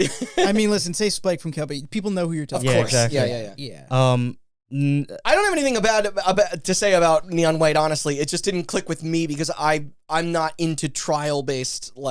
And games in that of way, course, I just think much like my argument for Callisto, it's one of those things that it's not doing anything revolutionary. It's not doing anything incredible, but it's almost like for first person puzzle platforming and having this card system. That is novel. maybe this is actually a genre of game that has its already carved out niche, but playing, I played Counter-Strike, and in that there's it's very twitchy. The movement of the game, you can do these little things called surfing.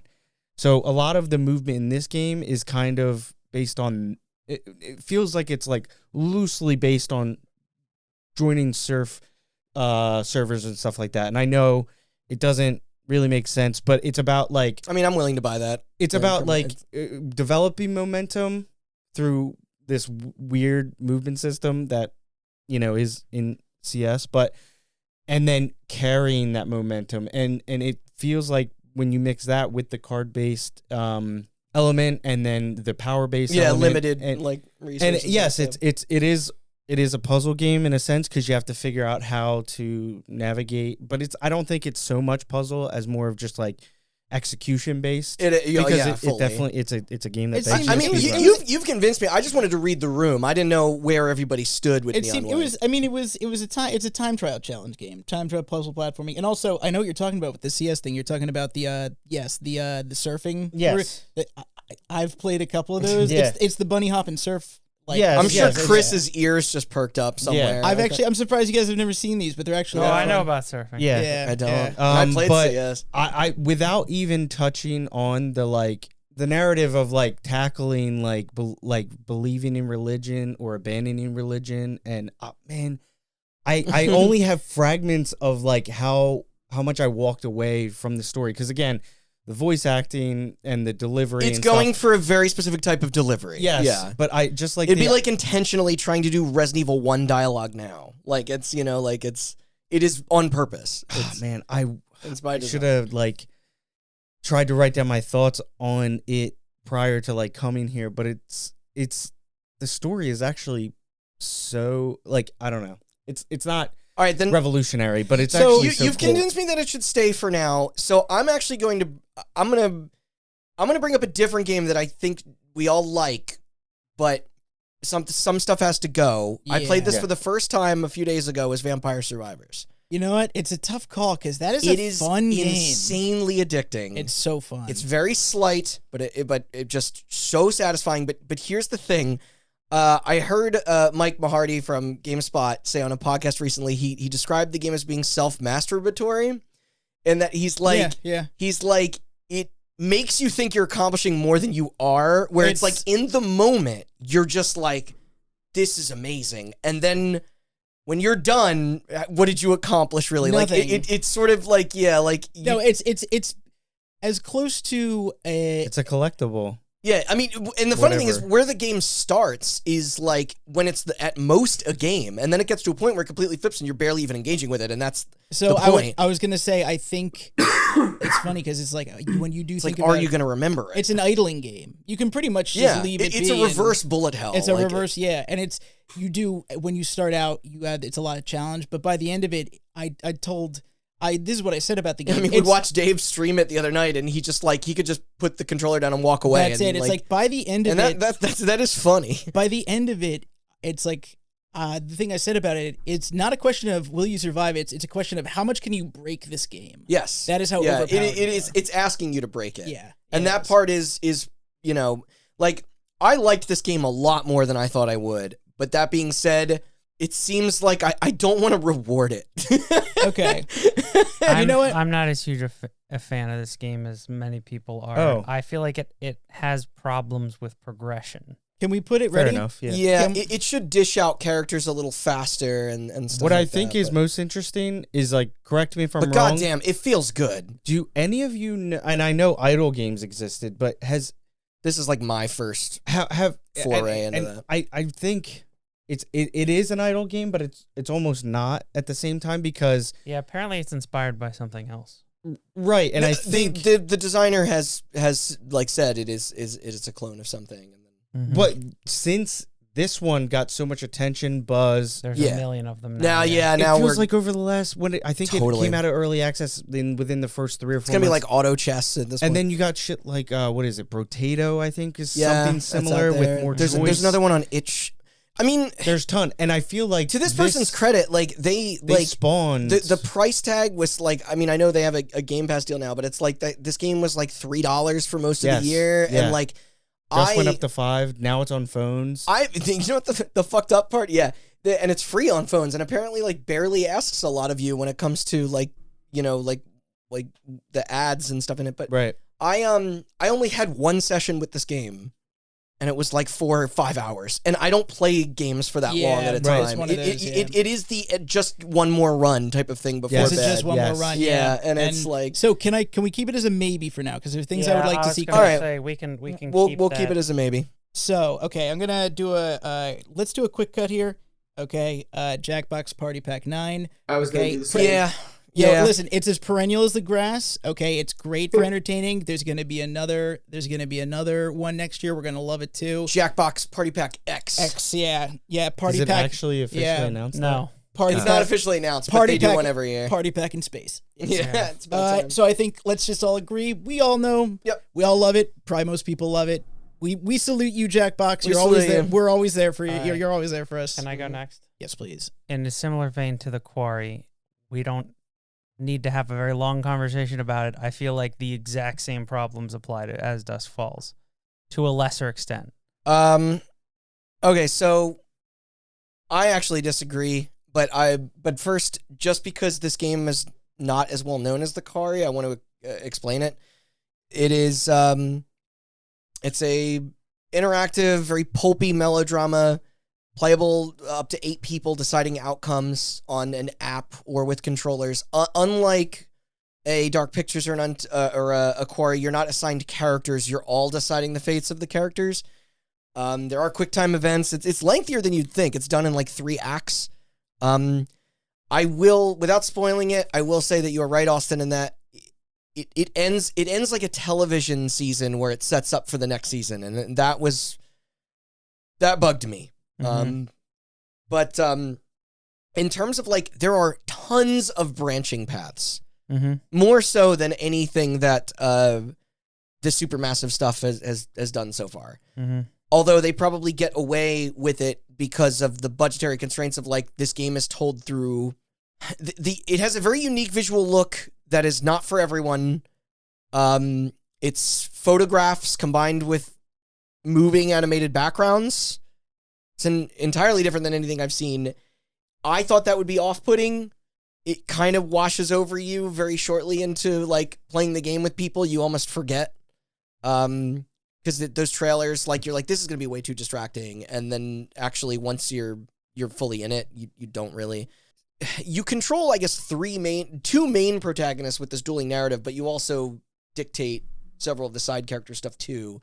It attempts a more mature story. It fumbles at parts, but like this genre in video games is usually only dedicated to slashers, and I really like applaud them for like, I know this is a first time studio. It's very low stakes in terms of like or like when it comes to approachability. But like, I really liked Our Nights with it because I liked them too, but I also liked my time with the Quarry. But I feel like characters can often make dumb decisions that are maybe it fumbles the story near the end. I don't want to hold the technical problems with it too hard against it, but it does have a lot of technical problems. It feels like absolute trash to control, which is weird to say because it doesn't have a lot of control. But no, you're right there. It did cause a lot of us to make wrong choices we didn't want to make because there's like input delay of like half a second on that fucking cursor. I like that it's set in the late 90s and modern day. Okay, so I'm willing. We can cut this game, but I'm going to say it on record that I am shocked that I think this game is better than the Quarry. I agree. Like this kind of came out of nowhere, and we didn't even play it when it first released because of like, and then we were like, oh, let's give it a shot, and then ended up finishing it, me, Kay, and Dave, and so like, yeah, we can it can go, but like, I was pleasantly surprised, and I recommend it. Okay, often I think this is a great game to play with partners or friends that may not even be into games. Like it's, maybe me and Shane will give it a shot. You should. Yeah. That's almost kind of. I feel like I almost kind of just implied that Shane is not into games. No, Shane is very much into games. I should say I very much. Or Carrie with Andrew. Like it's. I just think it's a low bar of entry. It's I just very like, much enjoyed it. It's like watching a TV show. I just don't think it belongs in the top 10 and I think collectively. And also it's Game Pass. So yeah. I want to see where this goes with their season 2. Before you agree to also, cut. how many other video games have the muffs in it? True. Before you cut it, though. Whose muff are you talking about? You have a decent number of games on here. You haven't talked about like what you really want to get on the list. Is this one you really want to get on the list? I would, or are there other games here you'd pick over? Because I don't want this to get cut and then you'd later regret it. No. Like I would much rather throw myself in the ring of Roller Drome, Midnight Fight Express, or Atari 50. Okay. So I don't think it's a big. I don't think Signalis is going to be a big ask. So that brings me to the next thing. Actually, Andrew, red pill me on Patrick's Parabox. Have you guys never heard? Did you like Baba Is You? Okay, well, that was Hot Buttons, canonically or non-canonically 2019 Game of the Year. So, listen, I like Baba Is You. That is like the one. I couldn't even get to the halfway mark in that game. That is how difficult that's fucking that was hard for me. It is so. Maybe I'm just not good at that type of like thinking. But the program. I mean, like My brain don't work so good. you know what the problem is? My shit's all fucked up. Yo, okay. The problem with Baba Is You that I had is that there's so many combinations that my brain tries to think of all of them at once, and that's how it gets me fucked up. But in that case, please tell me about Patrick's Parabox. So I'll start off by saying, look, that game is the only other game on here that I definitely for sure feel strong about it. So it's not getting cut, even if you want to push it down the list. That's fair. That is fair. Yeah. But so the thing that makes this game so great is that they do introduce like one major mechanic per level, and then even within that level, they're twisting it in ways that you didn't expect from like the cipher at the beginning, which I think a lot of puzzle games have been doing this really well lately, where they can just wordlessly teach you how they work. But also does it do the thing that Baba Is You does, where it's like you figured it out and then you're like, I got the solution, and it'll be like, fuck you, and then like Kind of. yes, okay, yeah, all right. where they're like, okay, now because that was always fun because you're like, Yes. you feel like the smartest person in Yeah. the world, and then the game pulls the rug out. and then they were like, oh, you got the easy way, well now try it a little bit harder. And it's Exactly. like, Yeah, oh, there was a hard different way to do this. That is, listen, If that you is were a what, genius. That is what intimidated me about Baba Is You. I would spend 20 minutes getting it and be like, oh, fuck, here it is. And then the next map is just the same thing, except they take away one element and you're like, I can do it without it? What do you know? It's not possible. Oh, this game looks like Box Boy. It is, so yeah. it's Also, people apparently really like the soundtrack. in programmer terms, Newt, this is Recursion, the video game. Okay. You are putting boxes inside of other boxes and moving boxes and pushing boxes and whatever. The only inputs are up, down, left, right. Wait a second. Is it like a Sokoban puzzle where you have to push boxes in a warehouse on top of No, I see what you... Yeah. No. But you have basically the only win condition for any puzzle is your player character box needs to be in a certain space. That needs to be the last thing that happens. And then if there are other empty box spaces, then you need to have any other type of box in those before the level ends. So that's it. Like, and even though that's extremely simple instructions, like they still find ways like, oh, okay, in this world, like in this set of levels, anytime you push it into this type of box, it flips it around in a mirror. So now the things that used to be on the left are on the right or whatever, right? And stuff like that when it comes out the other end. So there's always just another twist to put on it, and each individual puzzle is pretty short to actually work your way through if you're not stumped on it. If you are stumped on it, there's plenty of other things to move on to in the meantime, and you only need a threshold of like less than half of the puzzles in the world to move on to the next world. So that is like Baba then, yeah. Like It It is is Baba. very, very analogous So to Bob. I would just say I am actually super pumped that you're this passionate about this game because it's the one game on the list that I know nothing about, and I'm really excited that I'm super excited that there's a game. I played like the that. demo. I forgot that it came out this year, and I had a lot of other stuff to play, but I do plan to pick this up as like a Steam Deck game. Then we're gonna keep that, and I think it might be time to talk about Immortality. Yeah. I was gonna say we need to get that done. Okay, I'm gonna tell you Because guys. this game is fucking weird. So I would just like to say, I'm gonna say, this is the one game I would like to make sure stays on this list. I was so blown away. I really, really love this, and it's like, listen, you can blow away Vampire Survivors. Blow away Elden Ring. Go ahead. Fuck it. I want Immortality. Absolutely insane, dude. No, I can't believe. So I mean, listen, it's sticking with you. It left an impression. No, I was really, really like, it left such an impression on me, and I get it. It's not much of a game, but it left such an impression. I think that doesn't matter. Can I chime in real quick? I was like, you know what? You know, I was looking at I'm conflicted because I tried to play this and I was on I was just looking at like the open critic list of like the top rated games this year. Yeah. And there's Immortality staring me in the face, and I'm like, you know what? I should just like give it a shot. You know, what's an hour and a half gonna hurt? Oh, I mean, I burned an hour and a half, and I have no fucking idea what's going on in the game. Yeah. First of all, second of all. I didn't spend an hour and a half. I spent more like a half hour, but I was still like, what am I even doing? I don't know. Hold on. Yeah. Real quick. This is we're gonna say this is a Sam Barlow game from the creator of Her Story and Telling Lies. No, this much I know. It is an FMV. No, I know you know this. I'm just trying to like, not everyone has heard, you know. So it is essentially almost like a hidden object game where you're connected, like that is the connective tissue between thing that you see and thing that you see. The plot is on the surface centered around a young actress Yeah. who goes missing while her films never saw premiere. They were never released, Yeah, yes. for various reasons. Yeah, when am I supposed to get that indication? Because I know about that because of what people... Okay. like, Right, because the live reading action about footage that. is compiled from like shoots and behind the scenes table Yeah, reads table and reads. interviews. I see all yeah, that. yeah. Like, Can I ask? You played it? Did I've- not finish it. No, I've touched it. You played it, did not finish it. I played it for about 2.5, 3 hours. and Andrew, you played it and did not finish it. Correct. Similar experience. Did you play to it Sean. and finish it? I did play it and finish it. Yeah, I finished it as well.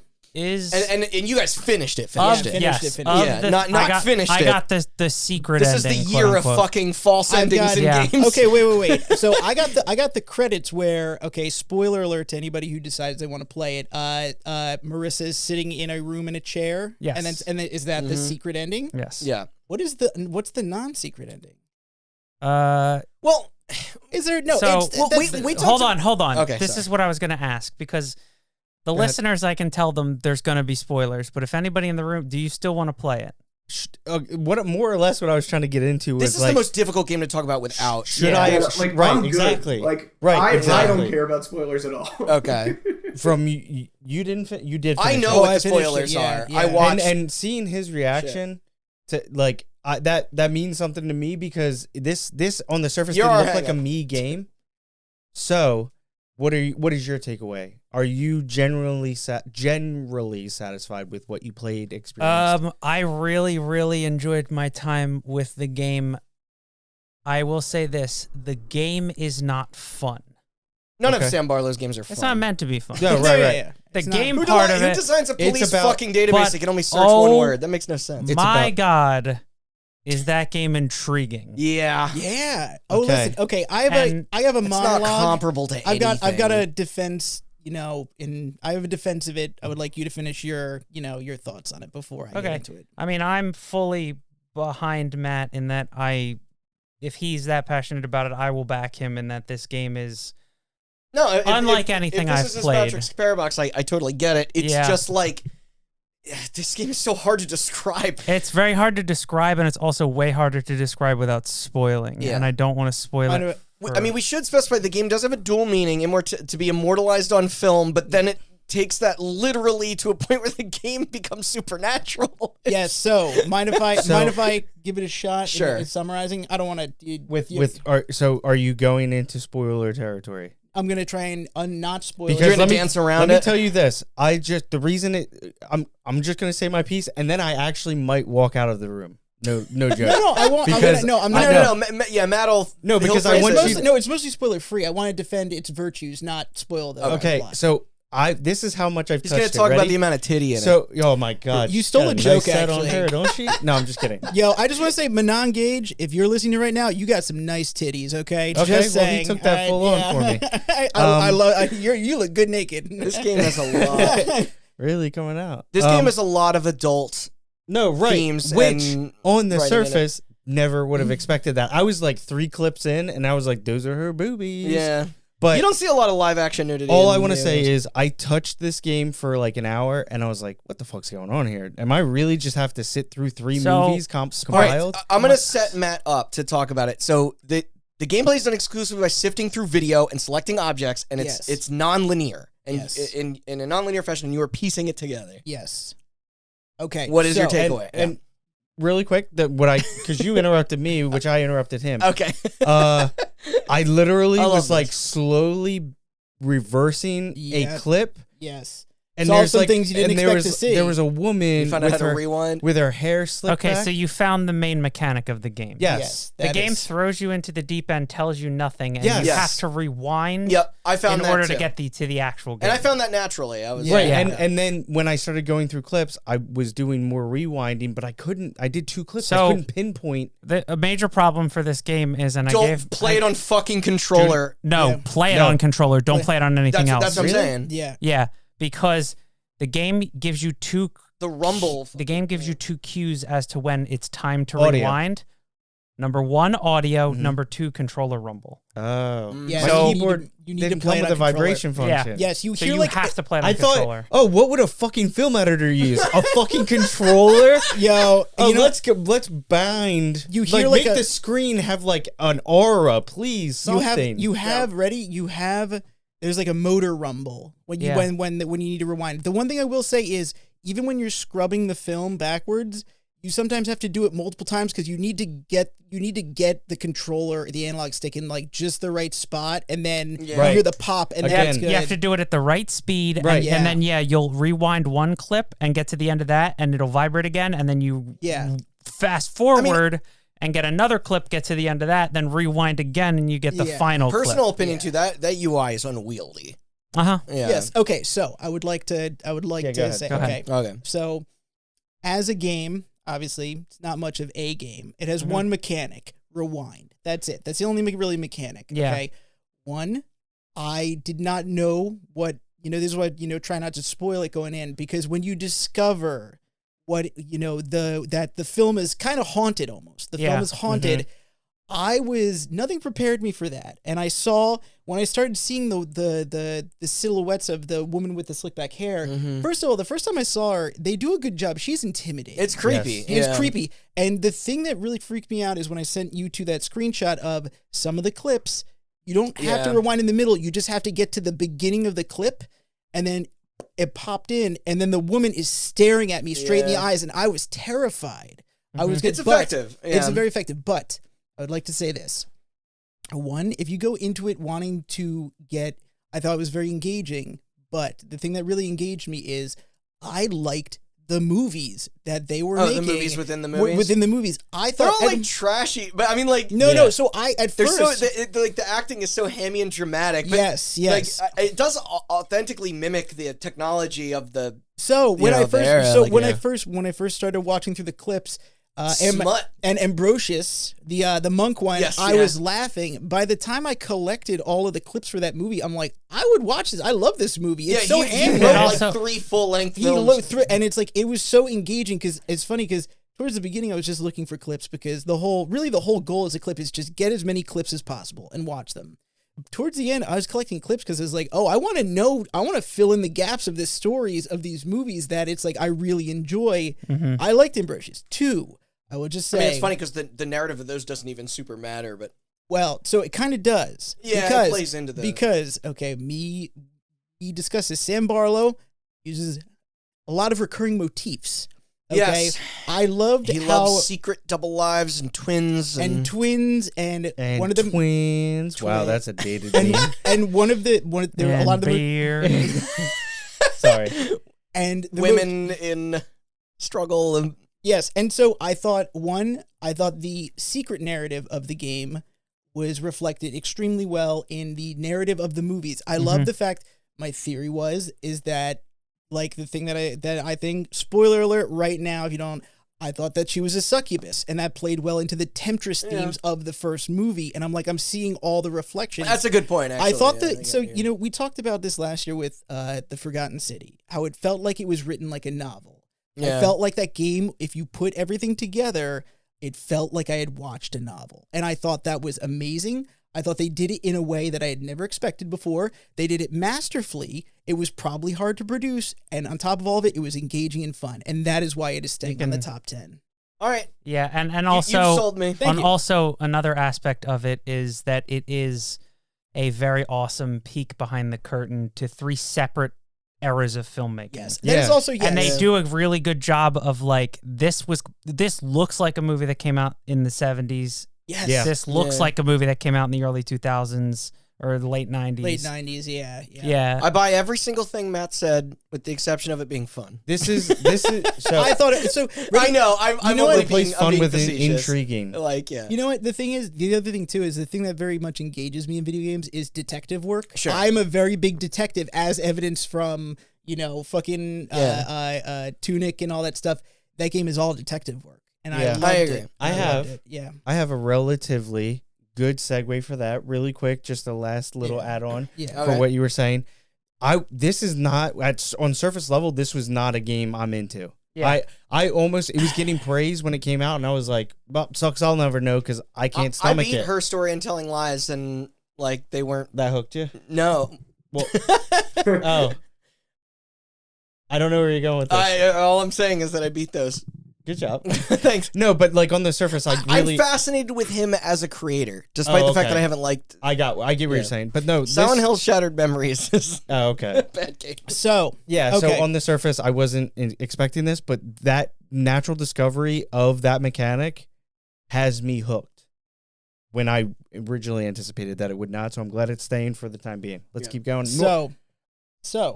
Oh, sorry. I was sorry. He's segueing into Norco. Yes, I was going to say Sagan. Oh, we got to, okay. yeah. I'm not necessarily advocating for cut or keep. I kind of want to, because I'm the only person that played it, I kind of want to plead my story. Mm-hmm. Sure. His story. And I see what you did there. Yeah. Yeah, and I want to, so when we're going to go back. How far? When I was 5 years old. Jesus. No, I'm just kidding. So you better strap in. It's a long story. Start with Daddy's life story. Yeah. Twinkle in his eye. Yeah, before. Yes, strap in. I hope you guys are ready to stay here till dawn. So again, another game that I would have typically just maybe would have passed over, but I did not anticipate or expect the mind fuck that I experienced that was this game. Because it, like, for lack of a better term, this is a fucking point and click, and I don't know if I've ever played a point and click until like 3 days ago. First time when I finished playing this game. So, it's I have notes. That was me and Vampire Survivors and Clickers, I guess. Right. I did have the good sense to remember to actually write more than like 2 words about a game, but Norco was a very strange experience, and I'm assuming you guys don't really care for spoilers. I'm not going to get to the end. I don't care of how everything wraps around, but it's a point and click adventure where kind of what Matt was saying about like detective work. Essentially, this is you play the older child in this family who leaves. It starts off by giving you kind of information about what's going on at this point. So you're the older of 2 siblings. Your brother is 2 years younger than you. You leave home because you just feel out of place in this town, in this area, and you kind of go soul searching. So you do this. So you're this literally happens in the first couple like minutes of the game.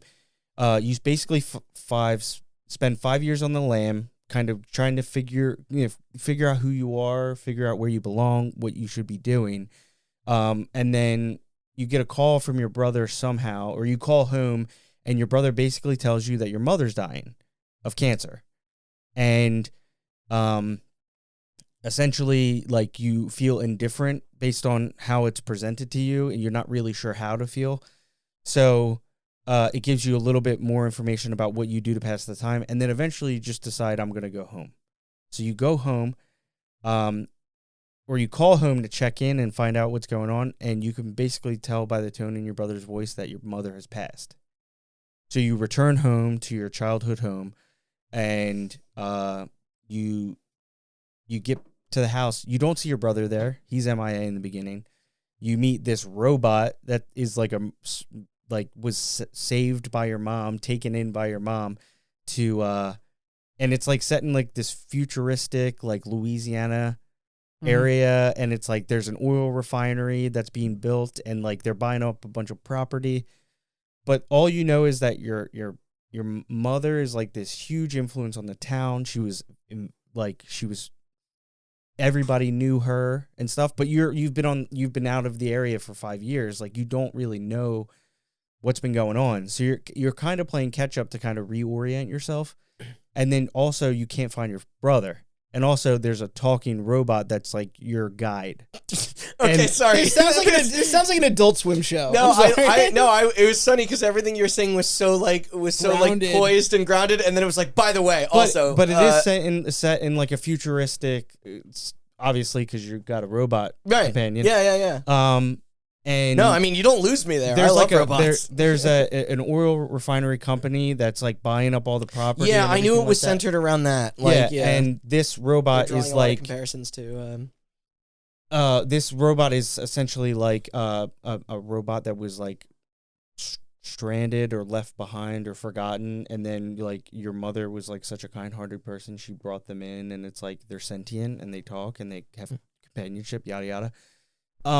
And you on this again, as you start the game and as the layers of the onion start to unravel, this fucking story goes to like crazy places, and it's all centered around like your pause menu is a mental map. So you're trying to piece everything together with the information you find throughout the game, and you're trying to find out what happened to your mom, why this company, Shield, the oil refinery company, was so interested in your mother. What happened right before she died. There's so much mystery shrouded around it.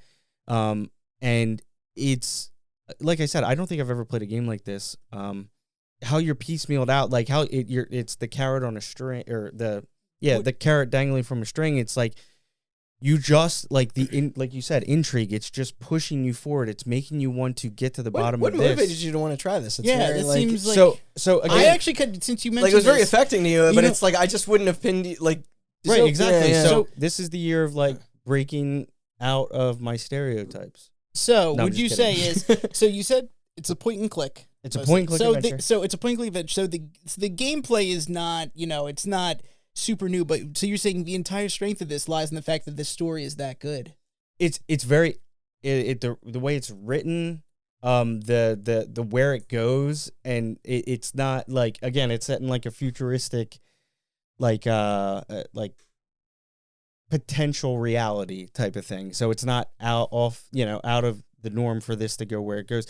And just like the characters, the personalities you run into, it's like varied, and like there's this like one private investigator in the town who's very like, I don't know, like his character's so properly, like so hilariously written, and I don't know how to describe it. It's like, I don't know, this is probably like so normal for the rest of you, but like because I don't play games as like, I don't want to say slow, but as left to the imagination, it's truly like a really awesome experience. But I can't really convey in a short amount of time why it's so good, what makes it so interesting. But the same reason, you kind of had to have experienced it, I guess. Yeah. And I really didn't expect a game like this to like really be in my top 10, but it definitely is. And but yeah, given the fact that I've been like the only one that's been able to experience it in any meaningful capacity or even really looked into it, I'm definitely okay with cutting it. Okay. I think it's definitely a dope let me ask game. you this question, because your lock right now, your personal lock in my mind is Neon White. Yeah. And if I was to give you the Sophie's choice of Neon White versus Norco, yeah, I would stay Neon White. Okay. I definitely I don't know how many people played it for certain, but I also think I got Randy's backing on that as well with the bomb ass soundtrack. Okay, let me give a very short spiel on Marvel Snap. What are you doing? What are you Snap? Oh. You don't have a Thanos glove. So real quick, actually, before we do Marvel Snap, okay. I think we should just cut Nobody Saves the World and Horizon. Oh yeah. Yeah. And Horizon, yeah, as right. unfortunate as it is for Horizon, because God damn, that's what a technical that's the tale of Horizon. Yeah, I mean, yeah, it's their curse. Maybe third time's the charm. Yeah. Better luck next time. I don't know. Maybe that VR game will actually smash our wieners off, but I doubt it. Sorry, it's coming out the same day as Starfield. Oh, yeah, right. Yo, I love the expression, it's going to smash our wieners. But I really doubt that it's going to. Probably not. But yeah, I mean, Nobody Saves the World, that's an easier one to just sit with, because it's not anything crazy. And then, but Horizon sucks. So as far as like letting go. Yeah, it does. But like I said, these games belong in the top 20, but it's not going to make it to the top 10. Yeah. Marvel Snap is just me, and I understand that. I will just say I am a huge fan of collectible card games. And this is the this is the Hearthstone. It's the Hearthstone guy, Yeah, and it is a much better version of Hearthstone. It is so much better than Hearthstone, Runeterra, and Magic Arena. They took the good parts of all of the games I just mentioned that take within a, let's say, 30-minute match of Hearthstone. Yeah. They found that there were condensed that down to there were about 5 minutes of that felt awesome, and they were like, throw the other 25 minutes out. Yeah. So you're in and out in 5 minutes. The monetization is not. I know people have complaints with it now, but I still think it's so much better than buying packs like all the other games do. You unlock cards as you play, and they organize them into pools. So you're never playing against somebody who has like overpowered cards, because you're either in pool 1, pool 2, pool 3, and the cards are organized as such so that it's never truly unbalanced until you get into the next pool, and then you're in the next pool. So you have some of those cards. And yeah, it's so brilliantly designed. It takes full advantage of Marvel as a property, because the main monetization method is just make your cards look different, and they have 100 years of comic book art to pull from to do that. But ultimately, there are 2 Marvel card games that I added to this list. And if we're getting down to the part where I have to say which of my games I will fight for, and I will fight for Midnight Suns over Snap. Good year for Marvel, less so for DC. Man, they really found their carve out in card games. There's never been a good year for DC. Randy, there's never been a good year for DC. I don't know. There hasn't been a good year for DC since they stopped making the Batman since Arkham the Nolan games. era? No, since the Batman, the Arkham games. Yeah, ever since then, DC's just been absolute trash. Okay, so what are you talking about? Batman was great. Let's do Cuphead. We could probably cut Cuphead just because I feel like I'm probably the only one who finished it, and me and Austin started it. I meant to play it. Of what's left, I haven't played any of it. And Cuphead is the only one I played.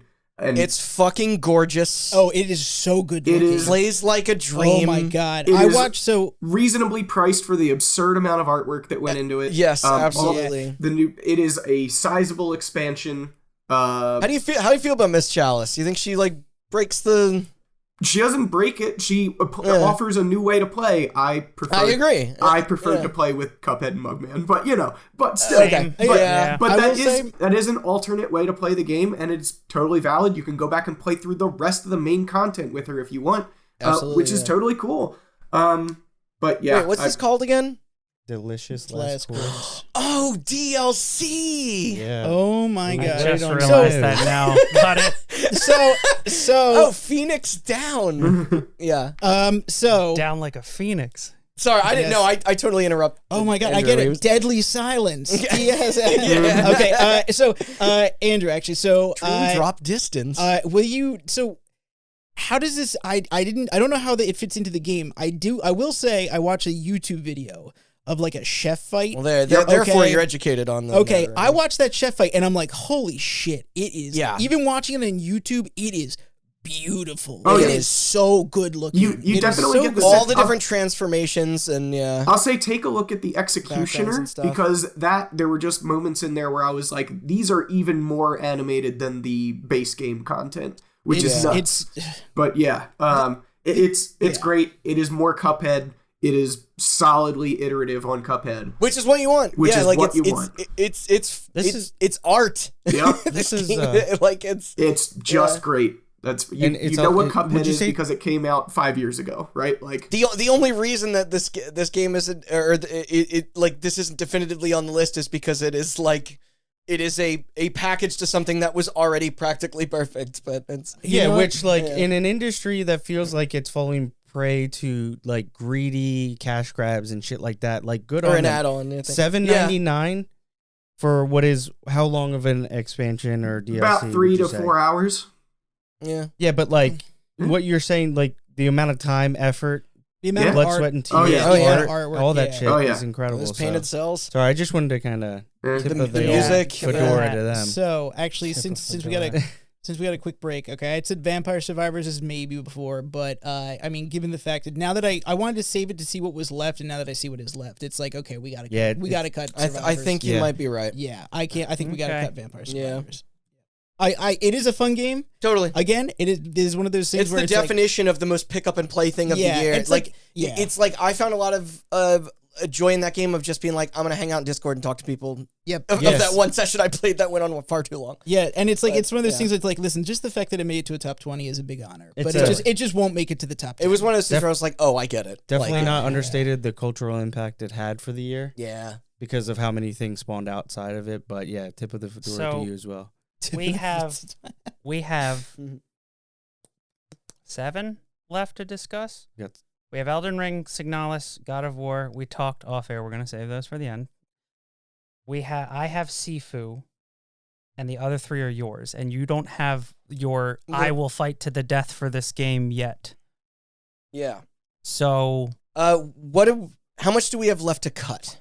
I think we have like 3 slots We've got left. 3 slots left, yeah. We got 3 slots left, including the game that you're going to fight to the death for. That means that there's 2 left. Yeah, we're and going to Sophie's Choice you on Roller Drome and Midnight Fight. and Atari 50. Yeah. Oh, wait a second. I gotta do all 3. This is bullshit. You don't have to. No, you cut don't 2 have of to. them. We just got to know which one needs to make it the most out of this. We still do have Callisto on here. Like Yeah. that's Okay. not. All right, so That's still not been cut, and here's I what- don't here's think what I'm I'm gonna going say. to let it be cut. I like Roller Drome and Midnight Fight Express more than most games this year, but I think Atari 50 might be one of the most important games of the year. Which Okay. one do So you think we're is gonna- most important to end up on this So- list? Yeah, so here's the thing about Atari 50. Atari 50 is not a game. It is a playable documentary. It is an interactive museum. Mm-hmm. It is produced by the folks behind the Blizzard Arcade Collection and the Ninja Turtles Cowabunga Collection. But unlike previous compilations, like, the featured titles take somewhat of a backseat in order to give context for them, because, like, as a baseline, like, Atari, those old Atari games are rough to go back to. They're not that great. Yeah. This isn't Rare Replay. You know, it's like Rare Replay will always kind of be the gold standard because those Rare games are so fucking good. Yeah, and not only that, but they remade a lot of. Yes. Like, they added they added And they quality did a little of life bit of that mechanics. here. This is a virtual it's weird. The main mode of this game is that you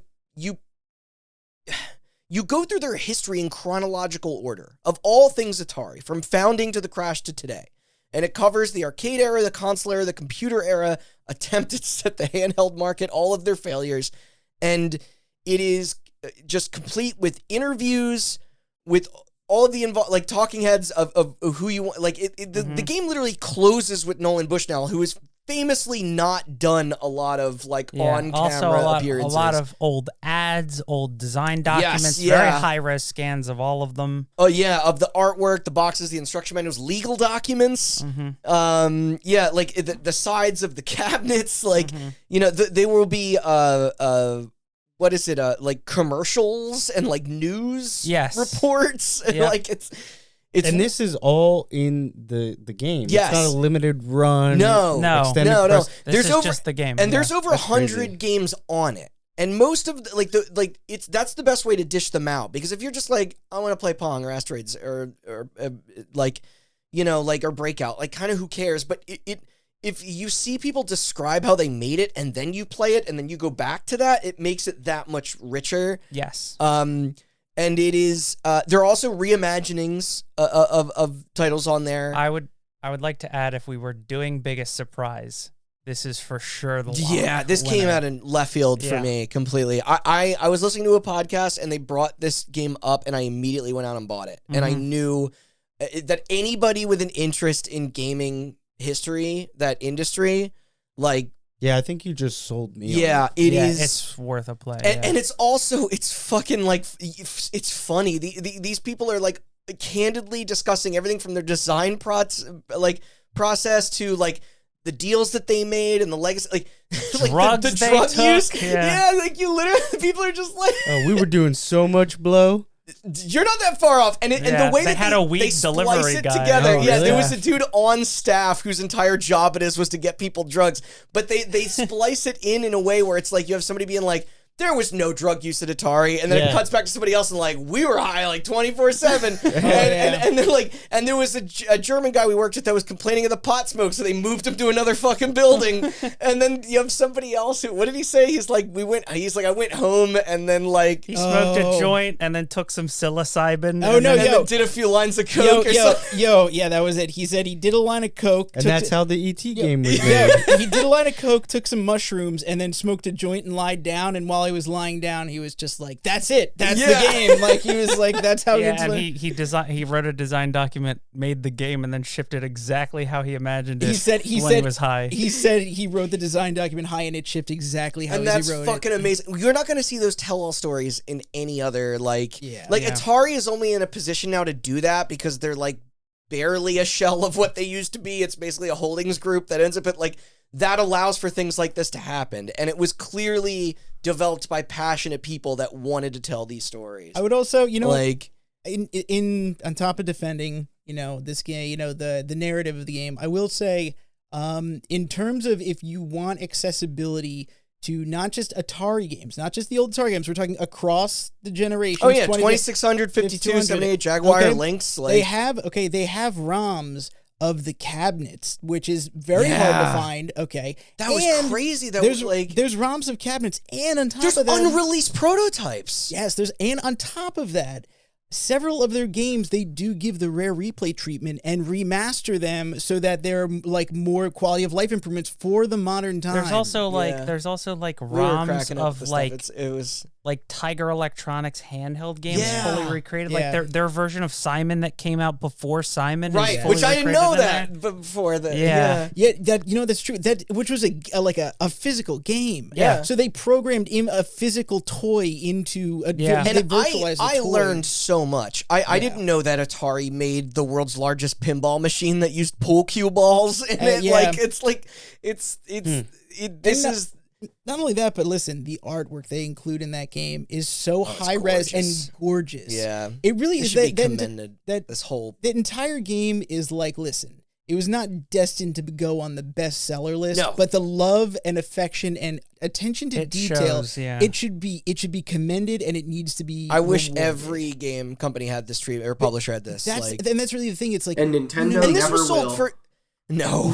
And this was sold for like MSRP $30 or $40. $40 like, on sale right now. Yeah, for 30. like it's. Yep.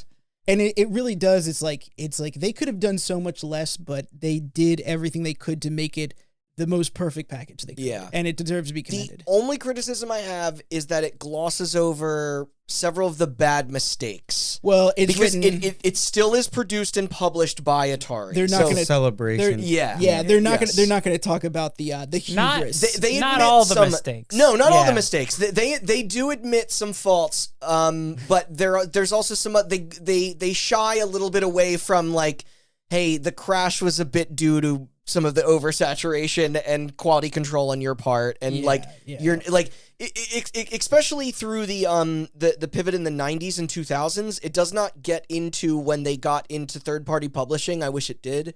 It ends with the Jaguar. It kind of ends with the Jaguar and the Lynx, and even then, the interviews become less frequent around that time. Mm-hmm. But like, all in all, this is an incredible for what you have to pay for it. It's a game every gamer should own. Yeah. So this is your like lock. I don't know. Because I personally think me and Matt are on board with you. Yeah. And I think if you're gonna fight for something, it should be Roller Drum or Midnight. Okay, then I'm gonna get my pitches for Roller Drum and Midnight Fight, and because they occupy a similar space in my brain. Mm-hmm. And I'll be quick about this, I promise. But if I have to choose between the two, I'm probably gonna choose Roller Drum.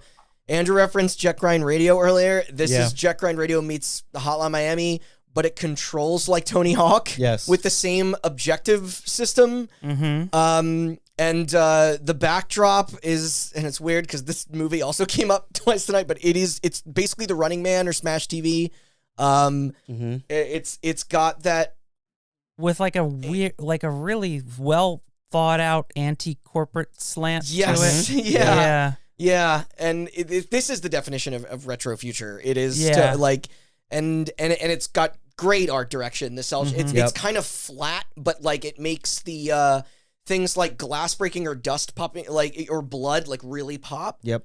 It is like the world building. It's got these little first person kind of moments in between matches, but the game is more or less about flow state. Like it's weird because I have a very low patience for difficult games, and this game is fucking hard, but it is hell-bent on making you look cool all the time. Yeah. Like, even if you're not, like, delivering it or building the combos the way that they're asking of you, if anybody walked into a room and watched you play it for, like, 10 seconds, they'd think you were the biggest badass ever. The game is determined to be, like, at all moments, it's just like, no, like, you're constantly slowing down time and doing tricks. It's like, the trick system basically gives you ammo, like, you know, and like, so it's like you're encouraged to do that while the kills rack up your multiplier for your score.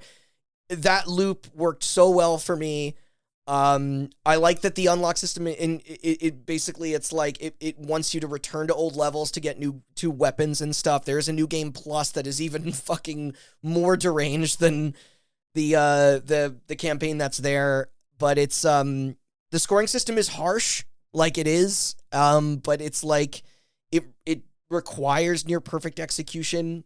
I think the music is killer. I like the it does. I like, never finished it because it is very hard. I did not get to the end of it. But it's funny because I find most games in just like but there's something about this game is like it's easy to pick up and very hard to master because it's actually it's pretty simple, even though even though you're constantly spinning 30 different plates. You know, all the enemies have their own version of attacking you, so you're just kind of like, you have to constantly dodge this and constantly pay attention to this, and this weapon is better against this type of attack, and you know, like, but it's like you have to think about it in the moment at all times. So, like and it's got a cool payoff factor too, where you when you start to develop the understanding of the mechanics and start to implement them well, you feel like a fucking badass. You do, like, and you look so cool while doing it. Yeah, I agree. I didn't, like I said, I did not beat it. I love that the skates are just regular skates and not inline skates. Derby skates, yeah. So I will back up everything Randy says. It is, you're right, it's easy to pick up, hard to master. In spite of the fact that I did not finish it, you feel like a badass. Yeah. You feel like when you're pulling off slow-mo flip tricks, you can go off a ramp. It was one of my favorite games to stream because people would instantly be like, what the fuck is this? You can go off a ramp, do a backflip, and then also a trick, slow down time, shoot a dude with double pistols, and then land in the ground, and then that rewards you with ammo and health. Yeah. And it's like, it feels... That's like every replay thing in board, because it's like when you just like switch from a shotgun to like a grenade launcher to pulling two pistols out, you're just like... You know what's fun? Okay, there's a couple levels with enemies up high on a shelf on a wall, so you go off the quarter pipe. Okay, I did a flip, so I flip and I'm upside down, and I shoot them upside down, complete the flip and come down, and it's like, that feels, and it's in slow motion, it feels so badass. Flying through a window, out of one window and into another window is like... It's so anyway, great. Yeah. So that's my lock. It shares a lot of feeling for me that Midnight Fight Express does. So Midnight Fight Express is... ever since Hotline Miami came out, there have been so many fucking games that have tried to replicate that formula with their own spin on it. You have everything from Ape Out to Mr. Shifty to what was the Hong Kong Massacre, all that stuff. None of it worked for me. I was like spoiled off the bat with Hotline Miami, but this game, I'm going to read this quote as the trailer, that it was designed by one Polish dad. That's all right. Cool. All right. Polish people represent, man. It is a better Ruiner than Ruiner. Like, I liked Ruiner, and this game is better than Ruiner. It is probably my favorite beat 'em up in years. It is basically a twin stick shooter and beat 'em up, but it's got tons of gun fu in it, like John Wick style. So it has a very generous unlocking of abilities, and you have less options when you start. Than where you get to it. And once you have everything from the grapple and all that, but like other than the soundtrack and like the tightness of the controls, I think the thing that actually makes this game, unlike most beat 'em ups, because this is not an element of beat 'em ups at all, is the environmental variety. The game constantly is changing set pieces and therefore the hazards, where you'll be like, okay, now you're fighting at a subway and like, the train cars can run you over. You're not fighting on the platform, you're fighting on the tracks. Yeah. And so you constantly have to switch the sides as trains come by. And it'll be like, now you're in a boat chase. Now you're hanging off the side of a skyscraper. Yeah. It's like, that is... It's just constantly all of these variables. The pillow fight level. The pillow fight, yeah. I was going to say, don't you kill a bunch of game devs? You don't kill them. They're releasing a game and you go into It's a wholesome farming game or something. And they're doing a pillow fight. They're making fun of game dev companies saying like, well, we don't pay them enough, but hey, pillow fight night. Yeah. Well, they're also commentating on like the violence in a lot of games. In a lot of games, yeah. How it's been done. And then I always thought it was a statement about how game dev companies I think it's speaking multiple things. And then at some point, like literally characters with the animal mask from Hotline Miami show up and like,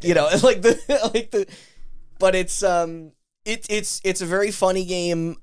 Like there's chase sequence. The amount of weapons and moves in the game, and all of the moves, I should say, are fully motion captured, all of the takedowns. Yeah. So they are like, the way that they're animated is, it's like, it literally does the, I don't know, like another game to compare it to, but like all of the suplexes look like high frame rate. Like, like it's, there is a little bit of difficulty imbalance, but it fits your play style. Like I think the satire is kind of like slick and cheeky, but, and it's Game Pass. The only thing left I have to say is that, I had a weird bug on Xbox, so maybe stick to the PC version, where when I tried to play it on console, there was no blood, there was no gore. I don't know if there was some weird parental control that got stuck on, or if it was not by design. But sounds like you were playing it on Nintendo.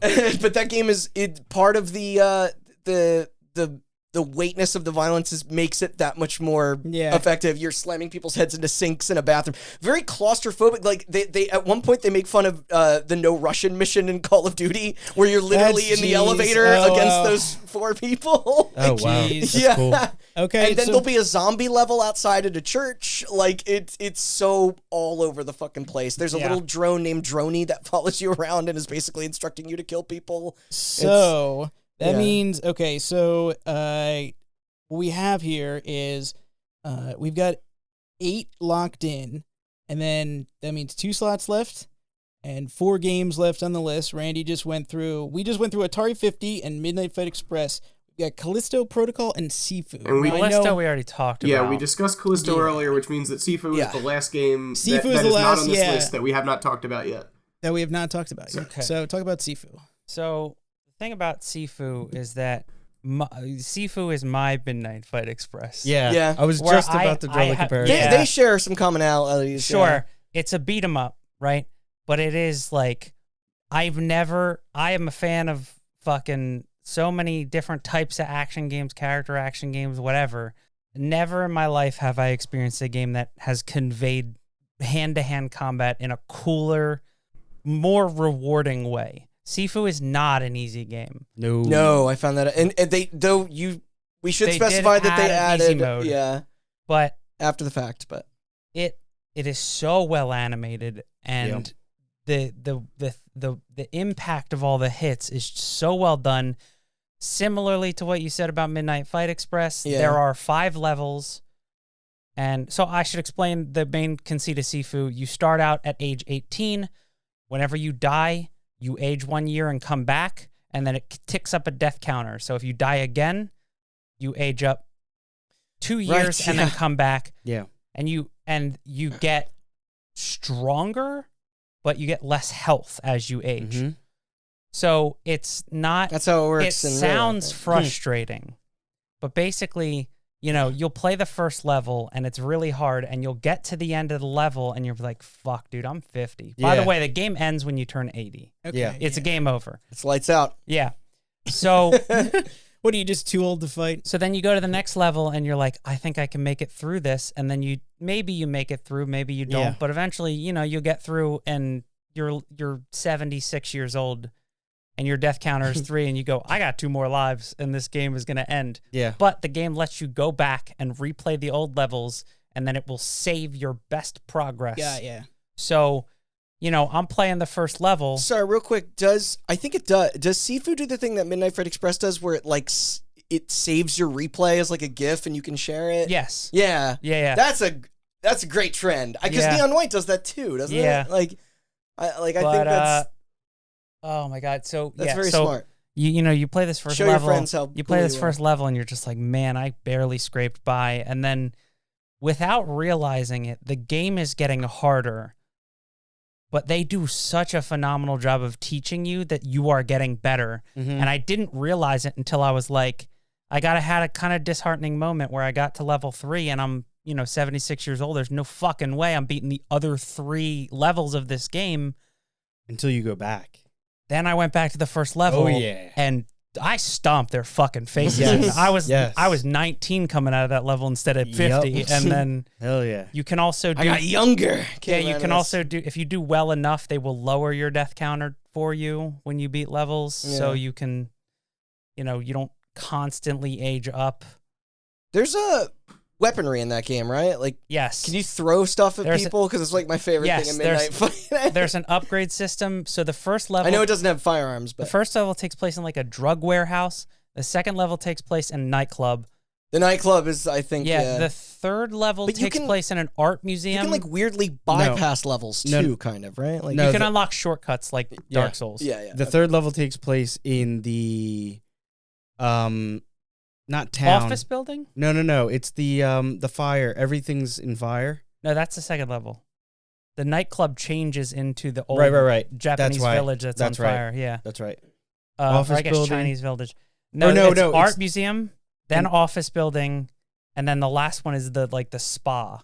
The frozen place, though. That's part of the art museum. Okay, well. Yeah.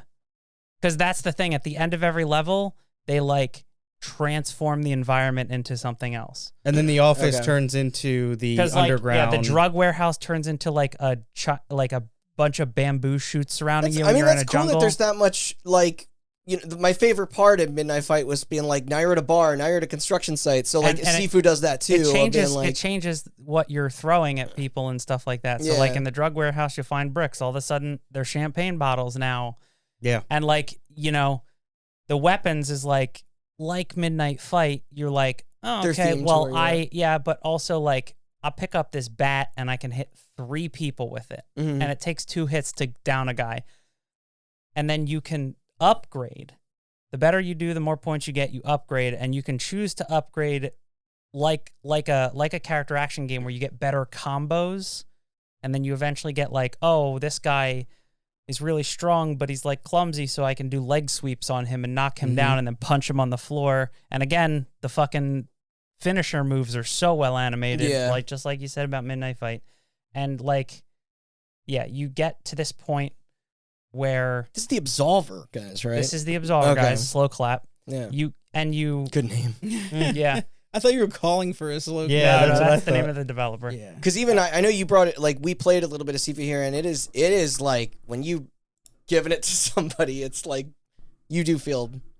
Yeah. You feel the oomph. The game does. There's a good bassy, chunky sound. The game does everything right, where it's it's constantly switching up mechanics on you, so you can never get too comfortable with one fighting style. Yes. But you can also upgrade to make your one fighting style better for dealing with those scenarios. The boss fights are really inventive. Mm-hmm. And the story is whatever. It's classic revenge tale. Yes. But I don't think satisfaction. Yes, of that I don't game. think I've ever had a game I can't say that because Neon White, but the patience to understand what you're doing wrong, or not necessarily doing wrong, but how you're coming at each fight, maybe not the right without the right mindset and things like that, because it's not boxing you in. I don't want to come across as saying it's not very varied in the game in each style that you can approach each fight with, but the satisfaction from basically teaching you patience, but also the payoff. Right. It's satisfying to beat that final boss Number yeah, one. and it's Holy shit. Yeah, that was hard. It sounds bad to say this, but it works so well where it's just like, that you get these beat 'em up games and they're like, here's a new mechanic and we're going to teach you how to do it. And it's really hard to even pull off in their tutorial. So you're just kind of like in one ear and out the other. Yeah. I'm not going to learn that. Right. I'll just keep mashing the X button. And Sifu is just like, you're like, if you dodge at the perfect moment, you can counter. And it's like, or you can parry. Or you can block. And it's like, okay, well, blocking is easier. Parrying is really hard. So I'm just not going to parry. And then you get to the third boss and they're like, you're going to fucking parry. Yeah. You're going to learn how to parry. Yeah. And you're going to fucking like it. Yes. And normally when games do that, I'm just Sekiro. like, oh, yeah. Yeah. Normally when games do that, I'm just like, okay, come on, fuck off. I'm just trying to beat your game. I got to Midnight was funny because it's like there's also those systems, and I tried my damnedest to not interact with them. Yeah, you just don't want to do them. Though I mean, like, I eventually got to a point where I did, but it's like Sifu is way more demanding of the player. Like, it's like Midnight Fight. I was like, what if I could just throw every single thing at the environment at this person, like lamp, shelf, like my shoes, so I don't have to. It's like parry. it's like something out of an action comedy where the dude just runs out of bullets and he's just looking for shit to Just chuck at literally the naked gun. You mean Yeah. like every Jackie Chan movie Jackie Chan. ever? Yeah, that's it. Yeah. Literally just. I mean, I know using the we're advantage. discussing Sifu, but one of my favorite things in Midnight is that, like, if you get to a heavy and you just happen to have a gun, you could just take them out in one shot. And I was like, that's great. Like, That what is is- nice. Yeah, that's like you'll get like the first boss or second boss in Sifu at the end of the nightclub level is like this big burly guy who has a bow staff. Right. And at the beginning, there's weapon racks all around you, but like if you just hit people with the weapons, they degrade and then they break. But you can upgrade that so that they break way less frequently, but also you can upgrade it so that you can parry with a weapon, you can throw weapons. Yeah. And you get to this I love point throwing shit. where you're sitting there and you get 2 good hits in, the bow staff breaks, and then you run away from him and go grab another bow staff and then do it again. And then later on in the game, similar to last year when we talked about Deathloop, Yeah. like later on in the game, you just walk in and you're just like, you throw the bow staff at him, it bounces off his face, he falls over, you run up, pick up the bow staff, smash him in the face when he's on the ground, and then he gets up and then you break the bow staff on his knee and he falls over again and then you kick him in the face. This makes you want to watch, like, The Raid or something. Yeah, it is very, very much so like the Raid. It feels very choreographed. Yes. Yeah. Yes. But you're doing it. Yes. I know. No, And I can picture it in my mind. And then obviously they have very cool sections of it. They do a lot of really cool stuff with music where like the nightclub level, Yes. there are parts where like the enemies will sync their attacks to the bass of the That's awesome. EDM that the That nightclub is really blasting. cool. Yeah. Or like the first level has that directly ripped out of the Raid hallway sequence. Or no, it's Old Boy. Old Boy, Yeah, sorry, yeah. Old Boy. And I think maybe this speaks to hammer. Midnight Fight Express as well. Mhm. I never felt like it was punishing me unfairly. Yeah. It always felt like Yeah, I could do it was- better. it's your fault. Yes. Yeah. yes. It always And feels that like was you could do such better. a I found cool lesson Sifu to hard learn. as fuck when I played Abraham. I was like, I know that's me being an impatient asshole. Like, that's not the game not being. And like, it's reflective fair. of what the theme of the game is, right? Which it's Chinese, and you're learning kung fu, and the whole thing about kung fu is like patience. Yeah. Patience, yeah. And the game is just like in its mechanics, it is deliberately designed to be like, you are going to learn one tenet of kung fu. You are going to learn to be patient. Yeah. And learn when to strike. And I think it just nails that so well. So with that, we've now discussed probably the games that we've gone through everything that wouldn't be classified as a lock. So How much is left? we've got 2 slots left. We have 2 And- slots left, and and we discussed off air, but for the listeners, we will in a moment get to Elden Ring, Signalis, and God of War because those are going to be longer discussions, and it's going to be us Yes. all gushing because all 3 of those games are phenomenal. Yeah. But we have 4 games. We have Atari 50, Callisto, Sifu, and Midnight Fight Express, and we have 2 slots for them. 2 slots. And I think that Can we go around it? Do you want to do what I think sorry, we did I, like, yawned, similarly like- last year, Last year? where it was Was out it of the 4, was that nomination or? we pick 2 sure. and we Oh, balance that out. yeah. Okay. Okay, Oh fuck. I can. That's tough. I can yeah. start. Okay.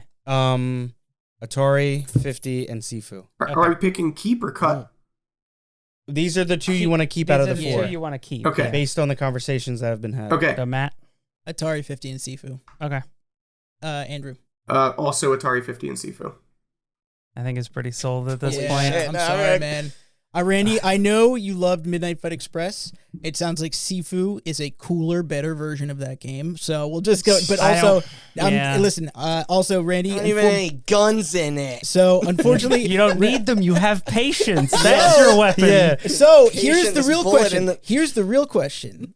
Are you willing to sacrifice Atari 50 for Midnight Fight Express? That's the price to pay. No. And that is why it is a top 10. But that's Roller Drum though is. yeah, It's we know already in it's there. on there. That's already on there. Oh, okay. Oh yeah, you're You're good. choosing between Atari 50 and Midnight. And Midnight, Oh, yeah, poor unfortunately. Midnight. And Yeah. Atari 50, you did such a good job arguing for Atari 50. No, I think we both. I think yeah. we all did. But No. But I was gonna say, I think what you did for Sifu, I did for Atari 50. I listen, think, listen. I'm I'm proud of I us for apparently that. did a really good job with Sifu because in my head, I'm gonna say Atari 50 and Sifu, but hot damn if Callisto ain't right up there. yeah. Yeah.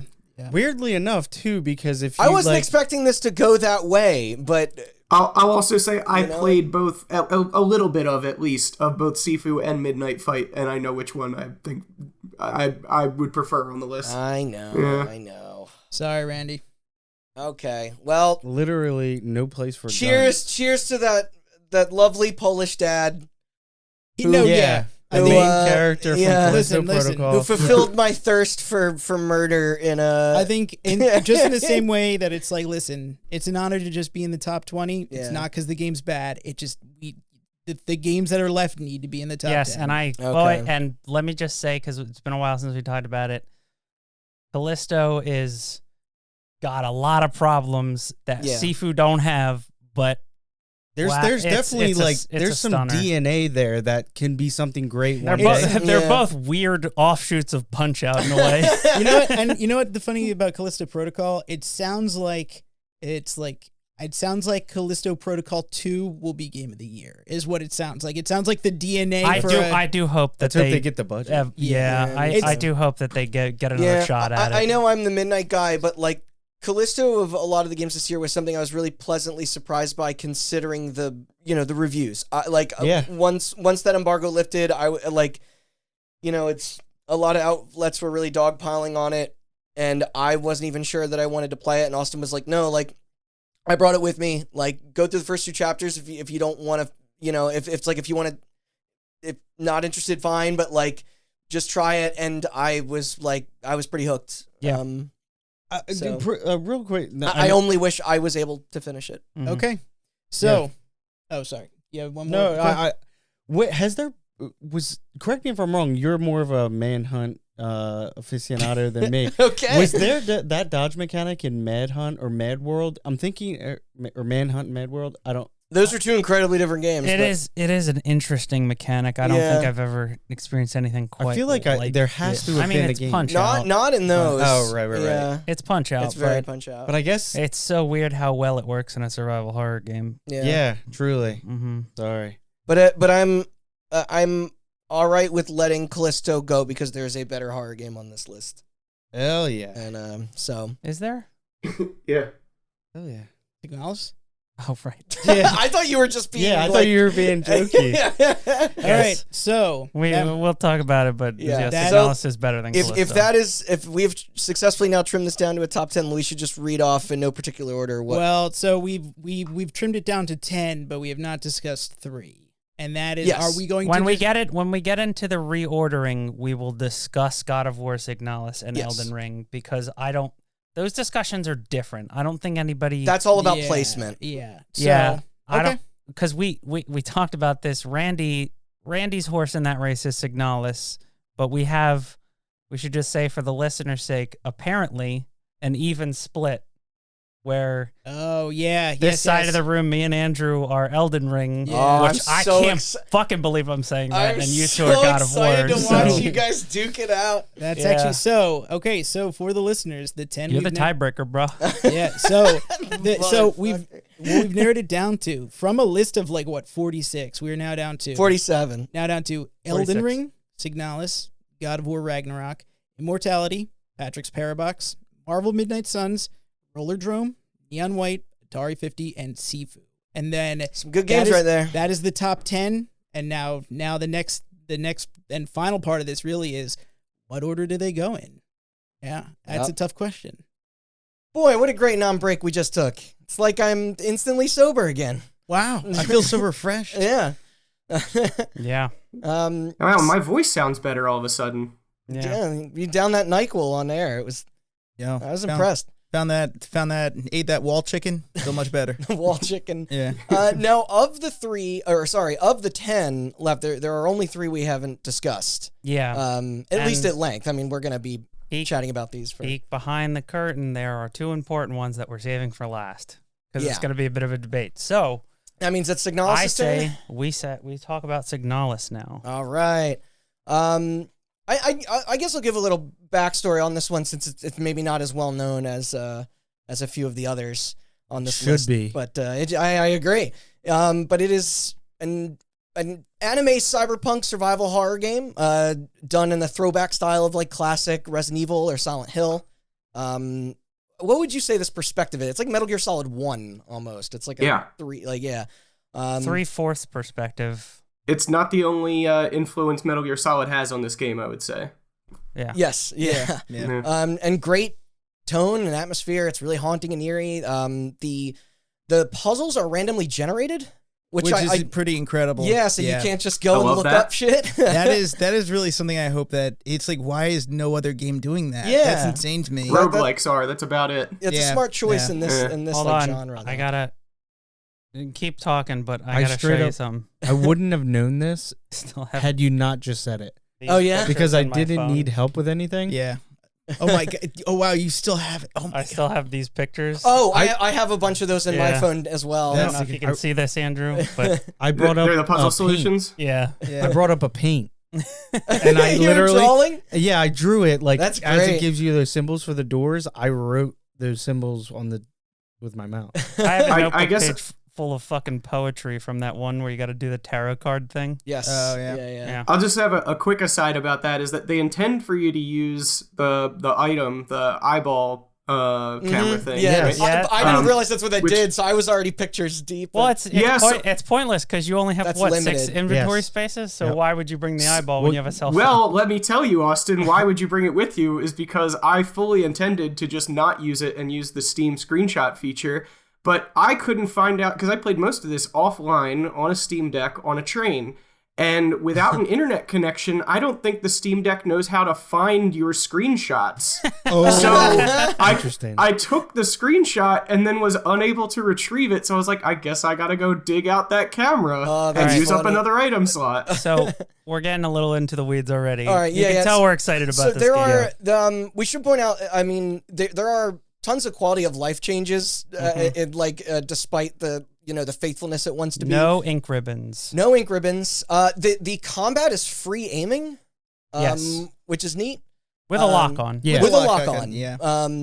But and it's still like the hold trigger kind of like what It's Resident the Evil lock is, can be yeah. a little bit janky at times. The It can. Yeah. it even it shifts to first person in segments, not just certain story moments, but also just to Oh. like get a better look at like Bone number 1 to pick with Signalis. Uh-oh. No invert camera option. oh, is that true? Because Okay, most I wouldn't have known about. because most of the game is 3/4 perspective, but there are segments where you play in first person and they didn't think to or I couldn't or maybe there is and I couldn't find the option to invert the camera. So those sections I had to That's play them interesting. as level as possible There are- without looking up or down. At least it's not like a Twitch Yeah, first yeah, person it's not section. game-breaking. Like, It's anytime like it goes into exploration. first person, the game slows way down. But they put a lot of work into other options. It's probably the best looking CRT filter I've ever seen. Like it actually, like the whole game has a kind of this lo-fi aesthetic, but like it actually warps the screen appropriately. It's not just it does the bubble out. Yes, thing, it doesn't like just slap, like just some scan lines on it or whatever. There's a roguelike called Jupiter Hell that has a good one of those too. By the way. Another one is Ultra Kill and Proteus both do a really good job. All right, so maybe we're getting there. We're getting there. Yeah. You can even get that for RetroArch now. Proteus even has an example, or Proteus has 2 sliders, which are sliders of the century. Which is number one is my band name. Number one is internal resolution. You have external resolution, which is like my monitor's 1080p, so 1920 by 1080. Yeah. But then the internal resolution goes from like 60 by 40 to like the PSP's resolution, which is like 400 by 200 something. And then also they have a slider for I forget what people call it, but the thing because the PlayStation had that warp with polygons. You know what I'm talking about? Oh yeah, the Z something. Yeah, because it was fixed point operations, not floating point operations. It was fixed point, and they had a rounding bug on the hardware. Yes. Yeah. So there's a slider to introduce different bugs from the PlayStation to make the polygons warp more cool. around you. Wow. Yeah. Wow. They nailed that aesthetic, the whole PS1 look. So curiously, is this the only game this year that we all finished? I think so. I mean, maybe. Yeah. we all, with the exception of you, we all finished Elden Ring, but that's the closest. Yeah. What about God of War? You didn't play. Andrew didn't play God of War. Nope. Oh wow. He doesn't have a PS5. I mean, I have a What a PS4. loser. I just do not intend to play God of War. Because I want to know what you guys thought of the story and that Nonsense. Great question. Could it's you pretty explain it to me? Well, yeah. So I should we should address that it does have multiple endings that I guess is dependent on your playstyle, and it also has a fake ending, which is a trend I'm becoming a little less hot on. Yeah. The game does not necessarily make it super clear to I go see what back you're in saying. and start it again. Yeah, that. It also is weird with how it doles out its endings, because I didn't know it had multiple endings until Matt was like, "What ending did you get?" And I was like, "What the fuck are you talking about?" Yeah. I didn't know and then until I looked just now. I looked up how you get the other endings. I'm fairly sure we all got the memory ending. Yeah. Yeah. So, and apparently there are 3 keys in that. Listen. Oh no, it's like tunic all over. I spent a long time exploring that game. Every room. Me too. I never found any fucking keys. Shit. Yeah. I looked.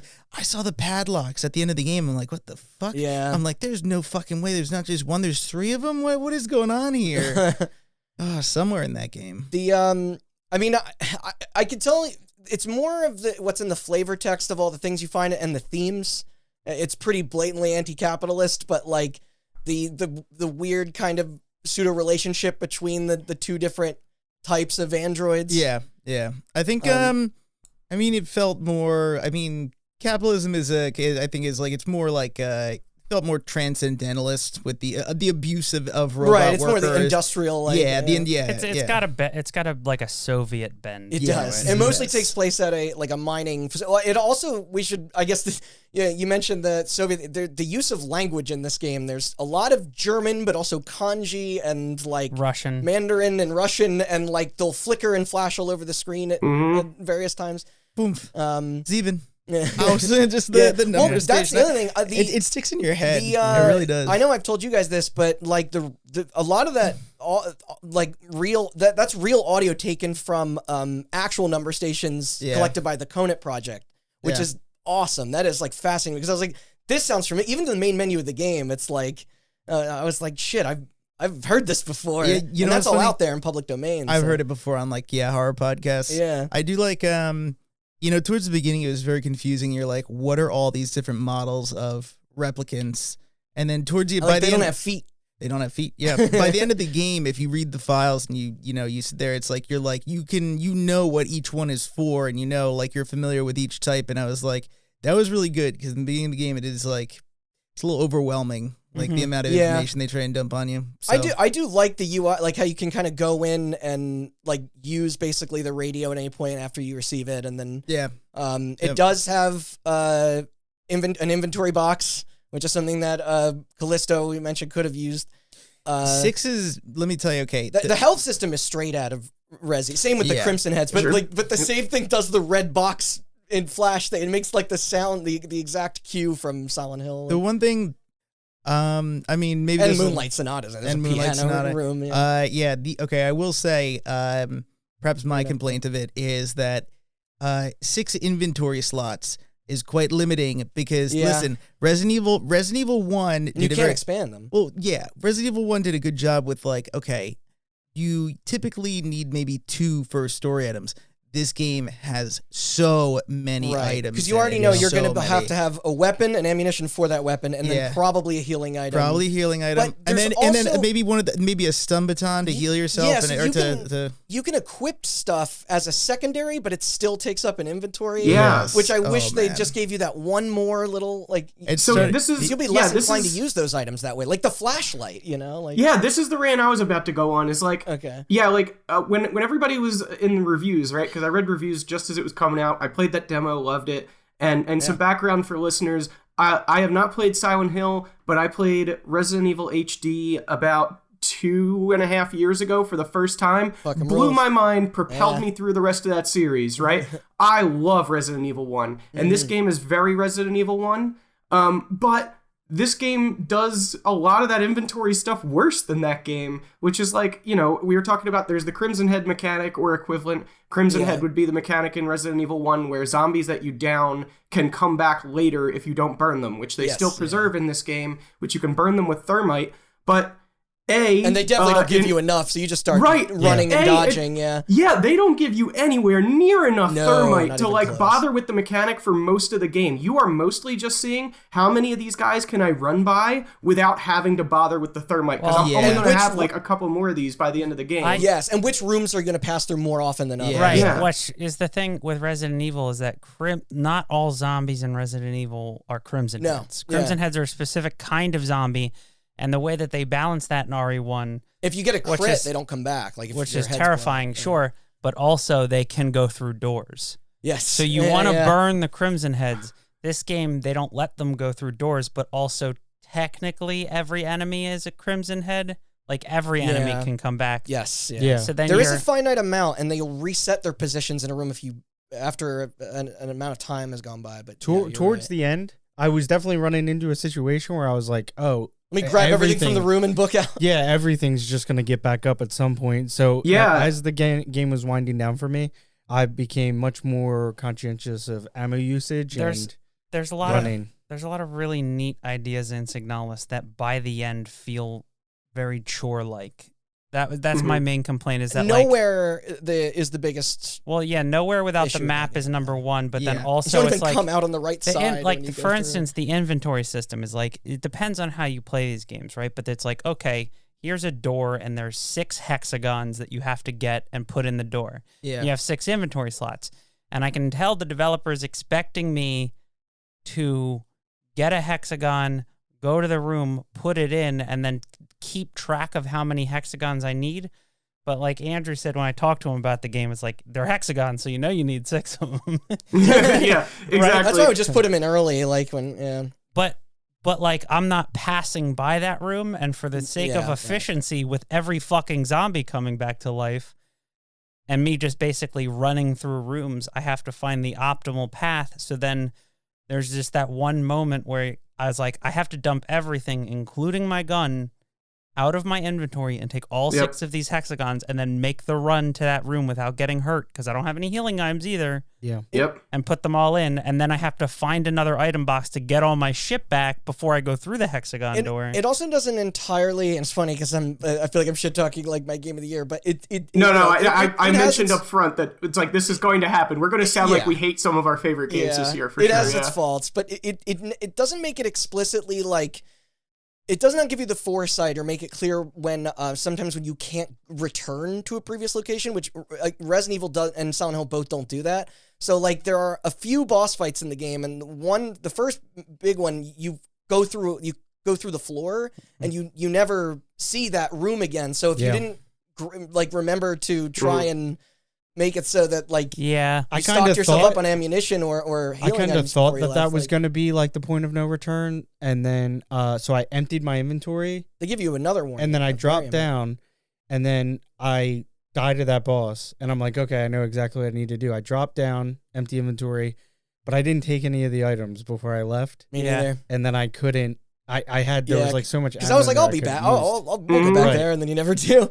Because Yeah. there's kind of like 4 main areas. But it's like It's a bunch of problems that sort of on their own are neat ideas for creating tension in a horror game. Yeah. But when when they're joined all together at the end, they compound into something way more frustrating than they should be. Like the limited inventory is cool until you also have to deal with the fact that all the zombies come back to life, and you have to deal with the fact that you don't have a map. It's like the nowhere thing is like, oh, I went in the left side and came out the top. That's crazy. And then you know, I told you guys I had to look up a hand-drawn map, and boy, is that even still with it drawn, it's in confusing pieces. because none of the rooms link together correctly. And not Yeah, only that- I mean, like, look. So those are probably my 2 biggest sticking points with the game. Which again, I did really enjoy this game. There is very little out there that is like Resident Evil 1, including the rest of Resident Evil.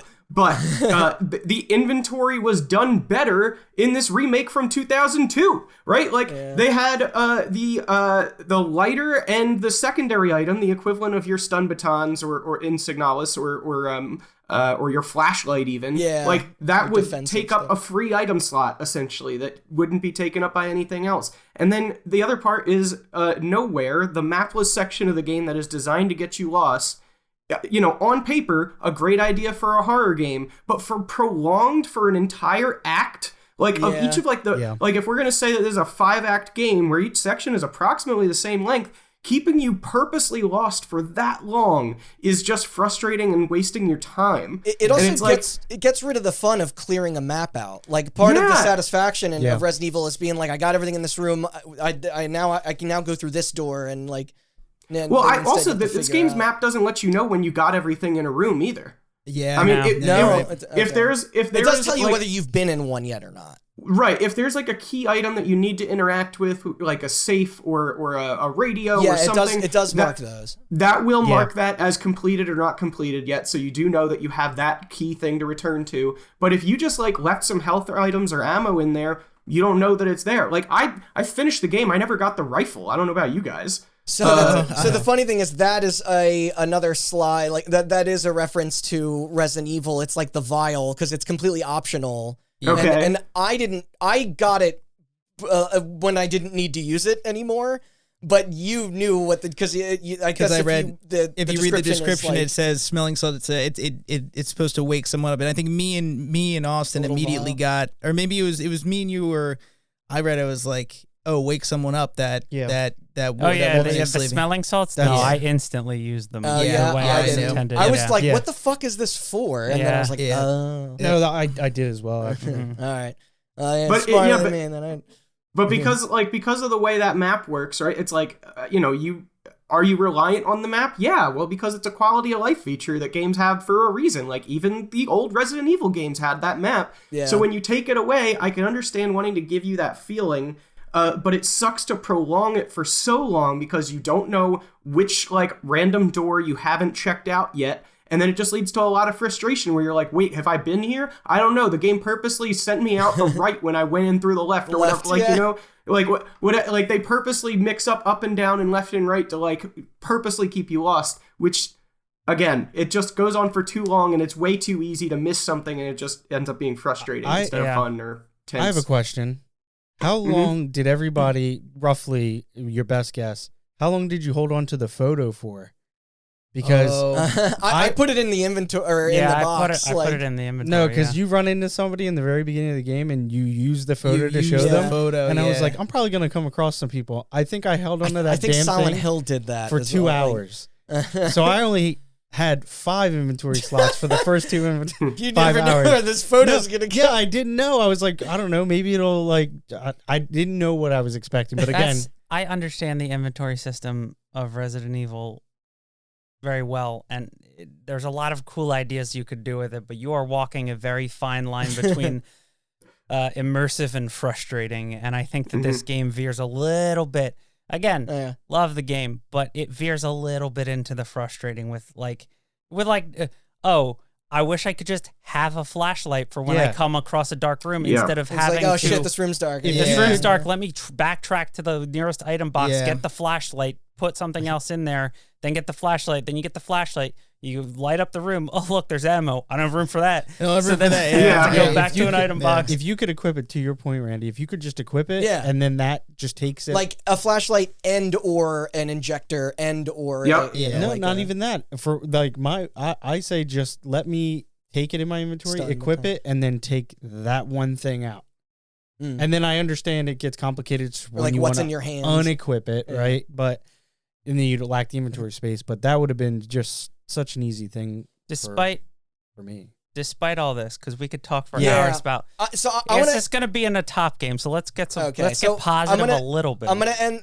Then I'll end this just this conversation right now on a bit of a compliment sandwich, in that I do love that the puzzles aren't done in a exact order. Which is like definitely, I like how much player agency you have, because it's a very Resident Evil design. It's super. It's Resident Evil. You got to get the 4 crests. You can get them whatever order you want. And the last thing, it's on Game Pass. Like, what a deal! Even not on Game Pass, I think it's like $15 or something. Works on Steam maybe Deck. 20. 20? How much do you pay for it, Andrew? I think it was 20. 20. Yeah. That's great. Maybe 25. Great deal. Yeah. I will say my ultimate compliment, because we could talk for hours about all the good stuff about this game. And I don't want to spoil it enough if we don't have to, which I feel like we don't have to.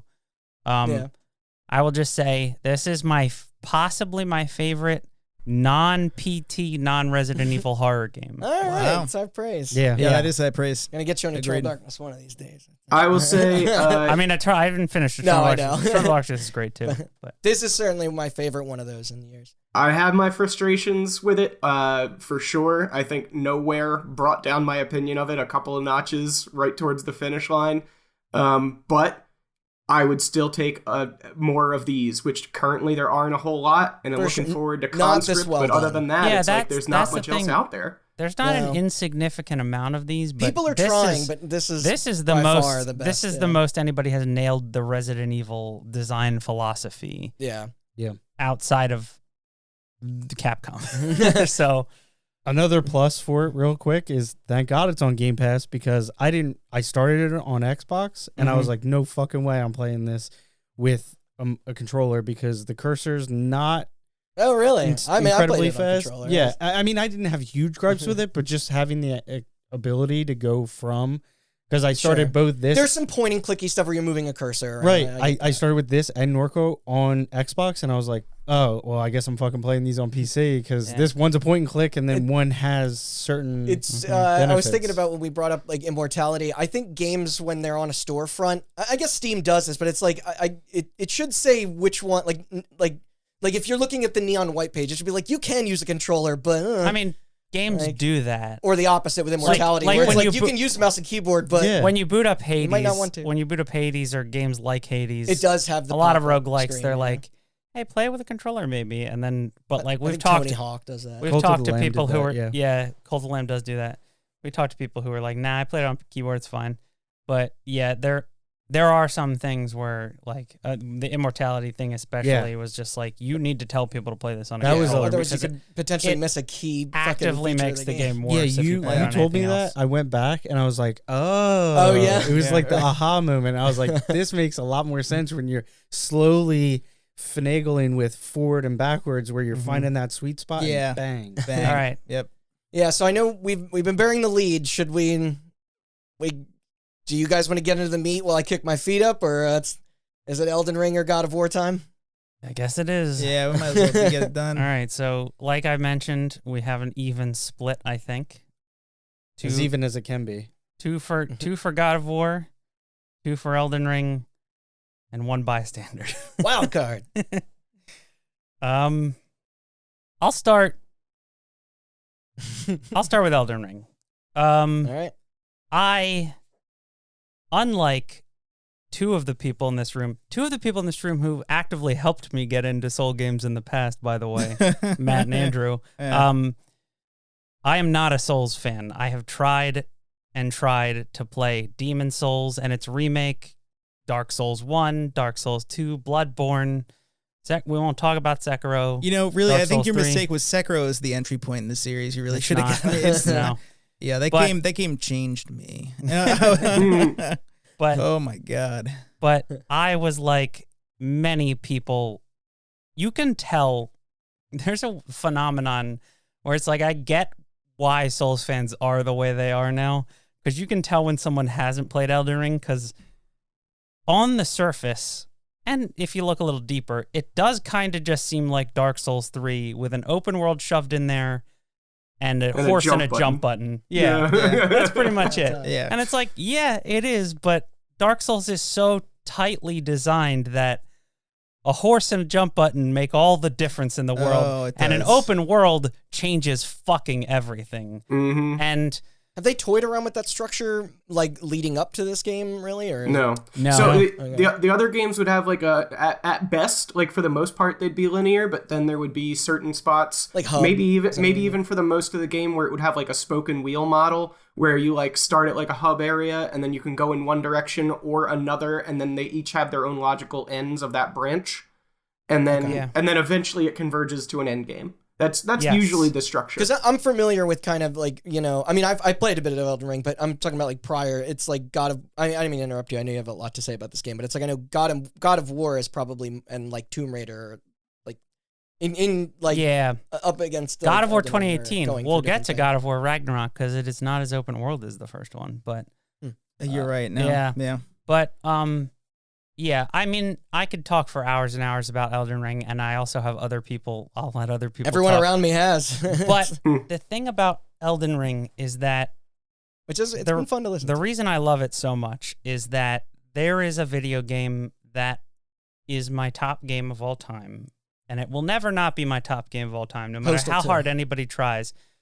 It's Ocarina of Time. And the reason, looking back now at Ocarina of Time, you get how they did what they did.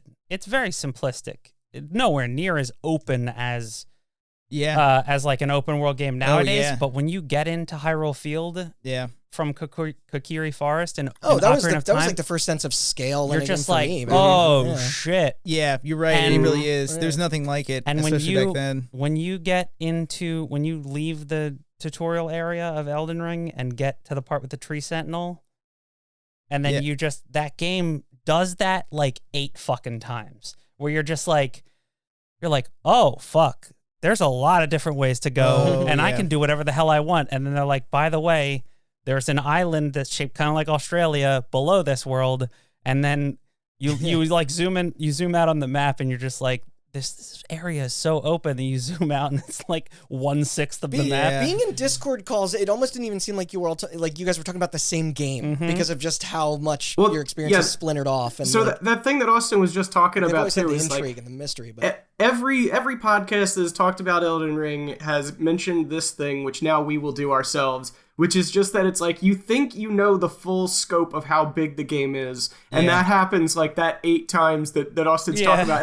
Every time you get like a piece of map in a new region, and then your map just scaled out a little bit further, you're like, oh, that's how big the world is. And then by the end of the game, you're like, oh my god, I wasn't even close. Like, look, there was so much more map left of this game. And then, spoilers, because you're on the Spoiler Game of the Year podcast, there's a whole underground section that's as big as like 2 of those continents. Like, yeah.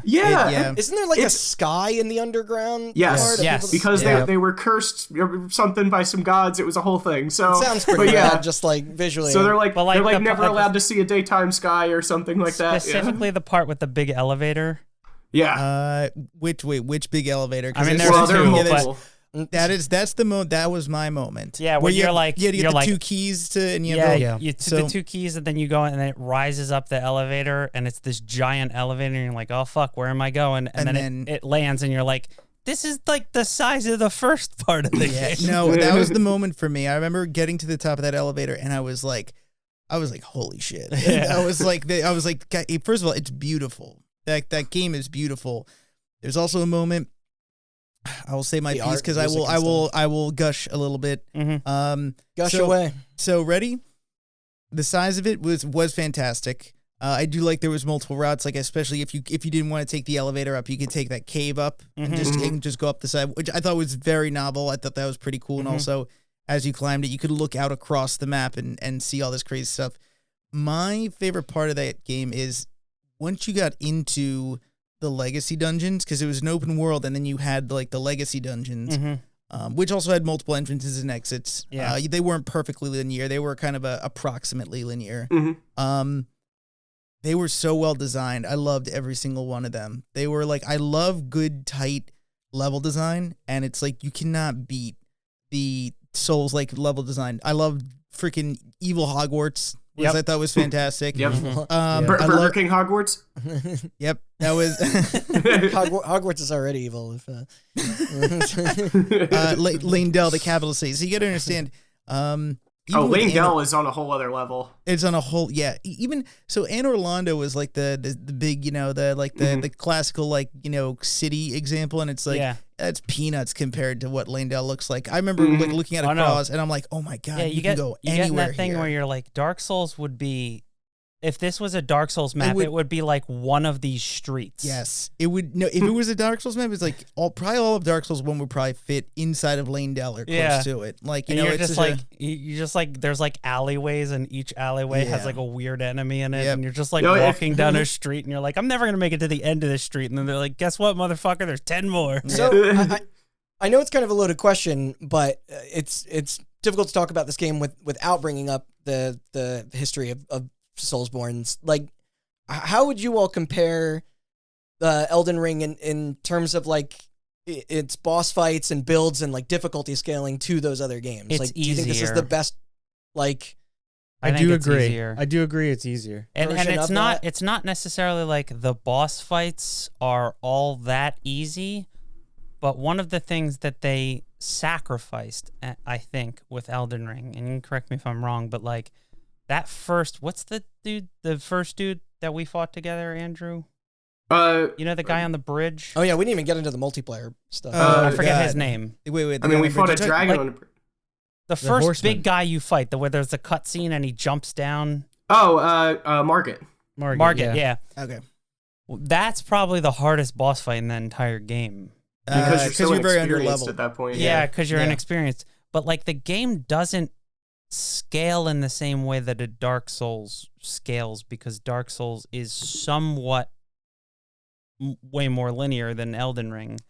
It's like there are certainly times where you walk into an area and something just walks up to you and just fucking rips your asshole out from the back. And you're just like, oh, I can't be here. As opposed to like before, it was probably easier to gauge kind of where a player would be at. But ultimately, like, with their level, one of the things that I think that makes Elden Ring, in my opinion, so much better than Dark Souls, like as a person who couldn't get into the other Dark Souls games, is like the open world design is done so well because it solves all of the problems that people that don't like Souls games, not all of them, but most of the problems that people who don't like Souls games have is like the building aspect of Dark Souls is like the main draw, right? But like in Dark Souls, you're like, you like watch a Twitch streamer or a YouTube channel, and there's like, this dude's got like this weird katana that sucks blood out of people and heals him, and you're like, oh, how do I get that? And they're like, well, 4 bosses from now you're gonna take a left instead of a right, and then you'll find the katana or whatever. But in this game, after a certain point, after you've got your footing in this world, you can, the group think of Dark Souls comes in where you look up builds online or watch videos of people, and you're like, fuck, how do I get that sword? And they're just like, just go here, and you can just do it. It's not linear. And also, if you're like, man, I'm tired of bashing my head against this one boss, and it's like, okay, disengage and go literally anywhere else. There are so many options. I mean, those two things do. They seem to have done something right to win, like so many people over, because we're in a room right now with Souls fans and newcomers seem to all universally share the same opinion about it. But and you know what? That was okay. And speaking of like the alternative ways to play, I think that's the problem I had with Sekiro. And Sekiro, there is one weapon, more stealth. Well, not only that, focus but on it's that? like there's one weapon, there's only one way to play, and it sits you down and it slaps you in the face, and you say, you learn this way. And if you try and say, no, I want to do it my way, okay, it will punch you in the face and it says, no, you sit down, you play our way. And then you get a little sad. You're like, well, what if I don't want to play your way? Then you fucking suck at video games, okay? And it's like, the thing about Elden Ring, and I think one of the things that the Dark Souls series has done very well, is exactly that, okay? First of all, you can play a million different ways with builds. There's co-op. There's summons. You can just look up how to cheese a boss and just be like, oh, just corner it in this corner and smack it a little bit and then it can't move and then you're good. And it's like there's so many ways that you can get through something. There's very rarely a boss where it forces you to sit down and be like, there's only one way to do this. And in fact, I don't think there's a single boss that does that. There's also a lot of, to go back to what I said at the beginning where it's like, oh, they added a horse and a jump button. There are bosses where they took that into consideration. Yeah. Absolutely. Like the one dude on the beach. There's a lot of people had Radon? trouble with him. Yeah. And a lot of people had trouble with him, and they're just like, you can just get on your horse and fight him. And everybody's like, oh, shit, you can? Yeah, so a lot of the... And all the maps are designed very vertically, which is a huge difference from the old Souls games. No, that's not true at all. Most Souls games are very vertical. The Souls games do take a lot of advantage of verticality, but it's always about falling. It's more about falling, and yes, that's the challenge. But they are very much built around verticality. Yeah, so that's okay. Well, this one's built around being able to jump, I guess. Well, that was the thing. So if you wanted to get to a ledge in the old Dark Souls games, you needed to find a higher place up and then go down. Yeah. This one, it's quite nice because I will actually say this in terms of sheer verticality. There's even more of it in this one because they can do that. But there was a lot of verticality in the old ones, but there was limitations to it. So, but the jump button changed everything. It did, yeah, for sure.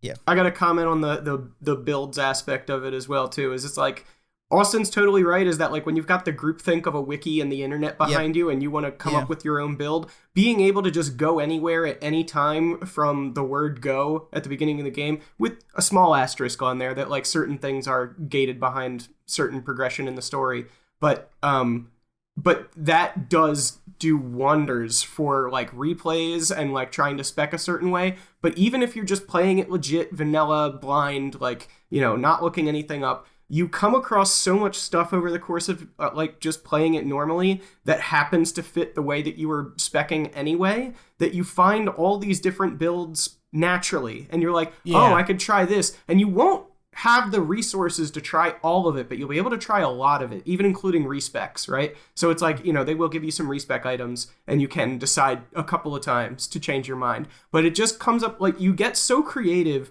with combining all of these things, with your stats and with upgrades and with different spells or whatever, that by the end of the game, you've come up with like 6 other ways to play that all sound really fun and really different. And as far as like the actual creativity that you can get within these builds, once you have beaten it once, I would point you to a YouTube channel called Bushy, where this guy has mostly just been doing Elden Ring like challenge runs for the past year. And one of my favorites is he had to beat every boss in the game in a single hit.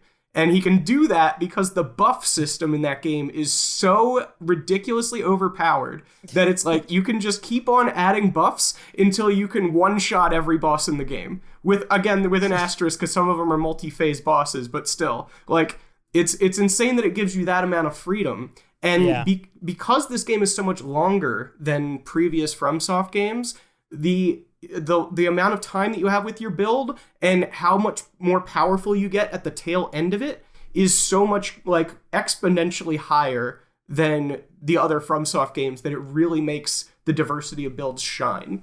Did anyone try the DLC or is thirsty for more or like? The DLC's all PvP stuff right now. DLC's all PvP for now. Well, there is DLC? They have to be adding. They added a free update of an arena where you can do PvP. Okay. But they are working on a single player DLC, and I will be in line. It would be crazy for them not to do that, honestly. Absolutely. Speaking of freedom of choice, one of the things that one of the, I guess, stigmas that I dropped relatively early on was like, people had a lot more time to play the game, and people were deeming certain ways to play as like, unfair. And the elitists of the Soulsborne games were really out in droves.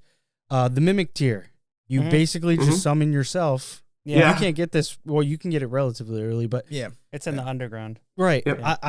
There was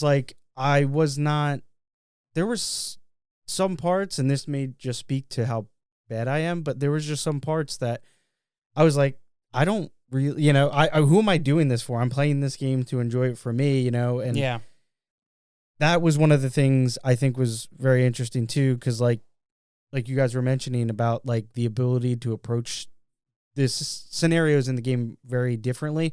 There's a lot of stuff to help you. Yeah. Like, and none of it should detract from your experience or anything like that. But like, including co-op, by the way, these games have always had co-op for when you found it to be too hard. Who played co-op? I know. Me and Andrew did. Okay. I love the co-op in all of From Software's games. You played with Alfred, I think. Me, Alfred, and Cicero. Okay. In fact, I still have I gotta go on. I gotta grab I have a GIF. I beat the dragon on the plateau in the lake area, and I have a GIF of us just squatting over and over. It was just like, a night with the boys here. It was a lot of fun. But to that point, I was in a Discord call streaming to the Discord using the PlayStation desktop app. Yeah. So I was playing remotely. Maybe not the best thing to do with something that's as reliant. I guess. Reliant on like iframes and dodge rolls and things like that. So I was in this call, and I guess I got to Margit, and I died once, twice, maybe 3 times. And then somebody was just joking. They were like, "You're not really good at the game unless you beat Margit without any armor. You're not good at the game unless you can beat bosses without armor." So these games. And you immediately punted him into the sun. No. So as a joke, I literally spent 3 to 4 hours fighting Margit without armor until it was like 1:30 in the morning. Everybody went to sleep, and I was like, I'm not going to sleep until I beat Margit without armor. 3 days later. No, literally 3 tries after everybody left, I beat it, and I had to save a clip. And then I was like, I want to make this easy, so I was like, I'll post it. And this is really weird, but along with a picture of my ass. No, I posted it. I like went on my YouTube account and uploaded it to YouTube, and then sent it to them in the Discord. And then the next day, everybody got to see it because everybody was like, "Okay, the bit's over. Like, you don't actually have to fight the boss without armor." And I was like, "No, this is for me. Yeah, this is for me." Yeah. And even after all that, maybe some people would walk away from that feeling like, oh, I need to take a break. Maybe I'll come back to this game in a couple of days. No, I was like more invigorated to play even more. Now that's only like less than 10 hours into the game, but still, I hadn't really gotten to say my 2 cents on it. But there's something to be said for a game that can keep me interested all the way through for 100+ hours. Yes, I think I'll pretty much. I'm not a person who pays attention to playthrough hours, but I do like to know what I'm getting myself into. And this game kept me thoroughly engaged and enthralled throughout its entirety for me, which was 100+ hour playthrough. I wish I connected with it. I feel the FOMO. I don't know. I mean, I respect the hell out of what it's doing. I don't know. It's not for me, I guess. Randy, sit down with me. I'll show you. I'll point you in the right direction.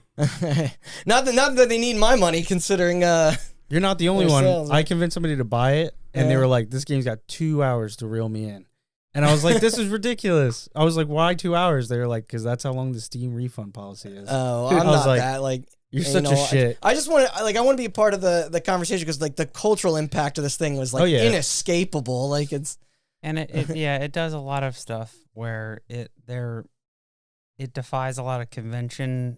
Where it's like, again, in hindsight, you look back and you're like, the scene where you like you're in like that valley and you go under the bridge and you feel like, oh shit, a cave, and you walk up to the cave and then smoke covers the cave and then an NPC invader comes in and attacks you. Yeah. It's like, that's a thing that's programmed to happen when you walk up to that cave. It happens to everybody, but it feels special when it happens to you. See, I was told I fucked up because I went with a ranged class like archer. Archery is hard. Then they're like, Archery's that's hard.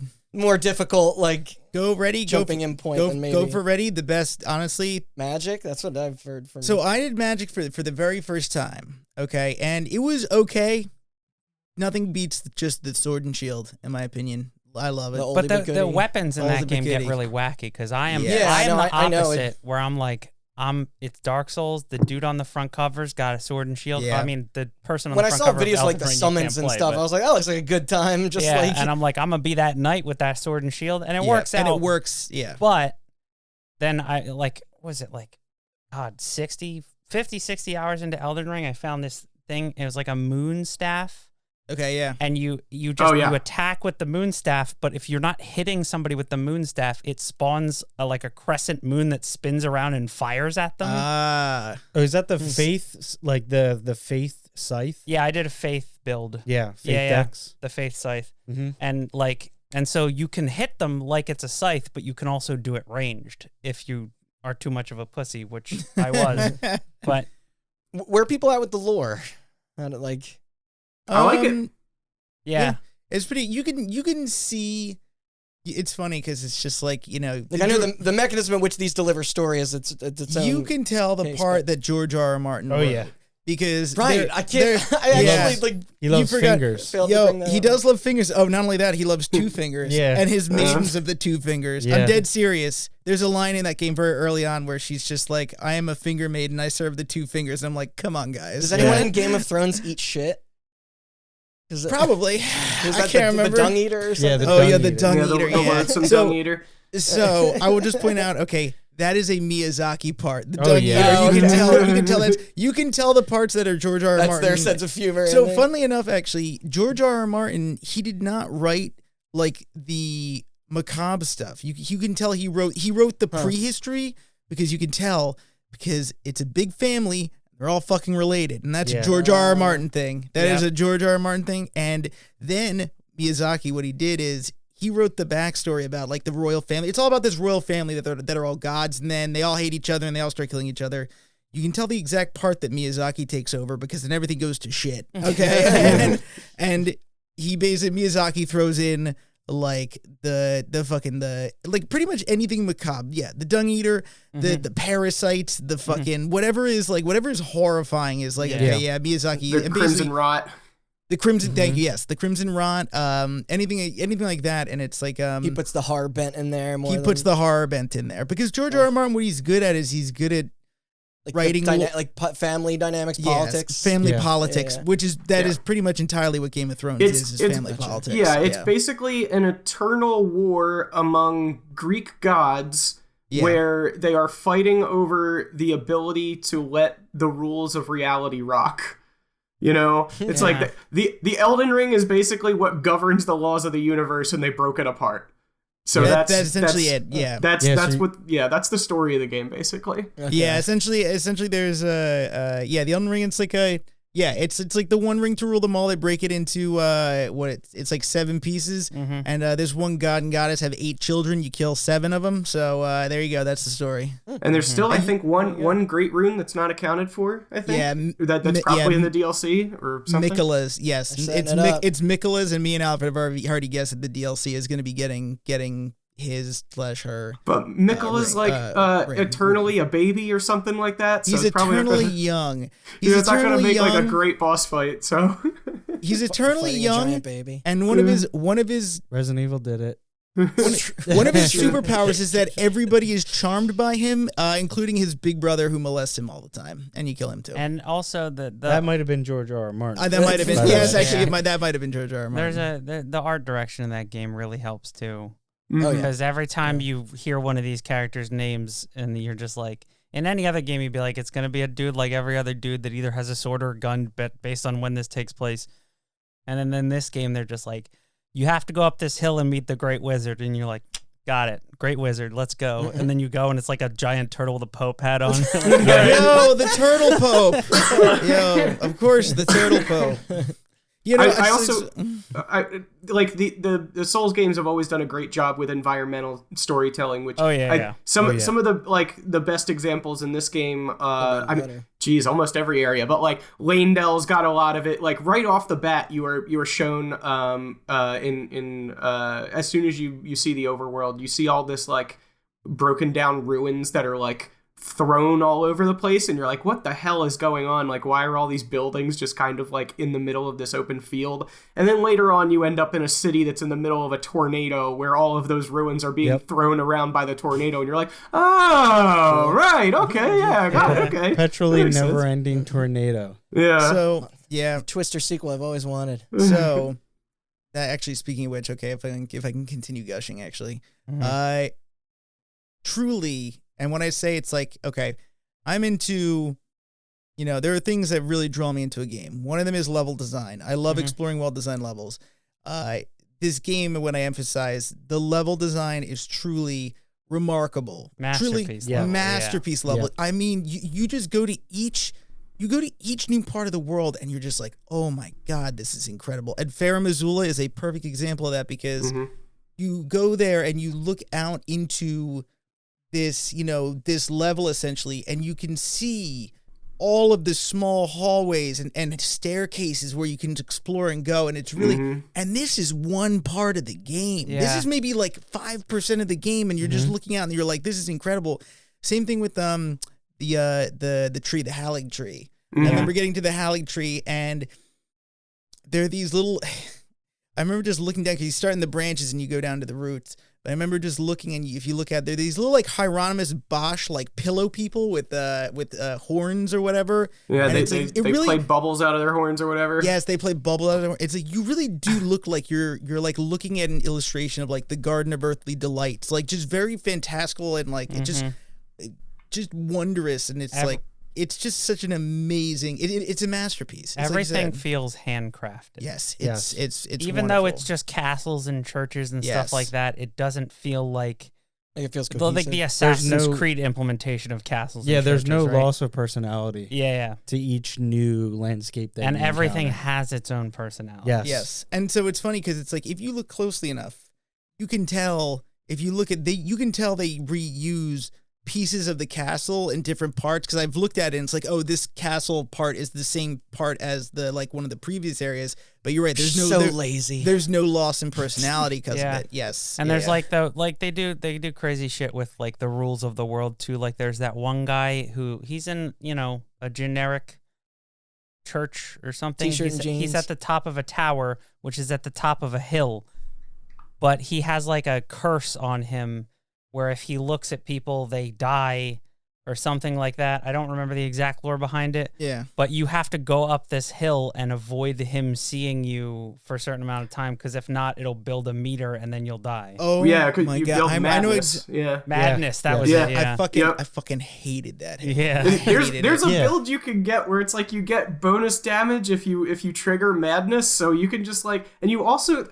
Okay, I've seen this like when somebody invaded me, but they had like a madness build where they immediately spawn into your world, trigger something that gives them madness, and then they shoot lasers out of their eyes and they die after like 20 seconds. So if they don't kill you in that first thing, then they immediately lose the encounter, but if they do, then they immediately win. So it's like a glass cannon sort of strategy, which I appreciate, but I do find invasions frustrating. Yeah, not only do you have to worry risk, high about reward. poison, you have to deal with decay, scarlet decay, what else? Madness.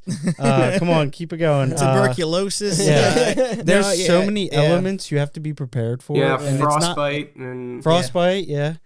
And it's just, and that's like not that complicated, but it's like, it just takes it to a whole nother level. And it's funny, with that new Coliseum update, I peeked back in at like my Soulsborne streamer, and he's like using a madness build in this PvP Coliseum where one of the abilities is like, it's like his character has to like wig out and go crazy and then like swoop in and grab the person. Now it's PvP, everybody's rolling out of the way, or everything's very calculated. He has to do like essentially a grab when he grabs them, bear hugs them, and then inflicts the madness on them. Mm-hmm. So watching him just join that like in 1v1s and just like using his weapons from afar, but then also like getting up close and then just using this bear hug grab to do this, it's like so interesting. He was trying as many meme builds as he could, and one of the funnest parts about the game, I think, is just like Andrew was saying, going off into those branches and just kind of experimenting, Mm-hmm. even if you're trolling people and ruining their lives. We're cutting it, right? Yeah. Yeah, cut Fuck it, off. yeah. I will say, so we set our pace now. since we're still discussing this, if I had to say one major drawback for it is so in a normal run you're not going to encounter this, but I did everything in that game because I'm a fucking neurotic psychopath. Okay, the one thing that is legit, the boss encounters, they do get reused. Mhm. I imagine that they did this because they probably didn't expect idiots like me to do every single dungeon, but they do start to overlap. And even in the main storyline, you start to see, and I will admit, I mean, it's not the worst thing in the world. It is just, it's where you start to see the seams, I would say. This happened in the other Dark Souls games too, where, you know, like early bosses would become later enemies, normal enemies, and it's like, you'll run into a boss and it's like, hey, this sure looks and animates a whole lot like that other boss, but it's got this slight twist on it, and you know, that's a staple as old as time for video games, but it once again does allow you to see the seams, which is a bummer because you don't want to. And that the same applies to the micro dungeons, right? So it's like those are the two parts where those the are reuse the micro dungeons, pretty egregious. Yeah, but there's so much in between them that doesn't Absolutely affect. Yeah. Yeah. So we could talk for hours, but I'm gonna cut it off here. You guys go. I think we've all made a solid case for this to be high on the list. Let's say for now. Well, so tell me about God of War. let's switch it up and talk about God of War. Ragnarok. You probably have a lot of poignant comments to make. I'm going straight from the heart. Go for it. Okay. You want to go for it? I got a lot of, trust me, I'm ready. Yeah, let's end with a very well-made argument. Okay. I mean, I got stuff to say too. So, Elden Ring's great and all, but have any of you played the best, most absolute perfect example of modern storytelling and video games ever? Red Dead Redemption 2. Yeah. Okay, shut up. No. I think while Elden Ring's story is grandiose, larger than life, so mysterious, ambiguous, confusing, on purpose, but also not. You can kind of link everything together. It all makes sense. And this is the more personal, This is for me at least, the emotions that the roller coaster of emotions that God of War makes you experience, from the start to the end is, award winning, award worthy. Not this year because of Elden Ring, but the Keeleys. I mean, it definitely got its due diligence in a wide variety of those categories. Right. I think this, for me personally, is the current pinnacle of why there's an argument that video games are art. I mean, there's an argument to be made, and we've had this argument before about the best video game protagonist of all time. Right. Aiden Pierce. Yes, agreed. You seen that coat? Yeah, it's real long. So iconic. Yeah. And we've talked about it plenty of times. I think my personal choice would probably be Arthur Morgan. But I'm right. The thing is, you don't have the history. It will forever be hilarious to me that the worst video game protagonist possibly of all time, Kratos, is old Kratos. Is now one of the best video game protagonists of all time. Now you're talking about character development, brother.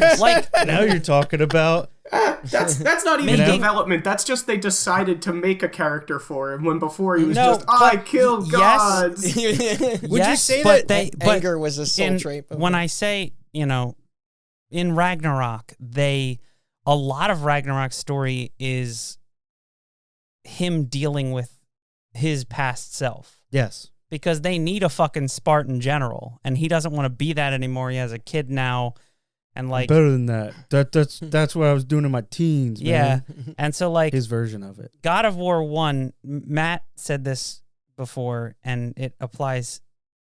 I don't know if you said it on here, but I'm just going to repeat it. Go for it. God of War 2018. In contrast to something like Horizon, which we talked about earlier, Horizon feels like we needed to make a sequel because the first one made a ton of money.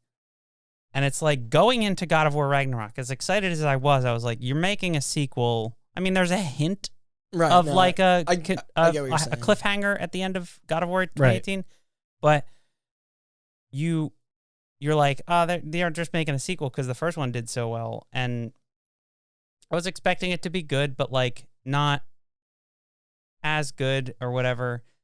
And in hindsight now, 2018 feels like a prologue to Ragnarok. It just feels so low Ragnarok stakes. is so much better in literally every fucking way. And they said this is a story they initially wanted to tell in 2 games and then kind of merged. Then they merged them. Can I interrupt you real quick on that part? Because I played God of War 2018, but not Ragnarok.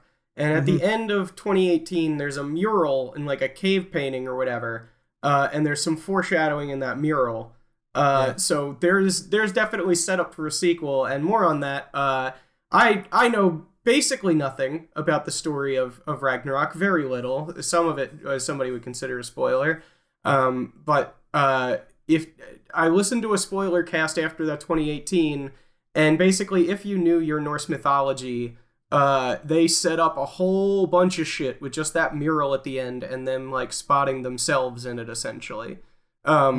So I don't know that it was like, we're not really baiting a sequel. I think the bait was there, I think they were... The bait was there, more so than Horizon. Horizon felt entirely like a sequel was not necessary to me. God of War justifies its... God of War sets up for a sequel, but I got way more than I was expecting, I'll say.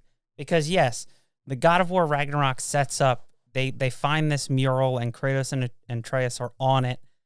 And you're like, okay, so we're going through this. But then this whole game is about, like, fate and defying fate. Yes. And, like, what it means to be a hero. What it means to be a hero in a society that already has predetermined heroes. Yeah. And gods. And I mean, the amount of, like, conversations I've overheard between you guys the last few weeks about, like, it's...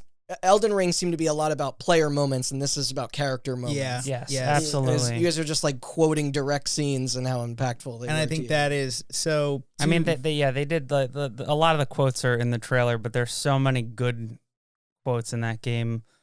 Like what's the quote? The quote from the trailer is like because the whole thing is spoilers for 2018 and somewhat for God of War Ragnarok, but Kratos. In the mural that they find, Kratos is prophesized that he is going to die.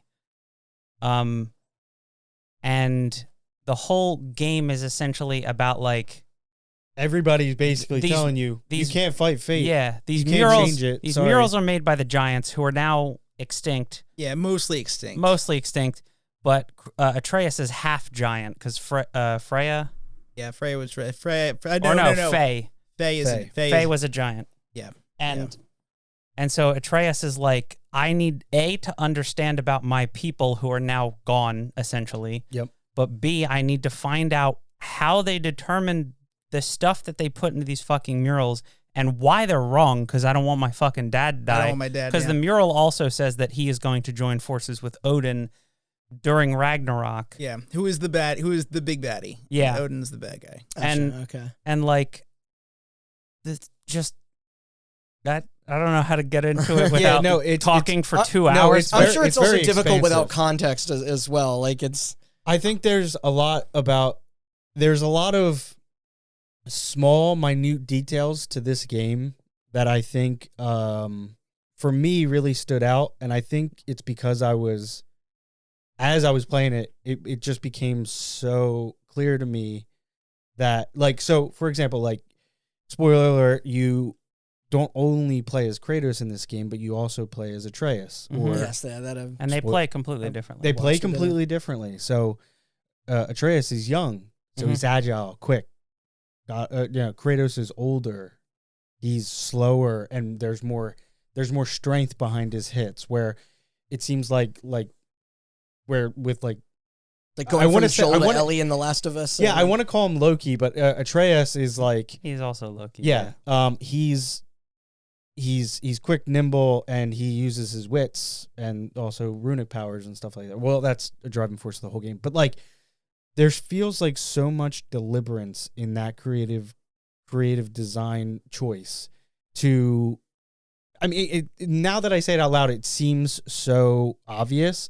But when you're playing it, when you're feeling it, when you're switching back and forth, it feels so much more intentional and purposeful, and it adds a lot of weight to the experience, I think. And that's one of the sticking points for me, really. And then also the dichotomy between Atreus, who's like young and trying to figure out who he is. And then you have all of these broken fucking adults. Yeah, especially Kratos, who knows who he is and doesn't want to be who he is. Yeah. But then he has to interact with Thor, who's like this fuck up of a father. Yeah. And then also a fuck up as a son to Odin, because Odin's always favoring everybody else over him. And Thor's like a total letdown to his kids and his wife, because Magni and Modi in the first 2018, they got killed by Kratos. That's the blood. What's it called? The blood feud or whatever. Yeah. But anyways, just to watch Atreus like try and understand what it is that he is to become. He's basically being told, "Hey, this is your fate, fool. Like, deal with it. Your dad's gonna die." Ha! And you're basically spending his whole time trying to subvert his fate. Like the quote that I was gonna bring up, which is the quote, because they're talking to him about fate, and he's like, they're like, "Kratos, you're gonna die. The fates have decided you're gonna die," and he just says, "Death can have me when it earns me." And it's just like one of those moments where you're just like, "Fuck yeah!" But you have this kid who he's coming to grips and to terms with all of the reality in front of him, and how hard and how meaningless it seems like your efforts to subvert fate are. But he has like this little break in all of this where he meets Angerboda and he travels to where she's been hiding. Character, by the way. Right. And then it's like that the gameplay segment in that chapter is kind of boring, but the character is great. Yeah. So I wanted to actually, I'm glad that you said that, because part of the reason I'm bringing this up is because you have basically chaos at the beginning of the game. From the first moment, Freya from the previous game is trying to kill Kratos. Yeah. And it's like everything's chaotic and makes no sense, and you're just trying to get your head around it. And by the time you get to this break in the story where Atreus is transported to Angerboda, and where I forget what the name of the area is called, but everything is so quiet and peaceful and serene, and albeit slow paced, but Atreus is in this environment where he's with somebody who's his age, of his kin. She's also a giant. He gets away from people and gets to get some one-on-one FaceTime with a girl whose whole job is to tell him what he is and what he has to do and what he's supposed to be.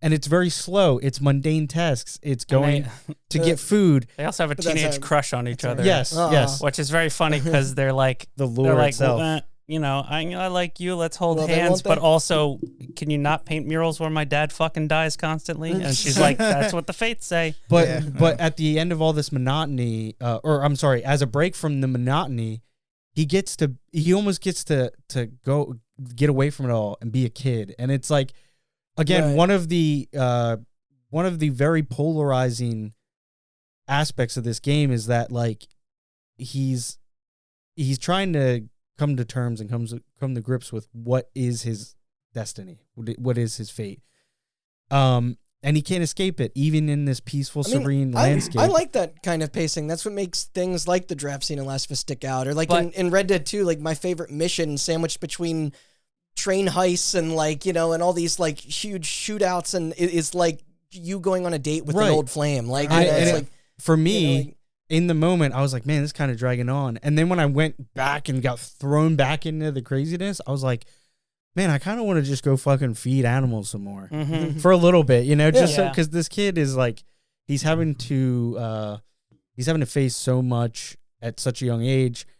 he has to really rise to to the occasion. And I think it's effective. That's I'm sorry I keep bringing up Red Dead, but it's like it reminds me of just like the camp stuff where it's just like okay, you do a big like like a bank. Yes. Like and you got to lay low for a while. Yeah, you hold up a bank and it's all this shit, and then you're just like, I'm gonna just play dominoes and sit around the fire with these aspects. Get to know my faces. Overall point with both of those points that I was trying to make is this all feels very intentional, and it's like it almost speaks to like the expert level of like their like Santa Monica Studio and their ability to kind of give you these lulls of action, but like with purpose. And it's just pacing is hard. Yes. In a 40+ hour game. Yeah. You know, you can tell me all you want that I should play Persona 5 and that I just have to get 30 hours in and it gets good. And you can fuck right off. God of War Ragnarok is... I was expecting a Miles Morales situation going into this game. I didn't realize it had that juxtaposition. Like I thought it was a character action. I thought it was gonna be like a shorter conclusion to 2018 to wrap up the thing with the. This game is longer. Yeah. Like significantly longer. Yeah. And when I read that fact after the reviews came out, I was like, oh boy, there is not. When I say there is not a wasted moment. Nope. When it comes to storytelling. Yep. You're walking with somebody, you're talking about what's happening.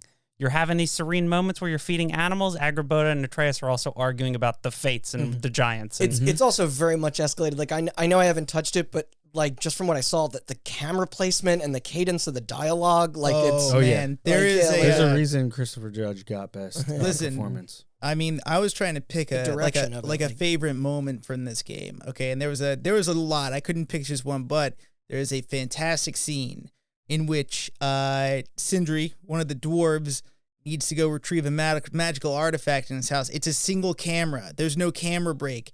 You follow his face. There's no camera break in the whole game. Well, I mean, I guess stylistically. Yeah. Oh, I didn't think about that. Yeah. Well, there's a scene where you hear it's fantastic because basically he steps away from people and you can hear them talking in the background. He goes down a sort of shaft, like an elevator shaft, and you can hear their voices disappear. Mm-hmm. And it never stops focusing on his face as he goes down. He grabs this thing that he needs to get, and then he comes back up, and then the voices come back in, and he hands it. It's an amazing scene because you just stay focused on his face the entire time, and it's like, God dang it! It was such a cool take. Yeah, it was. I thought it was amazing. I feel like I've gone on. I made the points I wanted to make. Mm-hmm. Matt. Hey, thank you. So this is gonna be a battle. So ready? So. I would say, okay, we spend there's a lot of passion in this. Right? Yeah, of course. We spend a lot of time complaining about modern gaming. I'm saying that just that you, Randy, I was going to say one of us more than others. No, but games are too hard and they're too long. Okay, so ready? So amongst, one of like a list of complaints that we have is, the padding content with open world or or pointless side quests or all this stuff, or games being extremely difficult. Case in point, it's like we talk about Elden Ring, Sekiro, fuck off, or just or they're indie games. There's a big indie game space but no AAA space. Very, very buggy games at launch, that sort of thing. This is the game we kind of yearn for. That's God of War. It is well paced, is concise. The combat and the storyline are both polished. It's polished. The combat and the storyline are both perfectly balanced with each other. Okay, it works at launch. It tells a wonderful story, and on top of that, what's in the season pass though, and what's their Nothing. monetization? And there's no and it's a single player experience that is long enough that you feel like you get your money's worth out of it, but not so overly long that it outstays its welcome. That is God of War Ragnarok in a nutshell. And not only does it do all those things, it could have done all those things, but it does all of those things at an 11 out of 10 scale. The music is amazing. The combat is great. The story, as we've been ranting, is fantastic.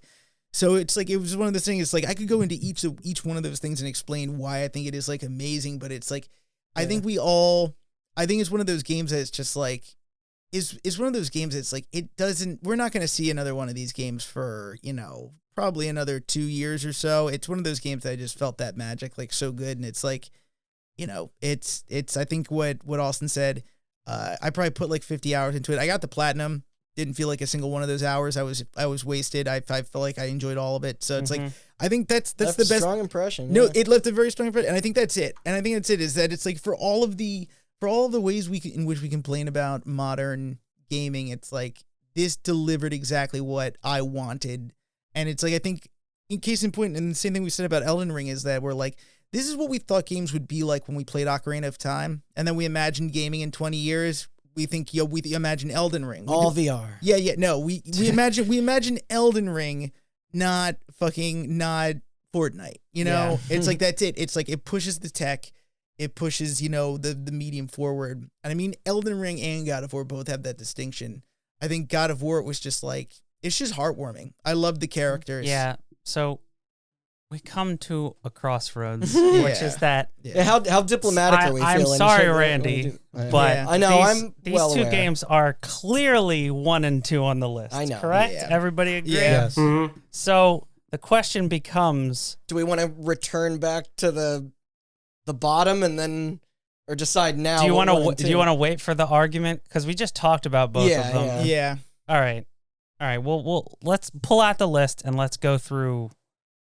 Should we reiterate? Because I think it's pretty safe to say that if we're making a collective list based on how all 5 of us feel, that the 3 games that we just talked about are more than likely number 1, number 2, and number 3 in some order, right? Yeah. Well, and Signalis is number 3, probably. Probably, yes. Yeah. So I think unless somebody wants to make that very, very impassioned argument to get one of their games above Signalis, which I don't see happening. Nope. But let's Sorry, order, Patrick's Firebox. Yeah, let's order the rest of the list. I probably could argue above Signalis. The problem is I don't think Immortality belongs above Signalis anyway. So it's like if I could argue another game up there, but I won't argue. I was thinking about this in the couple days that we no, sorry, we didn't take a break. Couple minutes? Yeah. In the few seconds. He was taking a dump and really having to think. And it's weird for me because it's like the only one that I would argue above Signalis, which is weird because that's like my baby in this the gold, silver, and bronze fight is Atari 50, and it's mostly just how important I feel like it is. That becomes an argument of it's not because it's a game. I know. Well, but it is one of those things that can only be done in the form of a game. Despite the fact, I know I said it wasn't really was one, but it's like a Netflix doc or something wouldn't have really had the same effect. But yeah, I don't know. It covers so much, 50 years, and you can't vouch for the current state of the company, but it's a nice way to remember them as they were before Snapchat cameras, hotels, and failed crypto ventures. But I don't know. You're coming here with very strong back in mind. It's more that I just want to acknowledge again, like the archival methods and the way it's presented and the interviews they got with the surviving members. Like I want dozens more of these. So I'm going to say something, which is obviously each of us loves one of these games on this list more than the rest of us, right? Mm-hmm. But we also, percentage-wise, all love Signalis, God of War, and Yes. Yeah. So if we were to divide the list into the top 5 and the bottom 5, I think Atari 50 should not be top 3, obviously, but I think it should be top 5. I concur. May I suggest another for top 5? What? Marvel's Midnight Suns. You read my mind, dude. Okay, because we probably got 2 votes for it. And that's we also so that's the thing is that we have 1 vote for Patrick's Parabox, we have 1 vote for Neon White, we have 1 vote for Sifu, and then we technically have 2 votes, give or take, for Immortality, Midnight Suns. And we probably have more than 2 votes for Roller Drum, although I don't think, other than Randy, the other votes feel as strongly about I know Roller I'm backing Drum. that the hardest. It's the most fun I've personally had. Yeah. Playing a game So this I'm year. saying But we have Andrew and Sean have not played Atari 50. They just heard us talk about it, but we all played it together. Yeah. Me, Matt, and Randy. So I recommend it to almost anybody who just even has a passing interest in gaming history. I don't know if Andrew's going to budge on this, but I definitely understand the importance and significance of its existence. Of which So one? I want to make the proposition that Atari 50 should go in the top 5. Disagree. No. I want to talk. Because I would take 5 if Midnight Suns was 4. Okay, listen. Okay, yo. All right, guys. so this is Matt's immortality. No, it's fine if it's not immortality. It's fine. Okay, guys. I get that Atari 50 is an important video game. Okay, like, dude, there are better games that came out this year than. I get it's important, but there are better games that came out than Atari 50. I mean, I agree with that argument. That's what I was Remember saying. when- It's not What a about game. Fire Truck? What about Fire Truck? Hey, Randy, We ran out of fuel before we got to the fire. Randy, if you could play it in the physical fire truck that the arcade machine is built I know, out of, that would be a totally different story. But it does not ship with the guys. fire truck. It does lose a bit. listen, guys, and especially Randy. This game deserves to be on the top 10, man, but it's just like, yo, once you're in the top 5, man, you got to understand these are Atari games, man. Okay? These are they're not even that good. They're not even that good, okay? It's just like I'm sorry, but I'm not I don't want it to be like, dude, there's a better game that deserves a top 5. I'm sorry. I'm sorry, Randy. So I'm so okay, sorry. so let me veer this argument off then for how do people feel about we got Elden Ring, Signalis, and God of War in no particular order in the top 3. Yeah. So I'm saying if the people who are vouching for them are okay with it, we put Sifu, Neon White, and Patrick's Parabox in no particular order in the bottom For 3. 8, 9, and 10. You know? In the bottom three? Okay. Yeah. You say those 3 again? Patrick's Parabox, Sifu, and Neon White. Because How Sean's many? the only one for Neon White, you're the only one for Patrick's, I'm the only one for Sifu. If Sean's the only played one for Sifu. Neon White, then that works for me. Okay. I And thought then- there was at least What- one other person for Neon White. Yeah, what's up with Roller Drum? I mean, I What played is up I with like Roller Roller Drum? Drum a lot. I like Sifu way more. You know what? Now that I think about it, Sean played Sifu too, so fuck y'all motherfuckers. All right, so Roller Drome is bottom 3 instead of Sifu? No. What But about, I- what but about I think- 7? I think Neon White and Patrick should be 9 and 10. Okay. All right. Yeah, I mean, I can't disagree with that because So does that work? I played Roller 'Cause Drum I- and Sifu, and I can argue that. I very impassioned argument from Andrew for Patrick's Powerbox, but none of us played it. I us have played every other game on this list except for Patrick's Powerbox. And Same I'm with saying, me and I and like Neon Marvel. White, but I don't think Neon White, personally for me, Randy played it, I did. but I think As long as I'm it saying wins- Neon White 9, Patrick's 10.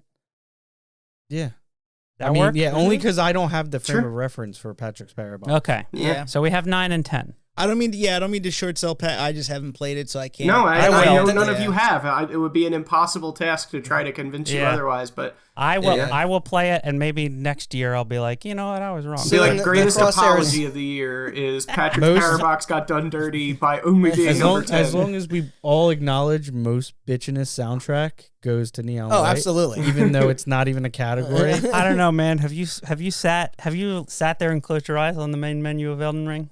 it's really good. Sound, It's really shit. good. Yeah, I meant soundtrack, not like Soundtrack, Theme yes. song. But isn't it composed by Machine Girl for that game? yes. Yes. Okay, Yeah, it's all yeah. original. But also, Elden Ring has It great does songs fucking rip. during every boss fight, not just It does, not yeah. just the menu. Yeah, it's Okay. insane. I So- guess.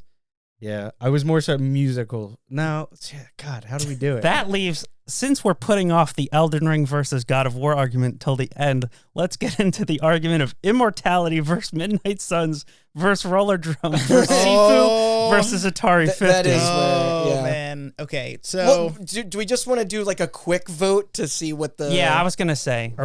So We're doing 5 because we have the top 3 are Signalis, God of War, and Elden Ring in no particular order. The bottom 2 in a particular order are Neon White and Patrick's Parabox. So should we like the pick two remaining from the the five? remaining 5. oh, okay, yeah.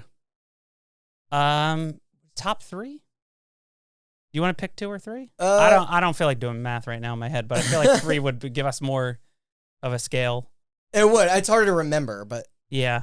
Basically, what we're trying to judge right now is what How people feel about this that, isn't that definitive. middle It's just 5. who's standing behind what. So what I'm Yeah. worried about is that Marvel has two of you guys' votes for top Actually, 5. yeah, before we do this, can I talk about Marvel Midnight Suns a little bit Sure, more? yeah, I 'Cause know didn't you get and it. Andrew dug into it. So there are 2 games this year that I can explicitly say that I didn't really have any problems with, and that's Elden Ring and God of War. Sonic Frontier. There are obviously problems if I was to nitpick, but I don't have a lot of nitpicky problems. Marvel Midnight Suns is I could nitpick all fucking day, and Andrew knows what I'm talking about. But despite all of that, it is just so good. Like, if anybody out there listening or in the room understands the gravity of this situation, I feel like they outslayed the Spire to slay the Spire.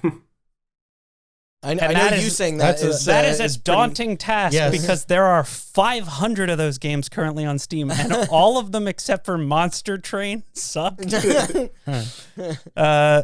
So, yeah, because I talked about the story stuff, and it's like the story stuff depends on the voice acting's not great, the performance is not great, the animations, especially in the Abby thing, are terrible. Yo, not only is the run animation bad, it also feels bad because, like, now and then it'll just slow you down to walk speed instead of run speed, and you're like, why? Well, I was running. I'm still trying to run, and then you just decided I'm walking. Anyway, go ahead. Let me tell you about a little game called Lego Star Wars: The Skywalker Oh, Saga. boy. But Yeah, but- the ground is ice.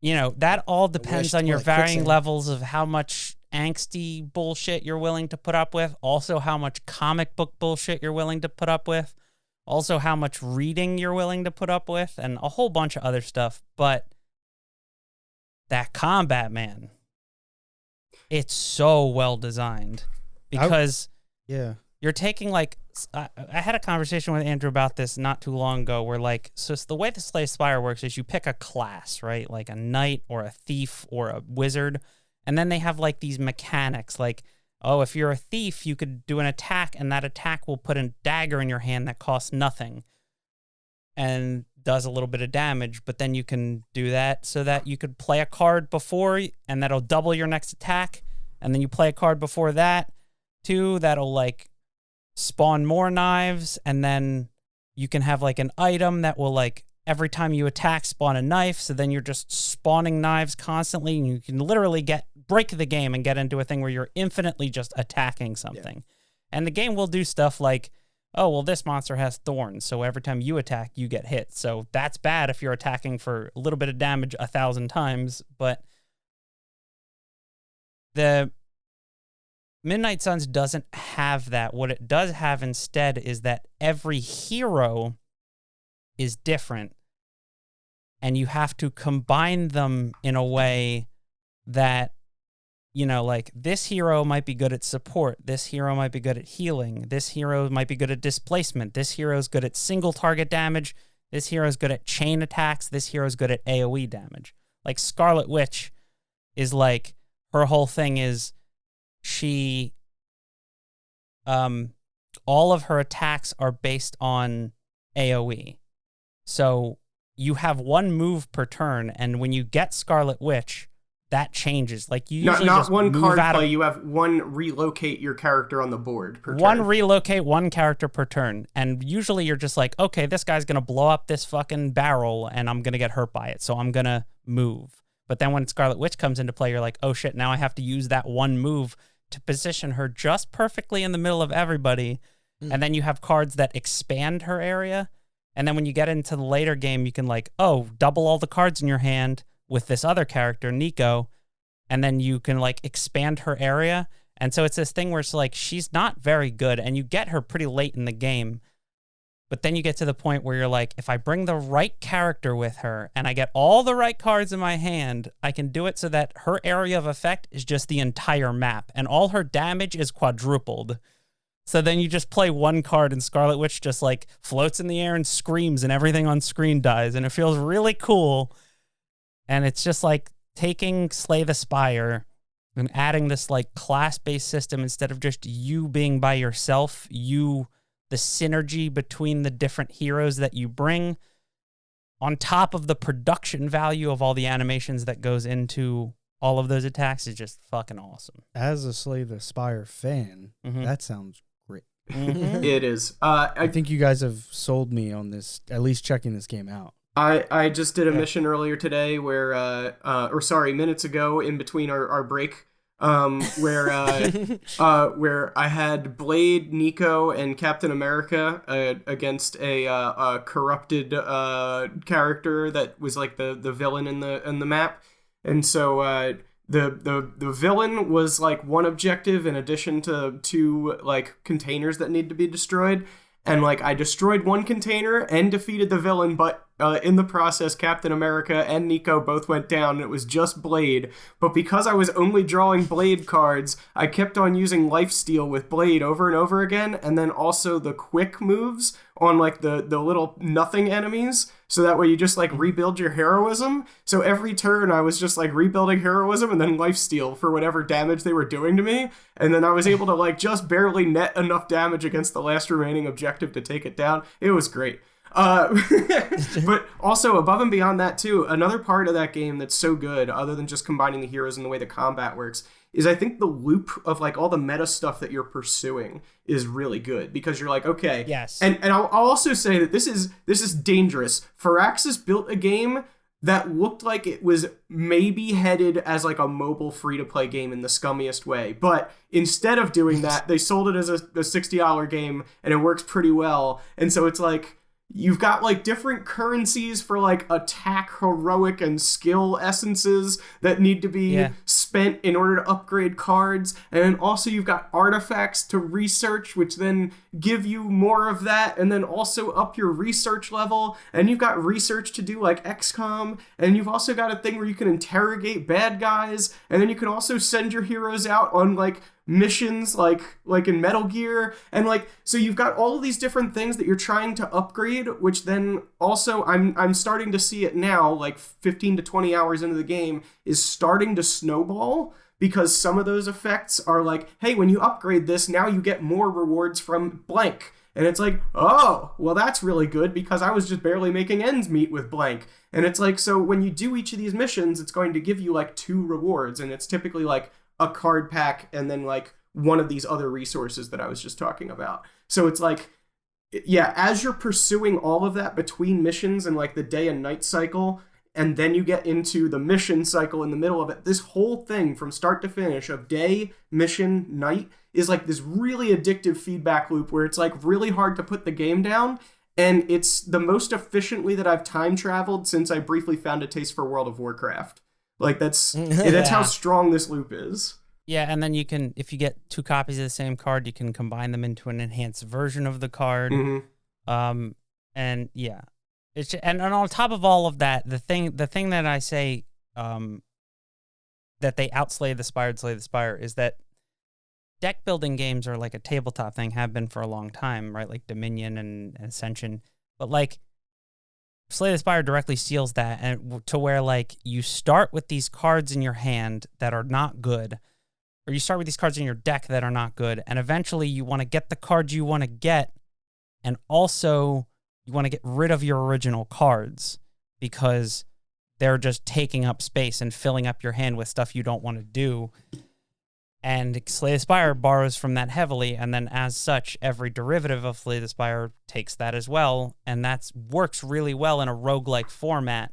But I found out that my least favorite part of Slay the Spire is actually the fact that it is a roguelike, because when I can sit there and plan out my deck, and like I'm not worried about drawing cards that I don't want, because I get to build my deck completely before I go into every mission.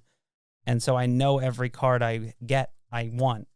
It's just like, it works so well. Then you can really channel the heart of the cards. Yeah.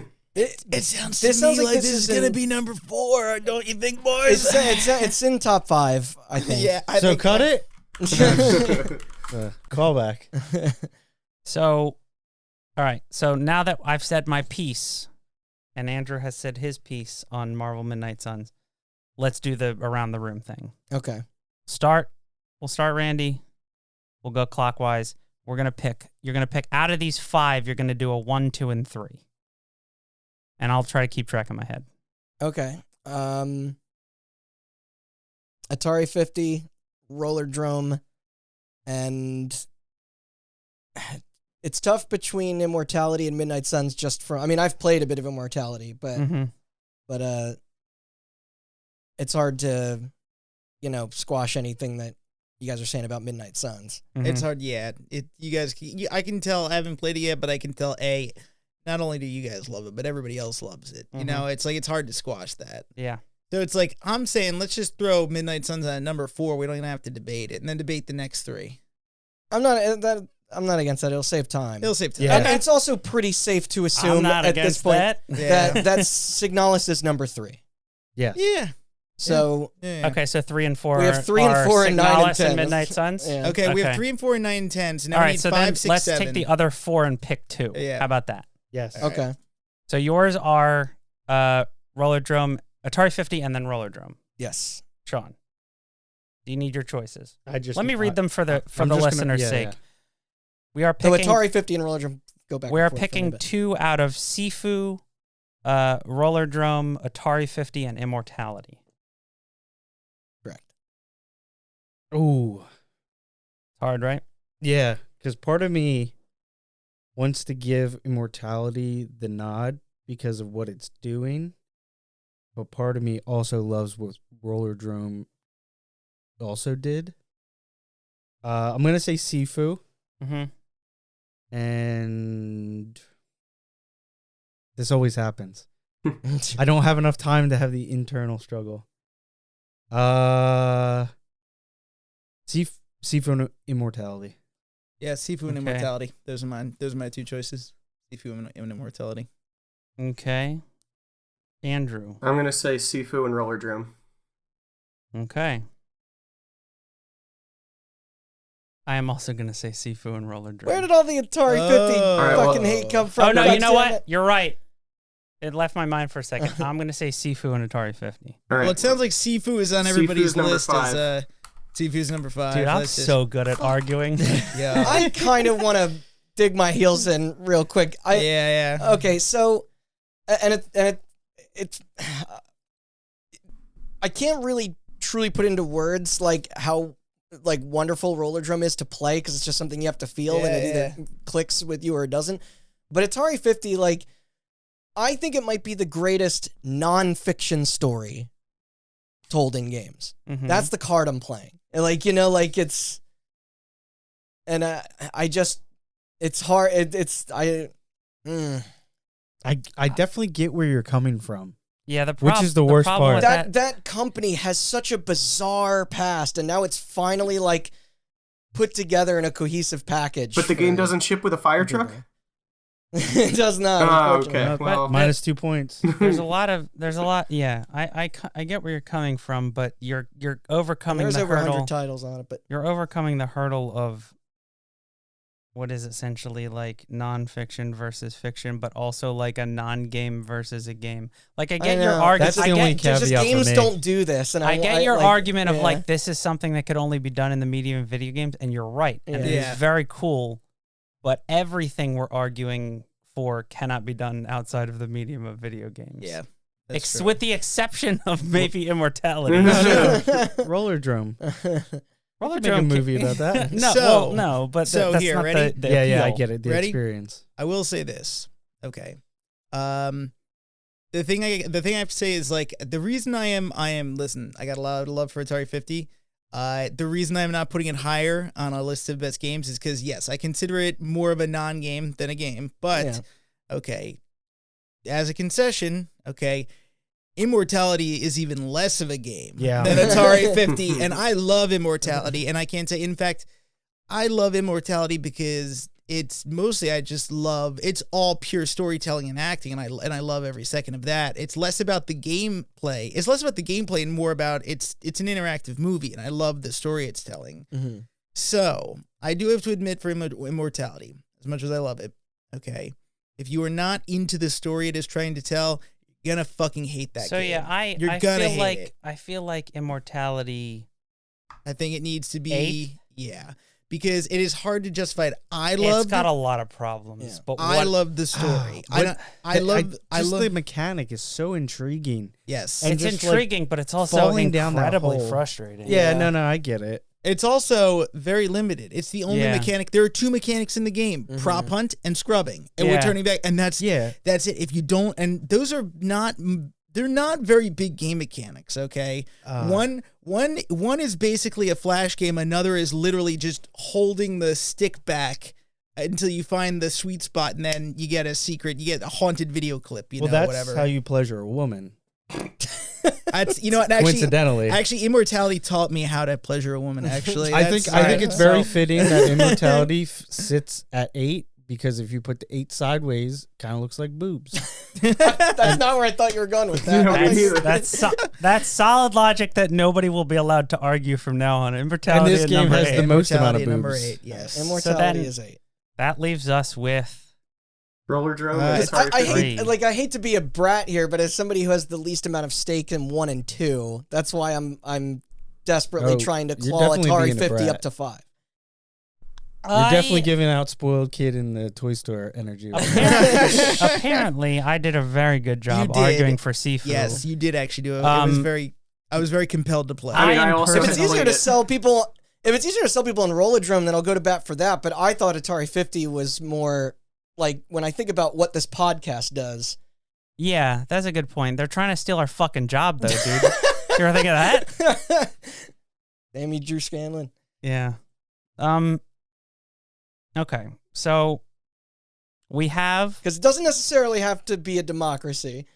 No, it doesn't at all. But we have decided 1 through 4, and we have decided 8 through 10. We've decided 3 and 4. 1 and 2 are still twirling around. I know, okay. But they're not moving down. Nobody's arguing their spots out from under them. 8, 9, and 10, yeah. Yes. So we have 5, 6, and 7. Mm-hmm. So you wait, 5 is decided.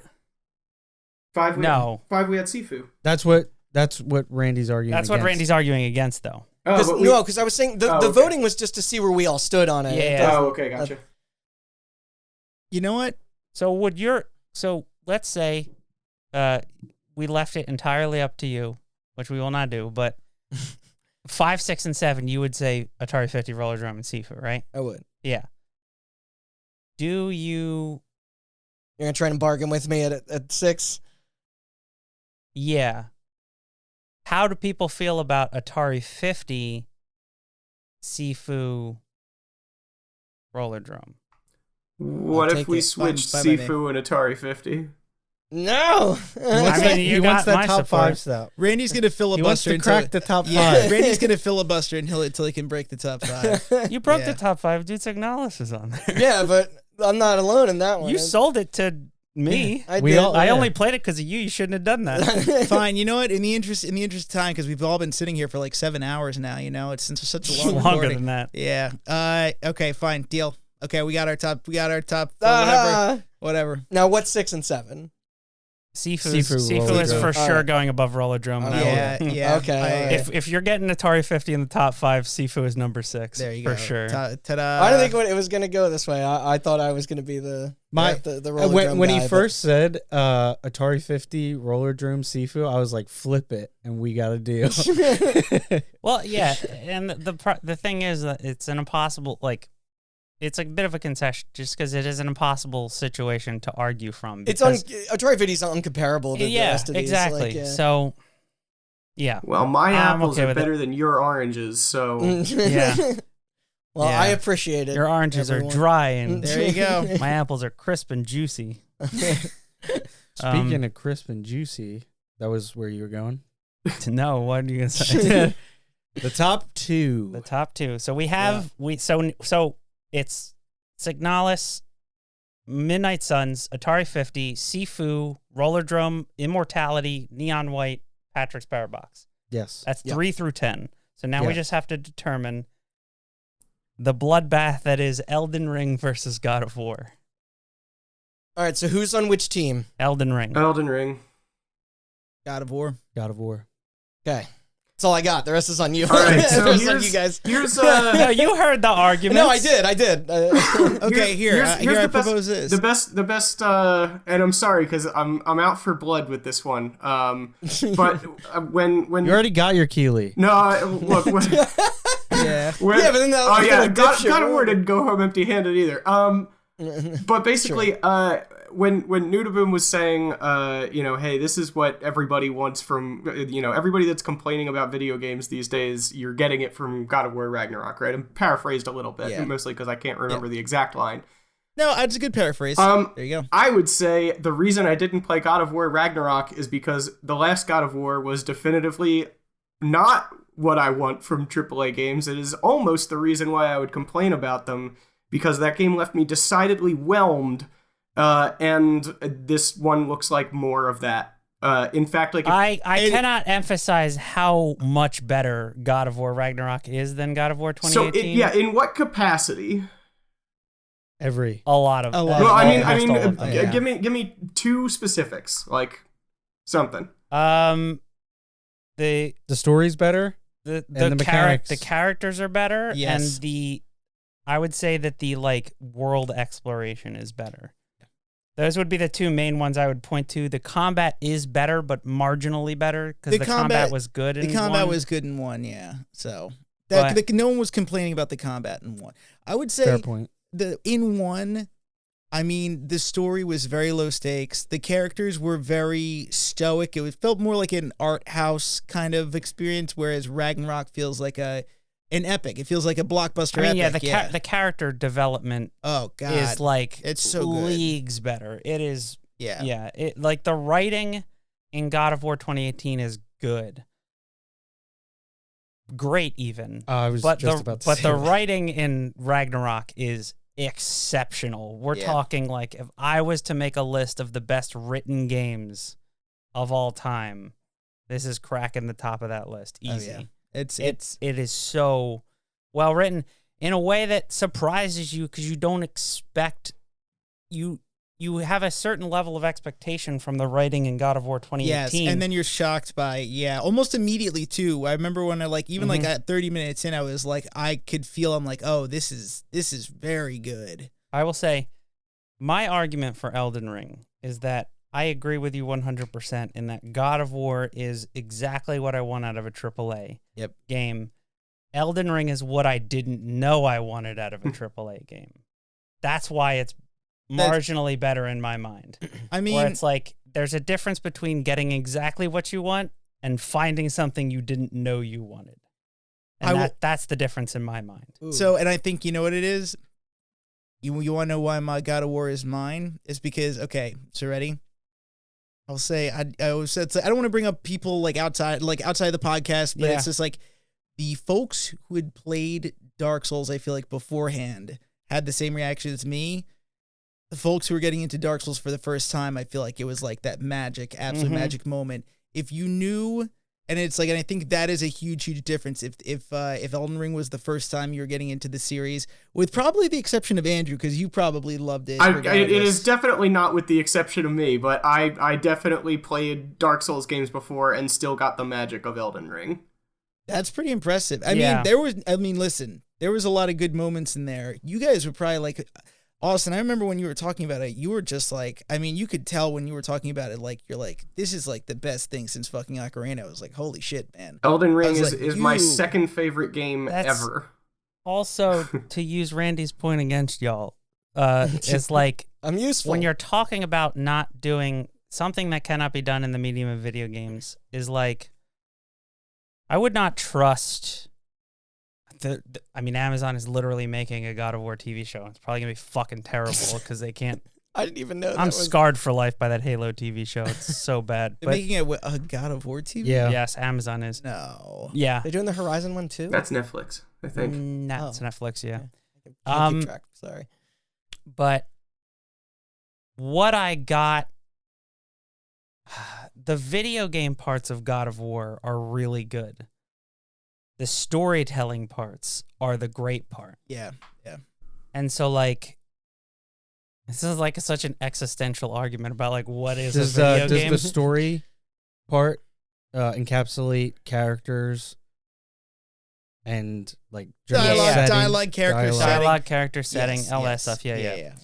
And What if like, you boil I it love like that? everything that God of War is doing in those aspects, and I do like the combat and the exploration a lot. But then you get into that part again where it's like the combat and exploration in Elden Ring is next level. Like that is genius level game design.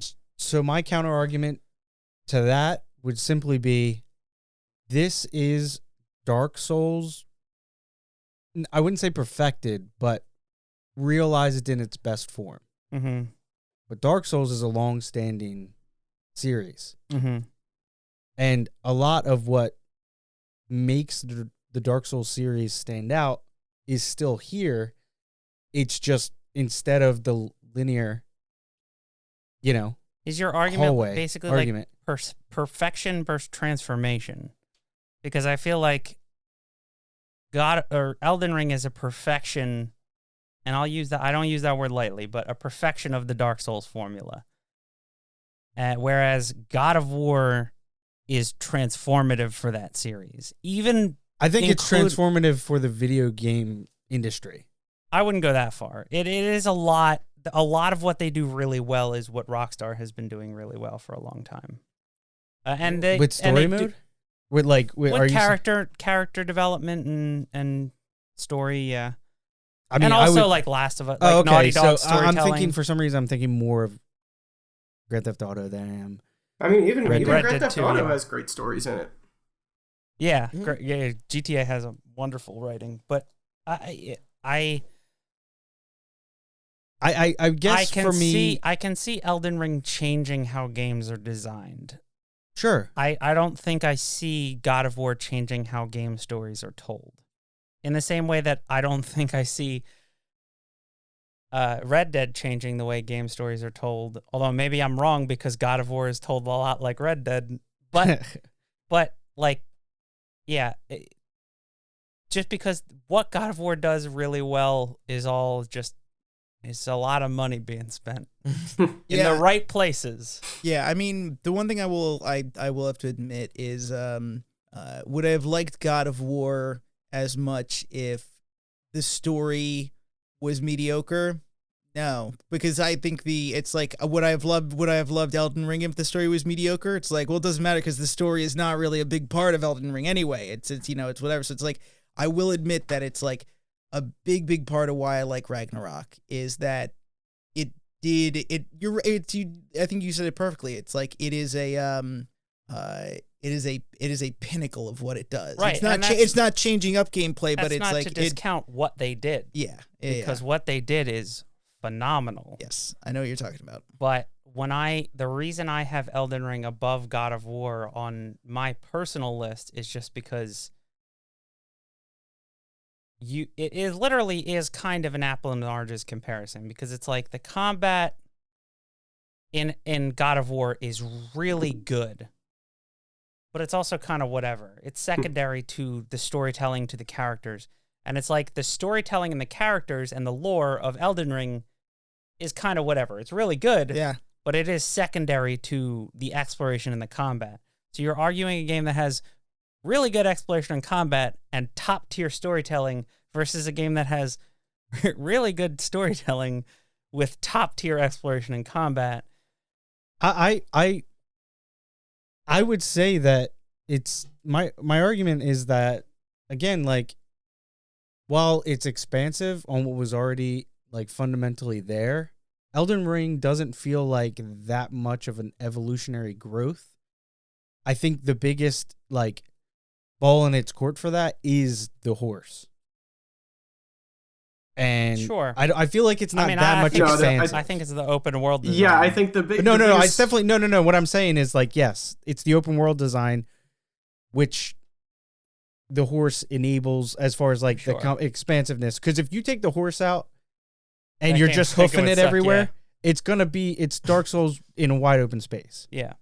I don't think there's like, they've already been slowly building that the weapon art system and all that stuff throughout the previous games. No, I would argue Dark Souls in the wide open space is the transformative part of it for what we were talking about earlier, where it's like, oh, you could end up with the most busted gear like hour 1 in the game if you just happen upon it. Like, that is a huge game changer for what that series is, what the Dark Souls series is, as opposed to Elden Ring. Like, I think that is the transformative part of, like, no, it's like, it's not just, hey, you see that mountain, you can go there. It's, you see that bush, it turns out it had this, like, super broken spell in it that you can just use at, like, the very beginning of the game.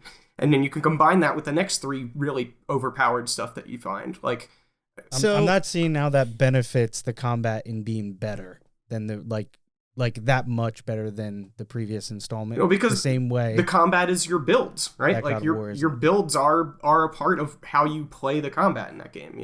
Like how you have, like, you're gonna have early game and late game stuff in God of War. I don't know exactly what they give you on Ragnarok, but imagine if you could get the last thing on your skill tree first instead. Like, imagine what that is like, and it's just because you found it, like, you happened upon it, like that, just because you decided to look that way. And you could have gone there at hour 1 or hour 50. Like, it didn't matter. No, okay. I think that definitely puts more in the exploration and open world aspect of Elden Ring than it does to the combat level. Like, I kind of, for me, mentally, the combat's just even out.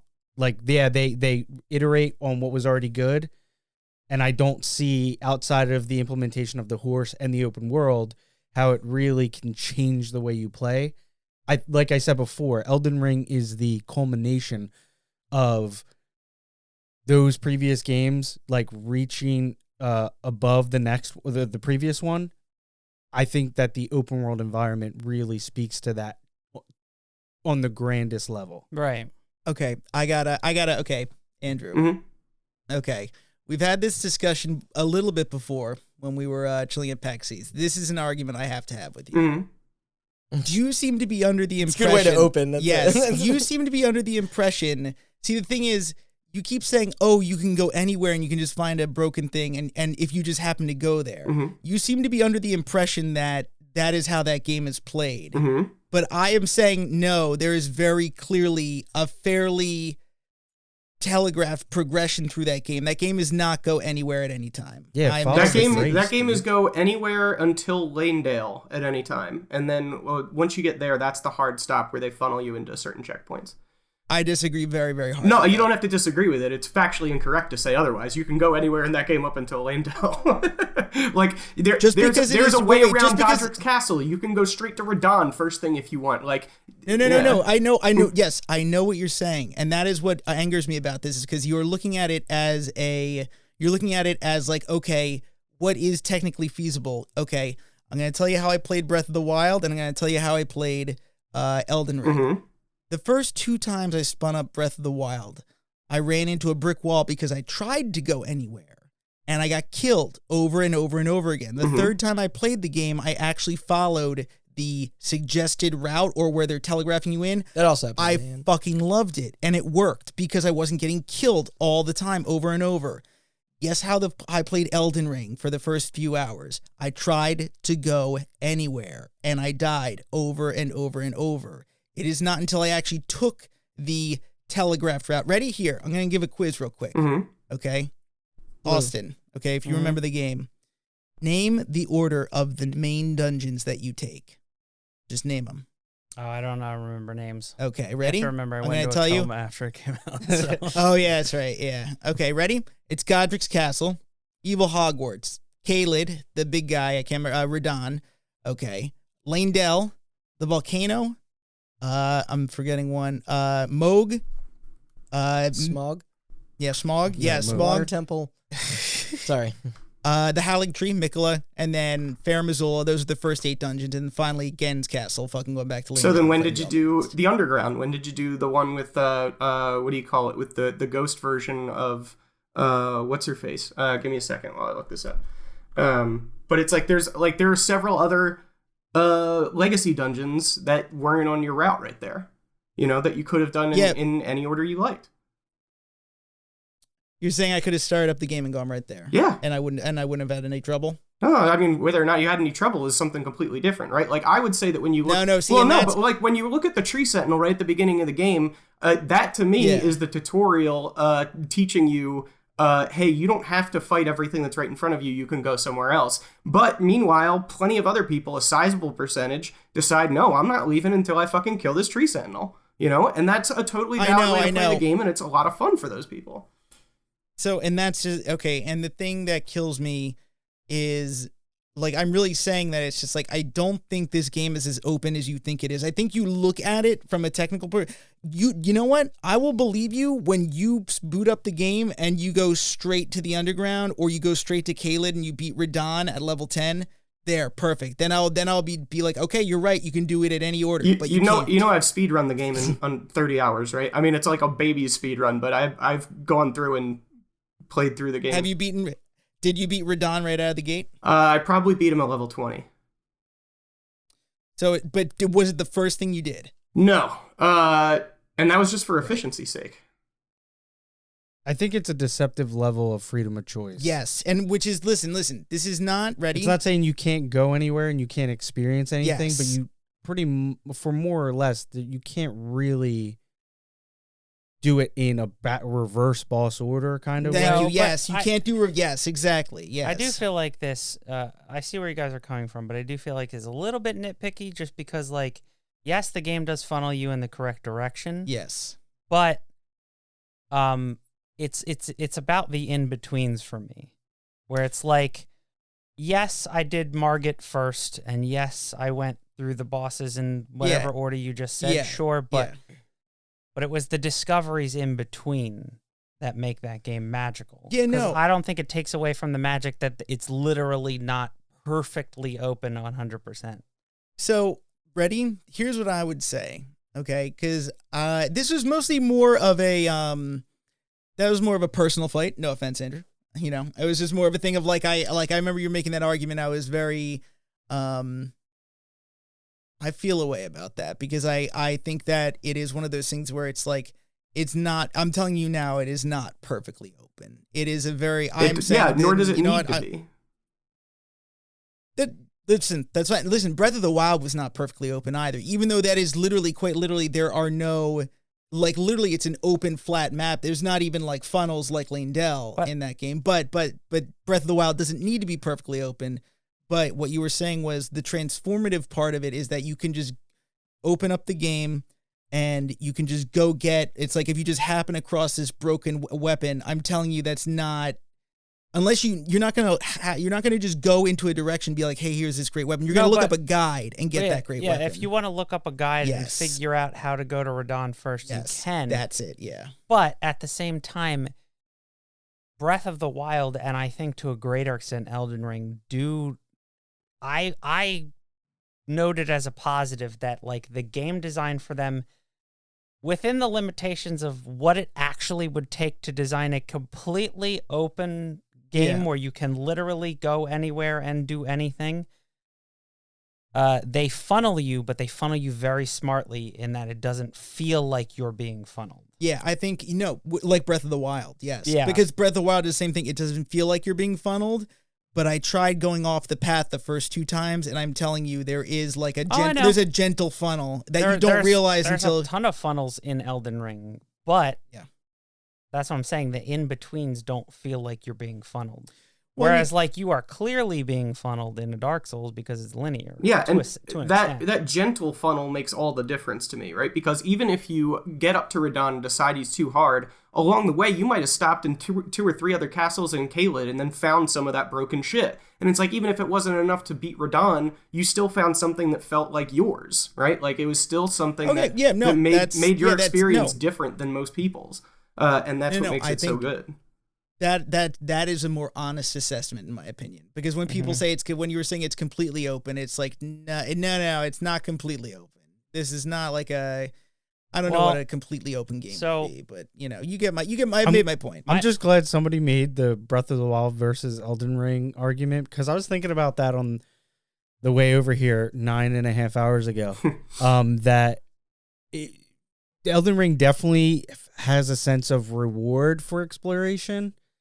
in a positive way. Whereas for me personally, I don't know what my barrier was, but with Breath of the Breath Wild, of the Wild does not. Yeah, it's the same two rewards. It's meant they're a weapon the that rewards. breaks. The rewards are not a broken weapon, but a weapon that breaks. The rewards are pretty much they're minuscule. There's the same two rewards, but it's Zelda magic. I also right? get your point about it's not the milestones you hit. It's about the experiences between. And again, like I said, it takes a lot to make a game that's interesting for 100+ hours for some people, most, if they see the end.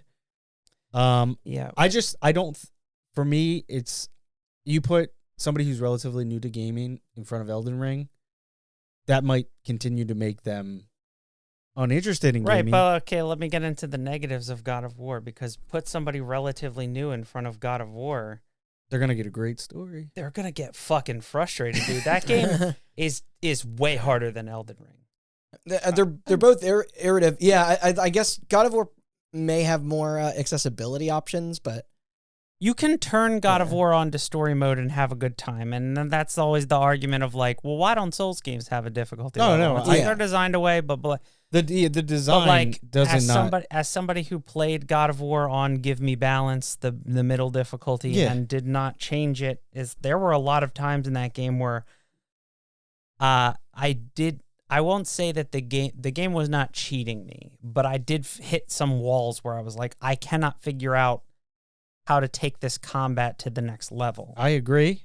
Whereas in Elden Ring, taking combat to the next level was leaving, going and doing something else, finding a new build to try out. There was always something interesting behind me that could give me satisfaction. Yeah. At a point where in God of War, we're talking about story aside, which is the main appeal of God of War, but story aside, God of War is about bashing your head against these walls.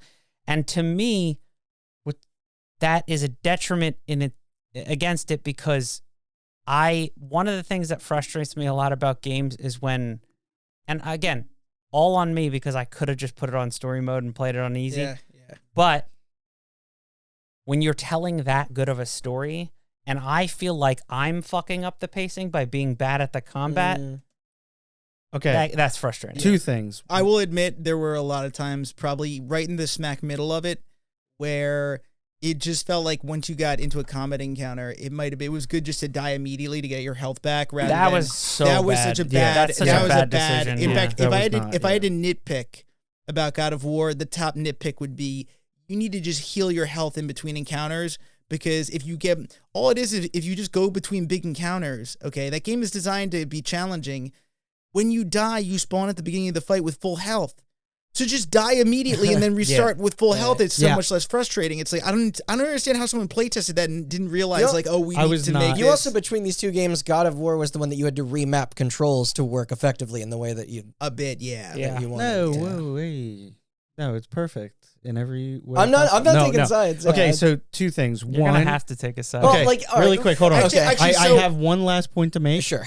Also, Randy, you're the deciding. So neither of us are going to convince each other. Well, we've reached this impasse. You're the deciding factor. You're deciding game of the year. Two things. It sucks to be you. I want to argue two things. Just counter arguments. One, there was never a point in Elden Ring where I felt the need to walk away from a boss fight or anything. Mm-hmm. Go try out different stuff. Go try a different build. Respec any of that, because that is effectively not me playing the game the way I want to play. Sure.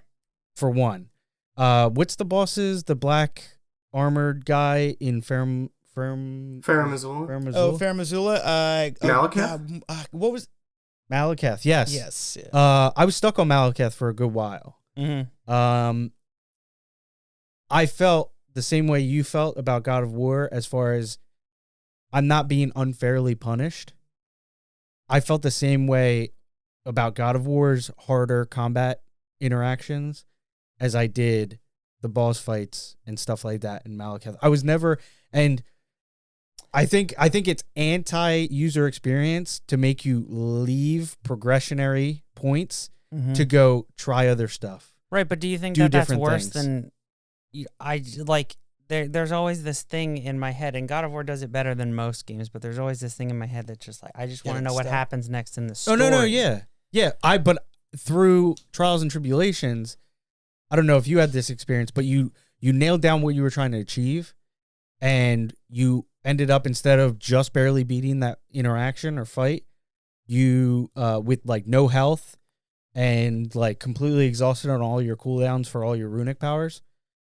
I don't know if this happened to you, but I would eventually get to the end of that encounter and be like full health, no runic powers on. Sure. Like, yeah. So it's like that achievement of understanding and navigating. I don't think that translates equally for Elden Ring, for one. For two, I think it's underselling God of War by saying it's got a great story and just saying, oh yeah, the set pieces, the world design, the character development, the performance. When you're taking all of those aspects, which are fucking exemplary in modern video gaming, and going, oh, it's got a good story, and going, okay, great story, not so great story. I mean, I started the whole thing by saying, like, we have to categorize. I'm being negative point. about God of War. Yes. And even my negative, the biggest negative is just that it's getting in the way of me learning what the fuck is happening. No, and fair point. Yeah. I think even if you just took world design and character, like just character, not even character performance, but just like the overall, just the character design or whatever, and then taking the narrative aspect and whatever else, and just setting them aside, I think those compete. Those two aspects of what is all encapsulating as story, just those two factors outshine. That's one of the reasons why it's so much higher. Not so much higher, but why it goes over Elden Ring for me. Mm-hmm. Because there are a lot of brilliant moments in Elden Ring. There's a lot of, like you said, player moments, or Randy said, there's player moments. But when you're getting like an excellent story, I feel like just those, like whatever encapsulated in story, those 3 or 4 aspects lift it above Elden Ring for me. I don't find the combat from both of these games a crazy improvement or iteration above the last. I look at them as Elden Ring's is much better. God of War's is not so much more expansive. Yeah. But like you said, the story is, every aspect of the story is so much better than the previous, which for Andrew, he said, left him whelmed. I think walking into this game, I wasn't expecting that much better of an experience over the original. I agree. Or the continuation. Yeah. Randy, throwing it to you. So people aren't going to like this answer because it's just knowing what I personally enjoy about games. I see God of War as being far more inviting and less intimidating than Elden, but that's just because you're I also noob. find the analysis of that game more interesting. I don't know, like, I'm abstaining from voting here. No. It just... Whoa. There's no way. We've got 5 people. It'd be inappropriate. This is the first time that I didn't submit anything for the Game Awards either.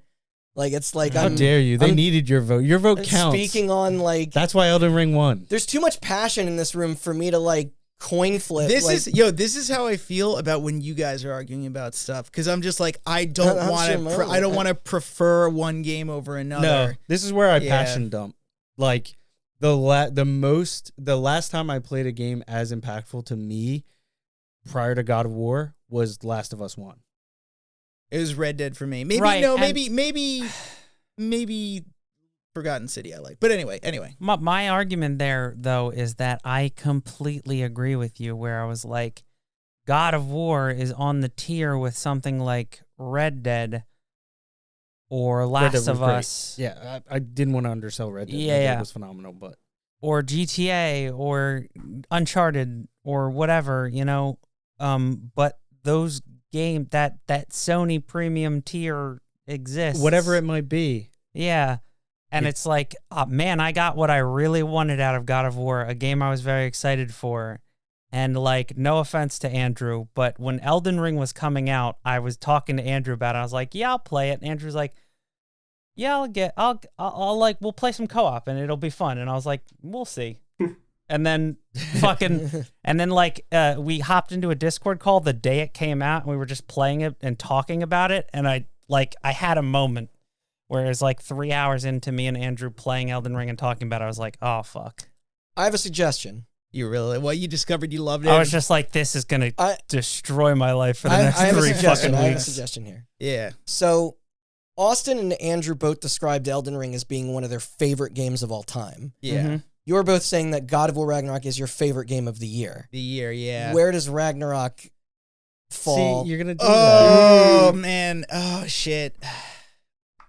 Because this is game of the year. This isn't game of my life. It's not. You're right. I would say it's game of the Boom, year. Not, bitch. I would say it's game of the year. That's great that you guys have such piss poor taste in games that these dog shit experience with Elden Ring so trashy. I know, right? No, I'm kidding. What I'm low kidding. standards that these trash games are game of their life, right? No, Come on, you know, we just play so many great games. You're right. It's not game of my life. You're right. Yeah, it's not. Yeah. Elden Ring is sitting on my top 10 with other trash games like Red Dead Redemption 2 and Halo Combat Evolved and God, hell of a tiebreaker. BioShock Infinite and Last of Us 1. All thumbs down. See, I can agree with you there. Yeah. All right, so that didn't. No, I mean I get your point. So what Randy's trying to say is that he votes for Elden Ring. That's not what I Which said. makes it 3-2. I think that's a good way to quantify. And I'm a little biased in saying it, but I think it's a good way to quantify that you and I feel stronger about Elden Ring than they do about God of War. Yeah, I wouldn't put it that way, but I do. Yeah, it's a good way to quantify. You got a dummy brain. No, I'm just kidding. If I'm not, let's just boil it down. If I'm not doing a good enough job, like if time travel was invented and I went back to the January 1st, 2022, at first I'd be like, hey, maybe stop eating sugar and go get checked out by the doctor. You don't warn anyone about COVID? Or? Second that you would... 2022, it's already sorry. happening. I thought you said... Second you would tell yourself yet? to invest in some NFTs. Yeah. You can't stop the resurrection. Yeah, buy Dogecoin. Buy Dogecoin and then... No, but if you had... Like, if somebody had been like, your favorite game, not only of 2022, but you are going to struggle with putting it in your top 10 of all time... It's going to be a FromSoft game. Those don't come along often. Yeah. I'd be like, fuck off, man. Like, what do I'm you not know gonna get me? into Elden Ring. Yeah, what do you know me? I said this last night, God, it's so good. But it was like I never would have predicted that my top game last year was a deck building roguelike. Right, yeah. This is my version of that, where it's just like Matt is super into the Souls games. Andrew's super into the Souls games. I am super into them as previously discussed. You hosted a topic on one. I am I am captivated by the Souls phrase. And I've always found them very interesting, but I've always been turned off by them. And like, also, not to discredit me, I have played every single Souls game. I've played them all. I've not beaten them all. I haven't beaten any of them until Elden Ring. But like, I beat 2 with a guide. The amount that game had everything working against it in my brain. Yeah. For why I would be like where Randy is now, which is just like, man, those FromSoft games are cool. They're just not for me. And here I am fighting to the death. Just wait, I'm going to get deep into for this to be the best game of this year because it is hands down from a game design perspective, from what a video game is, it is a masterpiece. It is genius. I'm gonna get way into Armored Core. Yeah, those are your orders. You're gonna hear that line 50 times. And I feel like we've talked about it. I'm not trying to shit on God of War. No. God of War is incredible. We've talked all three of us have talked about this fucking story and the moments that you get in this story. Oh yeah.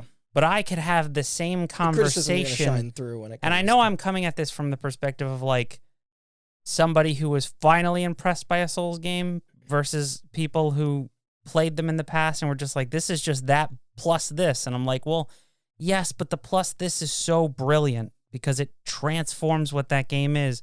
Whereas, like, as much as I love God of War, and I do,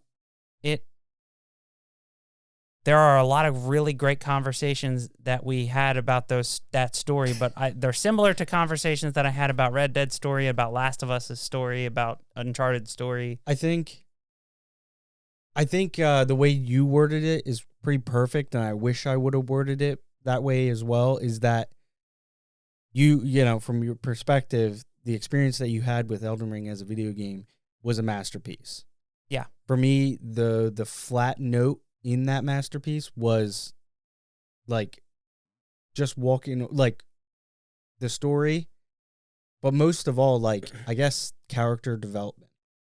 I think that's like the key thing that's holding me on. Oh no, I mean, I opened this argument by saying performance and character development with God of War.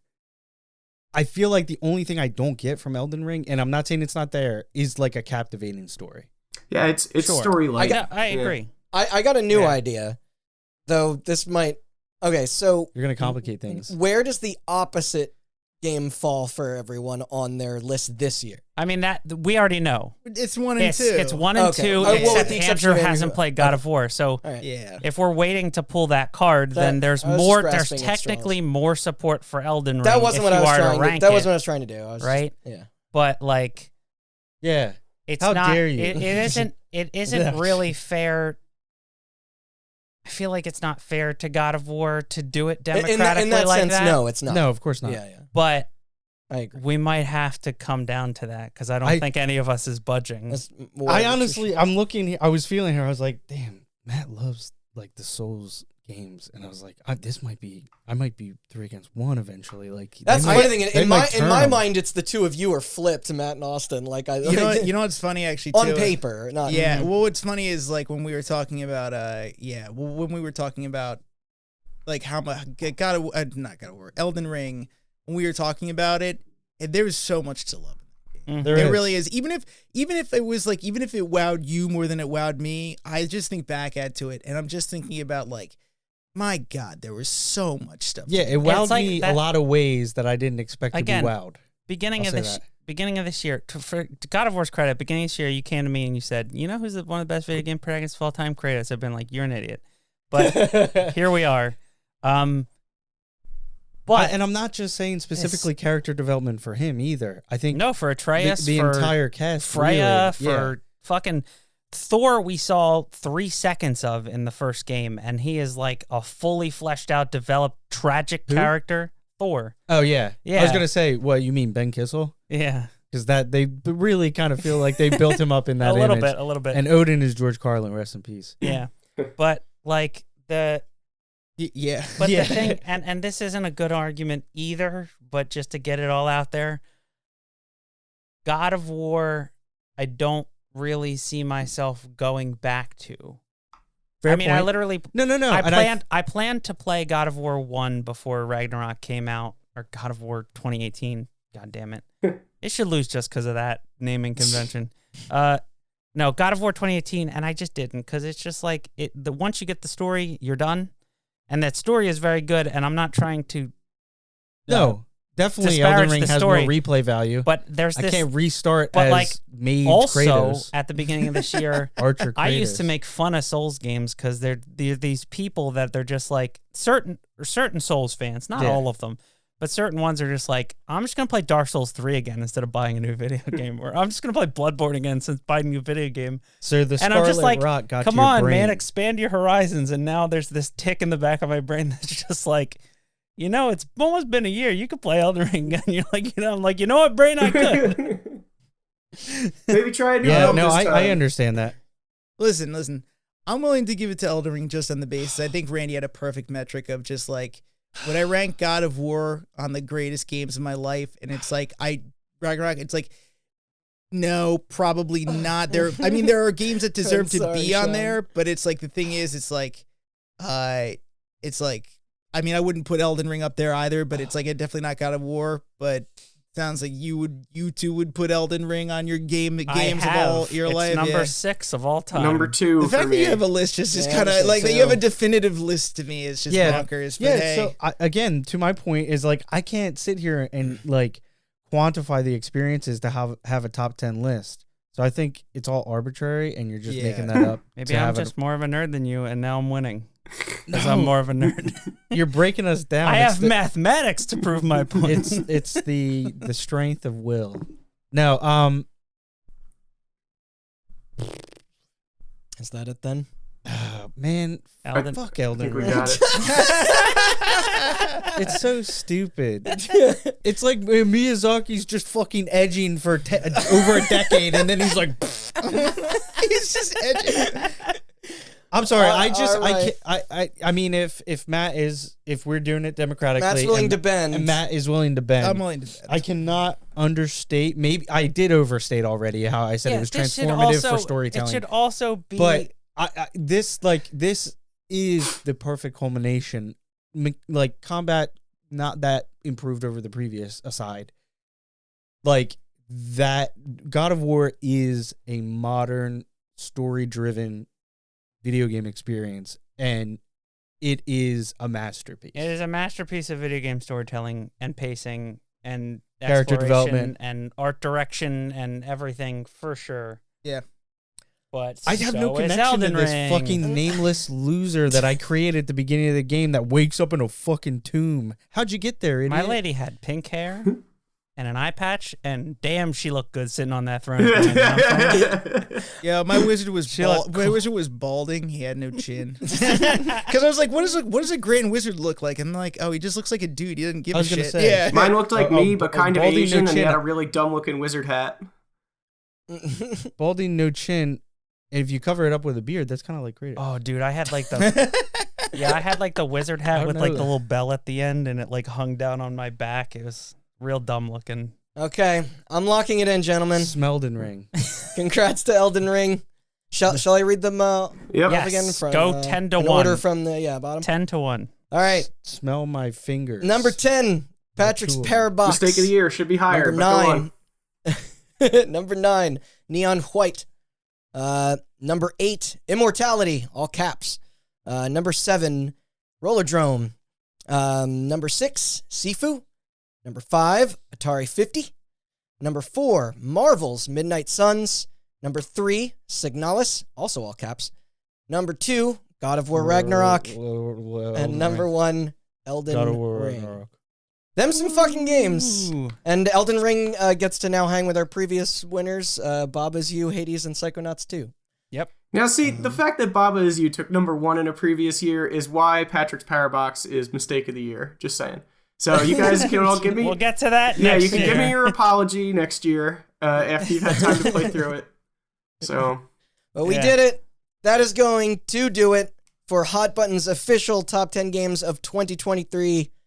Thank you, fans. Thank you, Austin, Sean, Matt, Andrew. I'm not happy about it. And one last note: play all these games. Yeah. Yeah. If you Yeah. get the chance, Definitely. because Half of them are on I know Game what, Pass, probably. I know what's going through Sean's mind, and it's like we had to make the Sophie's choice, but for the love of Yeah, fuck God, Sophie play Elden too. Ring and play God of War. her 'cause they're and both- Miyazaki are in they're- cahoots. They're both. In fact, I mean, if anything, we cut it down to a top 24. Any of the games in the top 24 are worth playing, but definitely any of the games in the top 10 for sure. Yeah. Yeah. No, I'm not even gonna bring it up. What? Still with Miyazaki got gypped of his, or not gypped, sorry, insensitive. He got screwed out of his like acceptance speech Mm-hmm. at the Keeleys. Are you saying? I'm not going are to you go into calling- detail. Are you calling Randy Bill Clinton kid? No, I didn't want to go into detail, but at least he got proper representation on this podcast. Bill Clinton? I'm sure he appreciates it. Oh, Miyazaki. Yeah. Join us in the coming months for our kick-ass return to form. Trust me, we've got great episodes in the works. I'm gonna kiss Be on the his- lookout. Before we close on tonight, however, Austin, care to toss up a few plugs? Yes. Thank you. Thank you for listening. Especially thank you now because I'm looking at the time A clock, doozy. and even with editing, this is going to be very long. This is going to be like 2.5 Avatar 2s, dude. But thank you for listening. That's how I'm measuring time. From yeah. I gotta go to work today for 2.75 Avatar Way of the Waters. Thank you for listening for the third time. If you want to check out more episodes, it's gonna be. We don't have a timeline, but it's gonna be a little bit before we get back to the normal stuff. We got some stuff to figure out. Mm-hmm. So go. After you're done with this fucking 8-hour monstrosity, go back and listen to some other episodes. They can all be found at hotbuttoncast.com, as well as on iTunes and Spotify and all that jazz, YouTube. And if you want to hear some news as to when we do have a timeline to return, keep it posted on our social medias. Yeah, that's what Twitter, Instagram, and Facebook at HotButtonCast. And again, thank you for listening. Good night. Good night.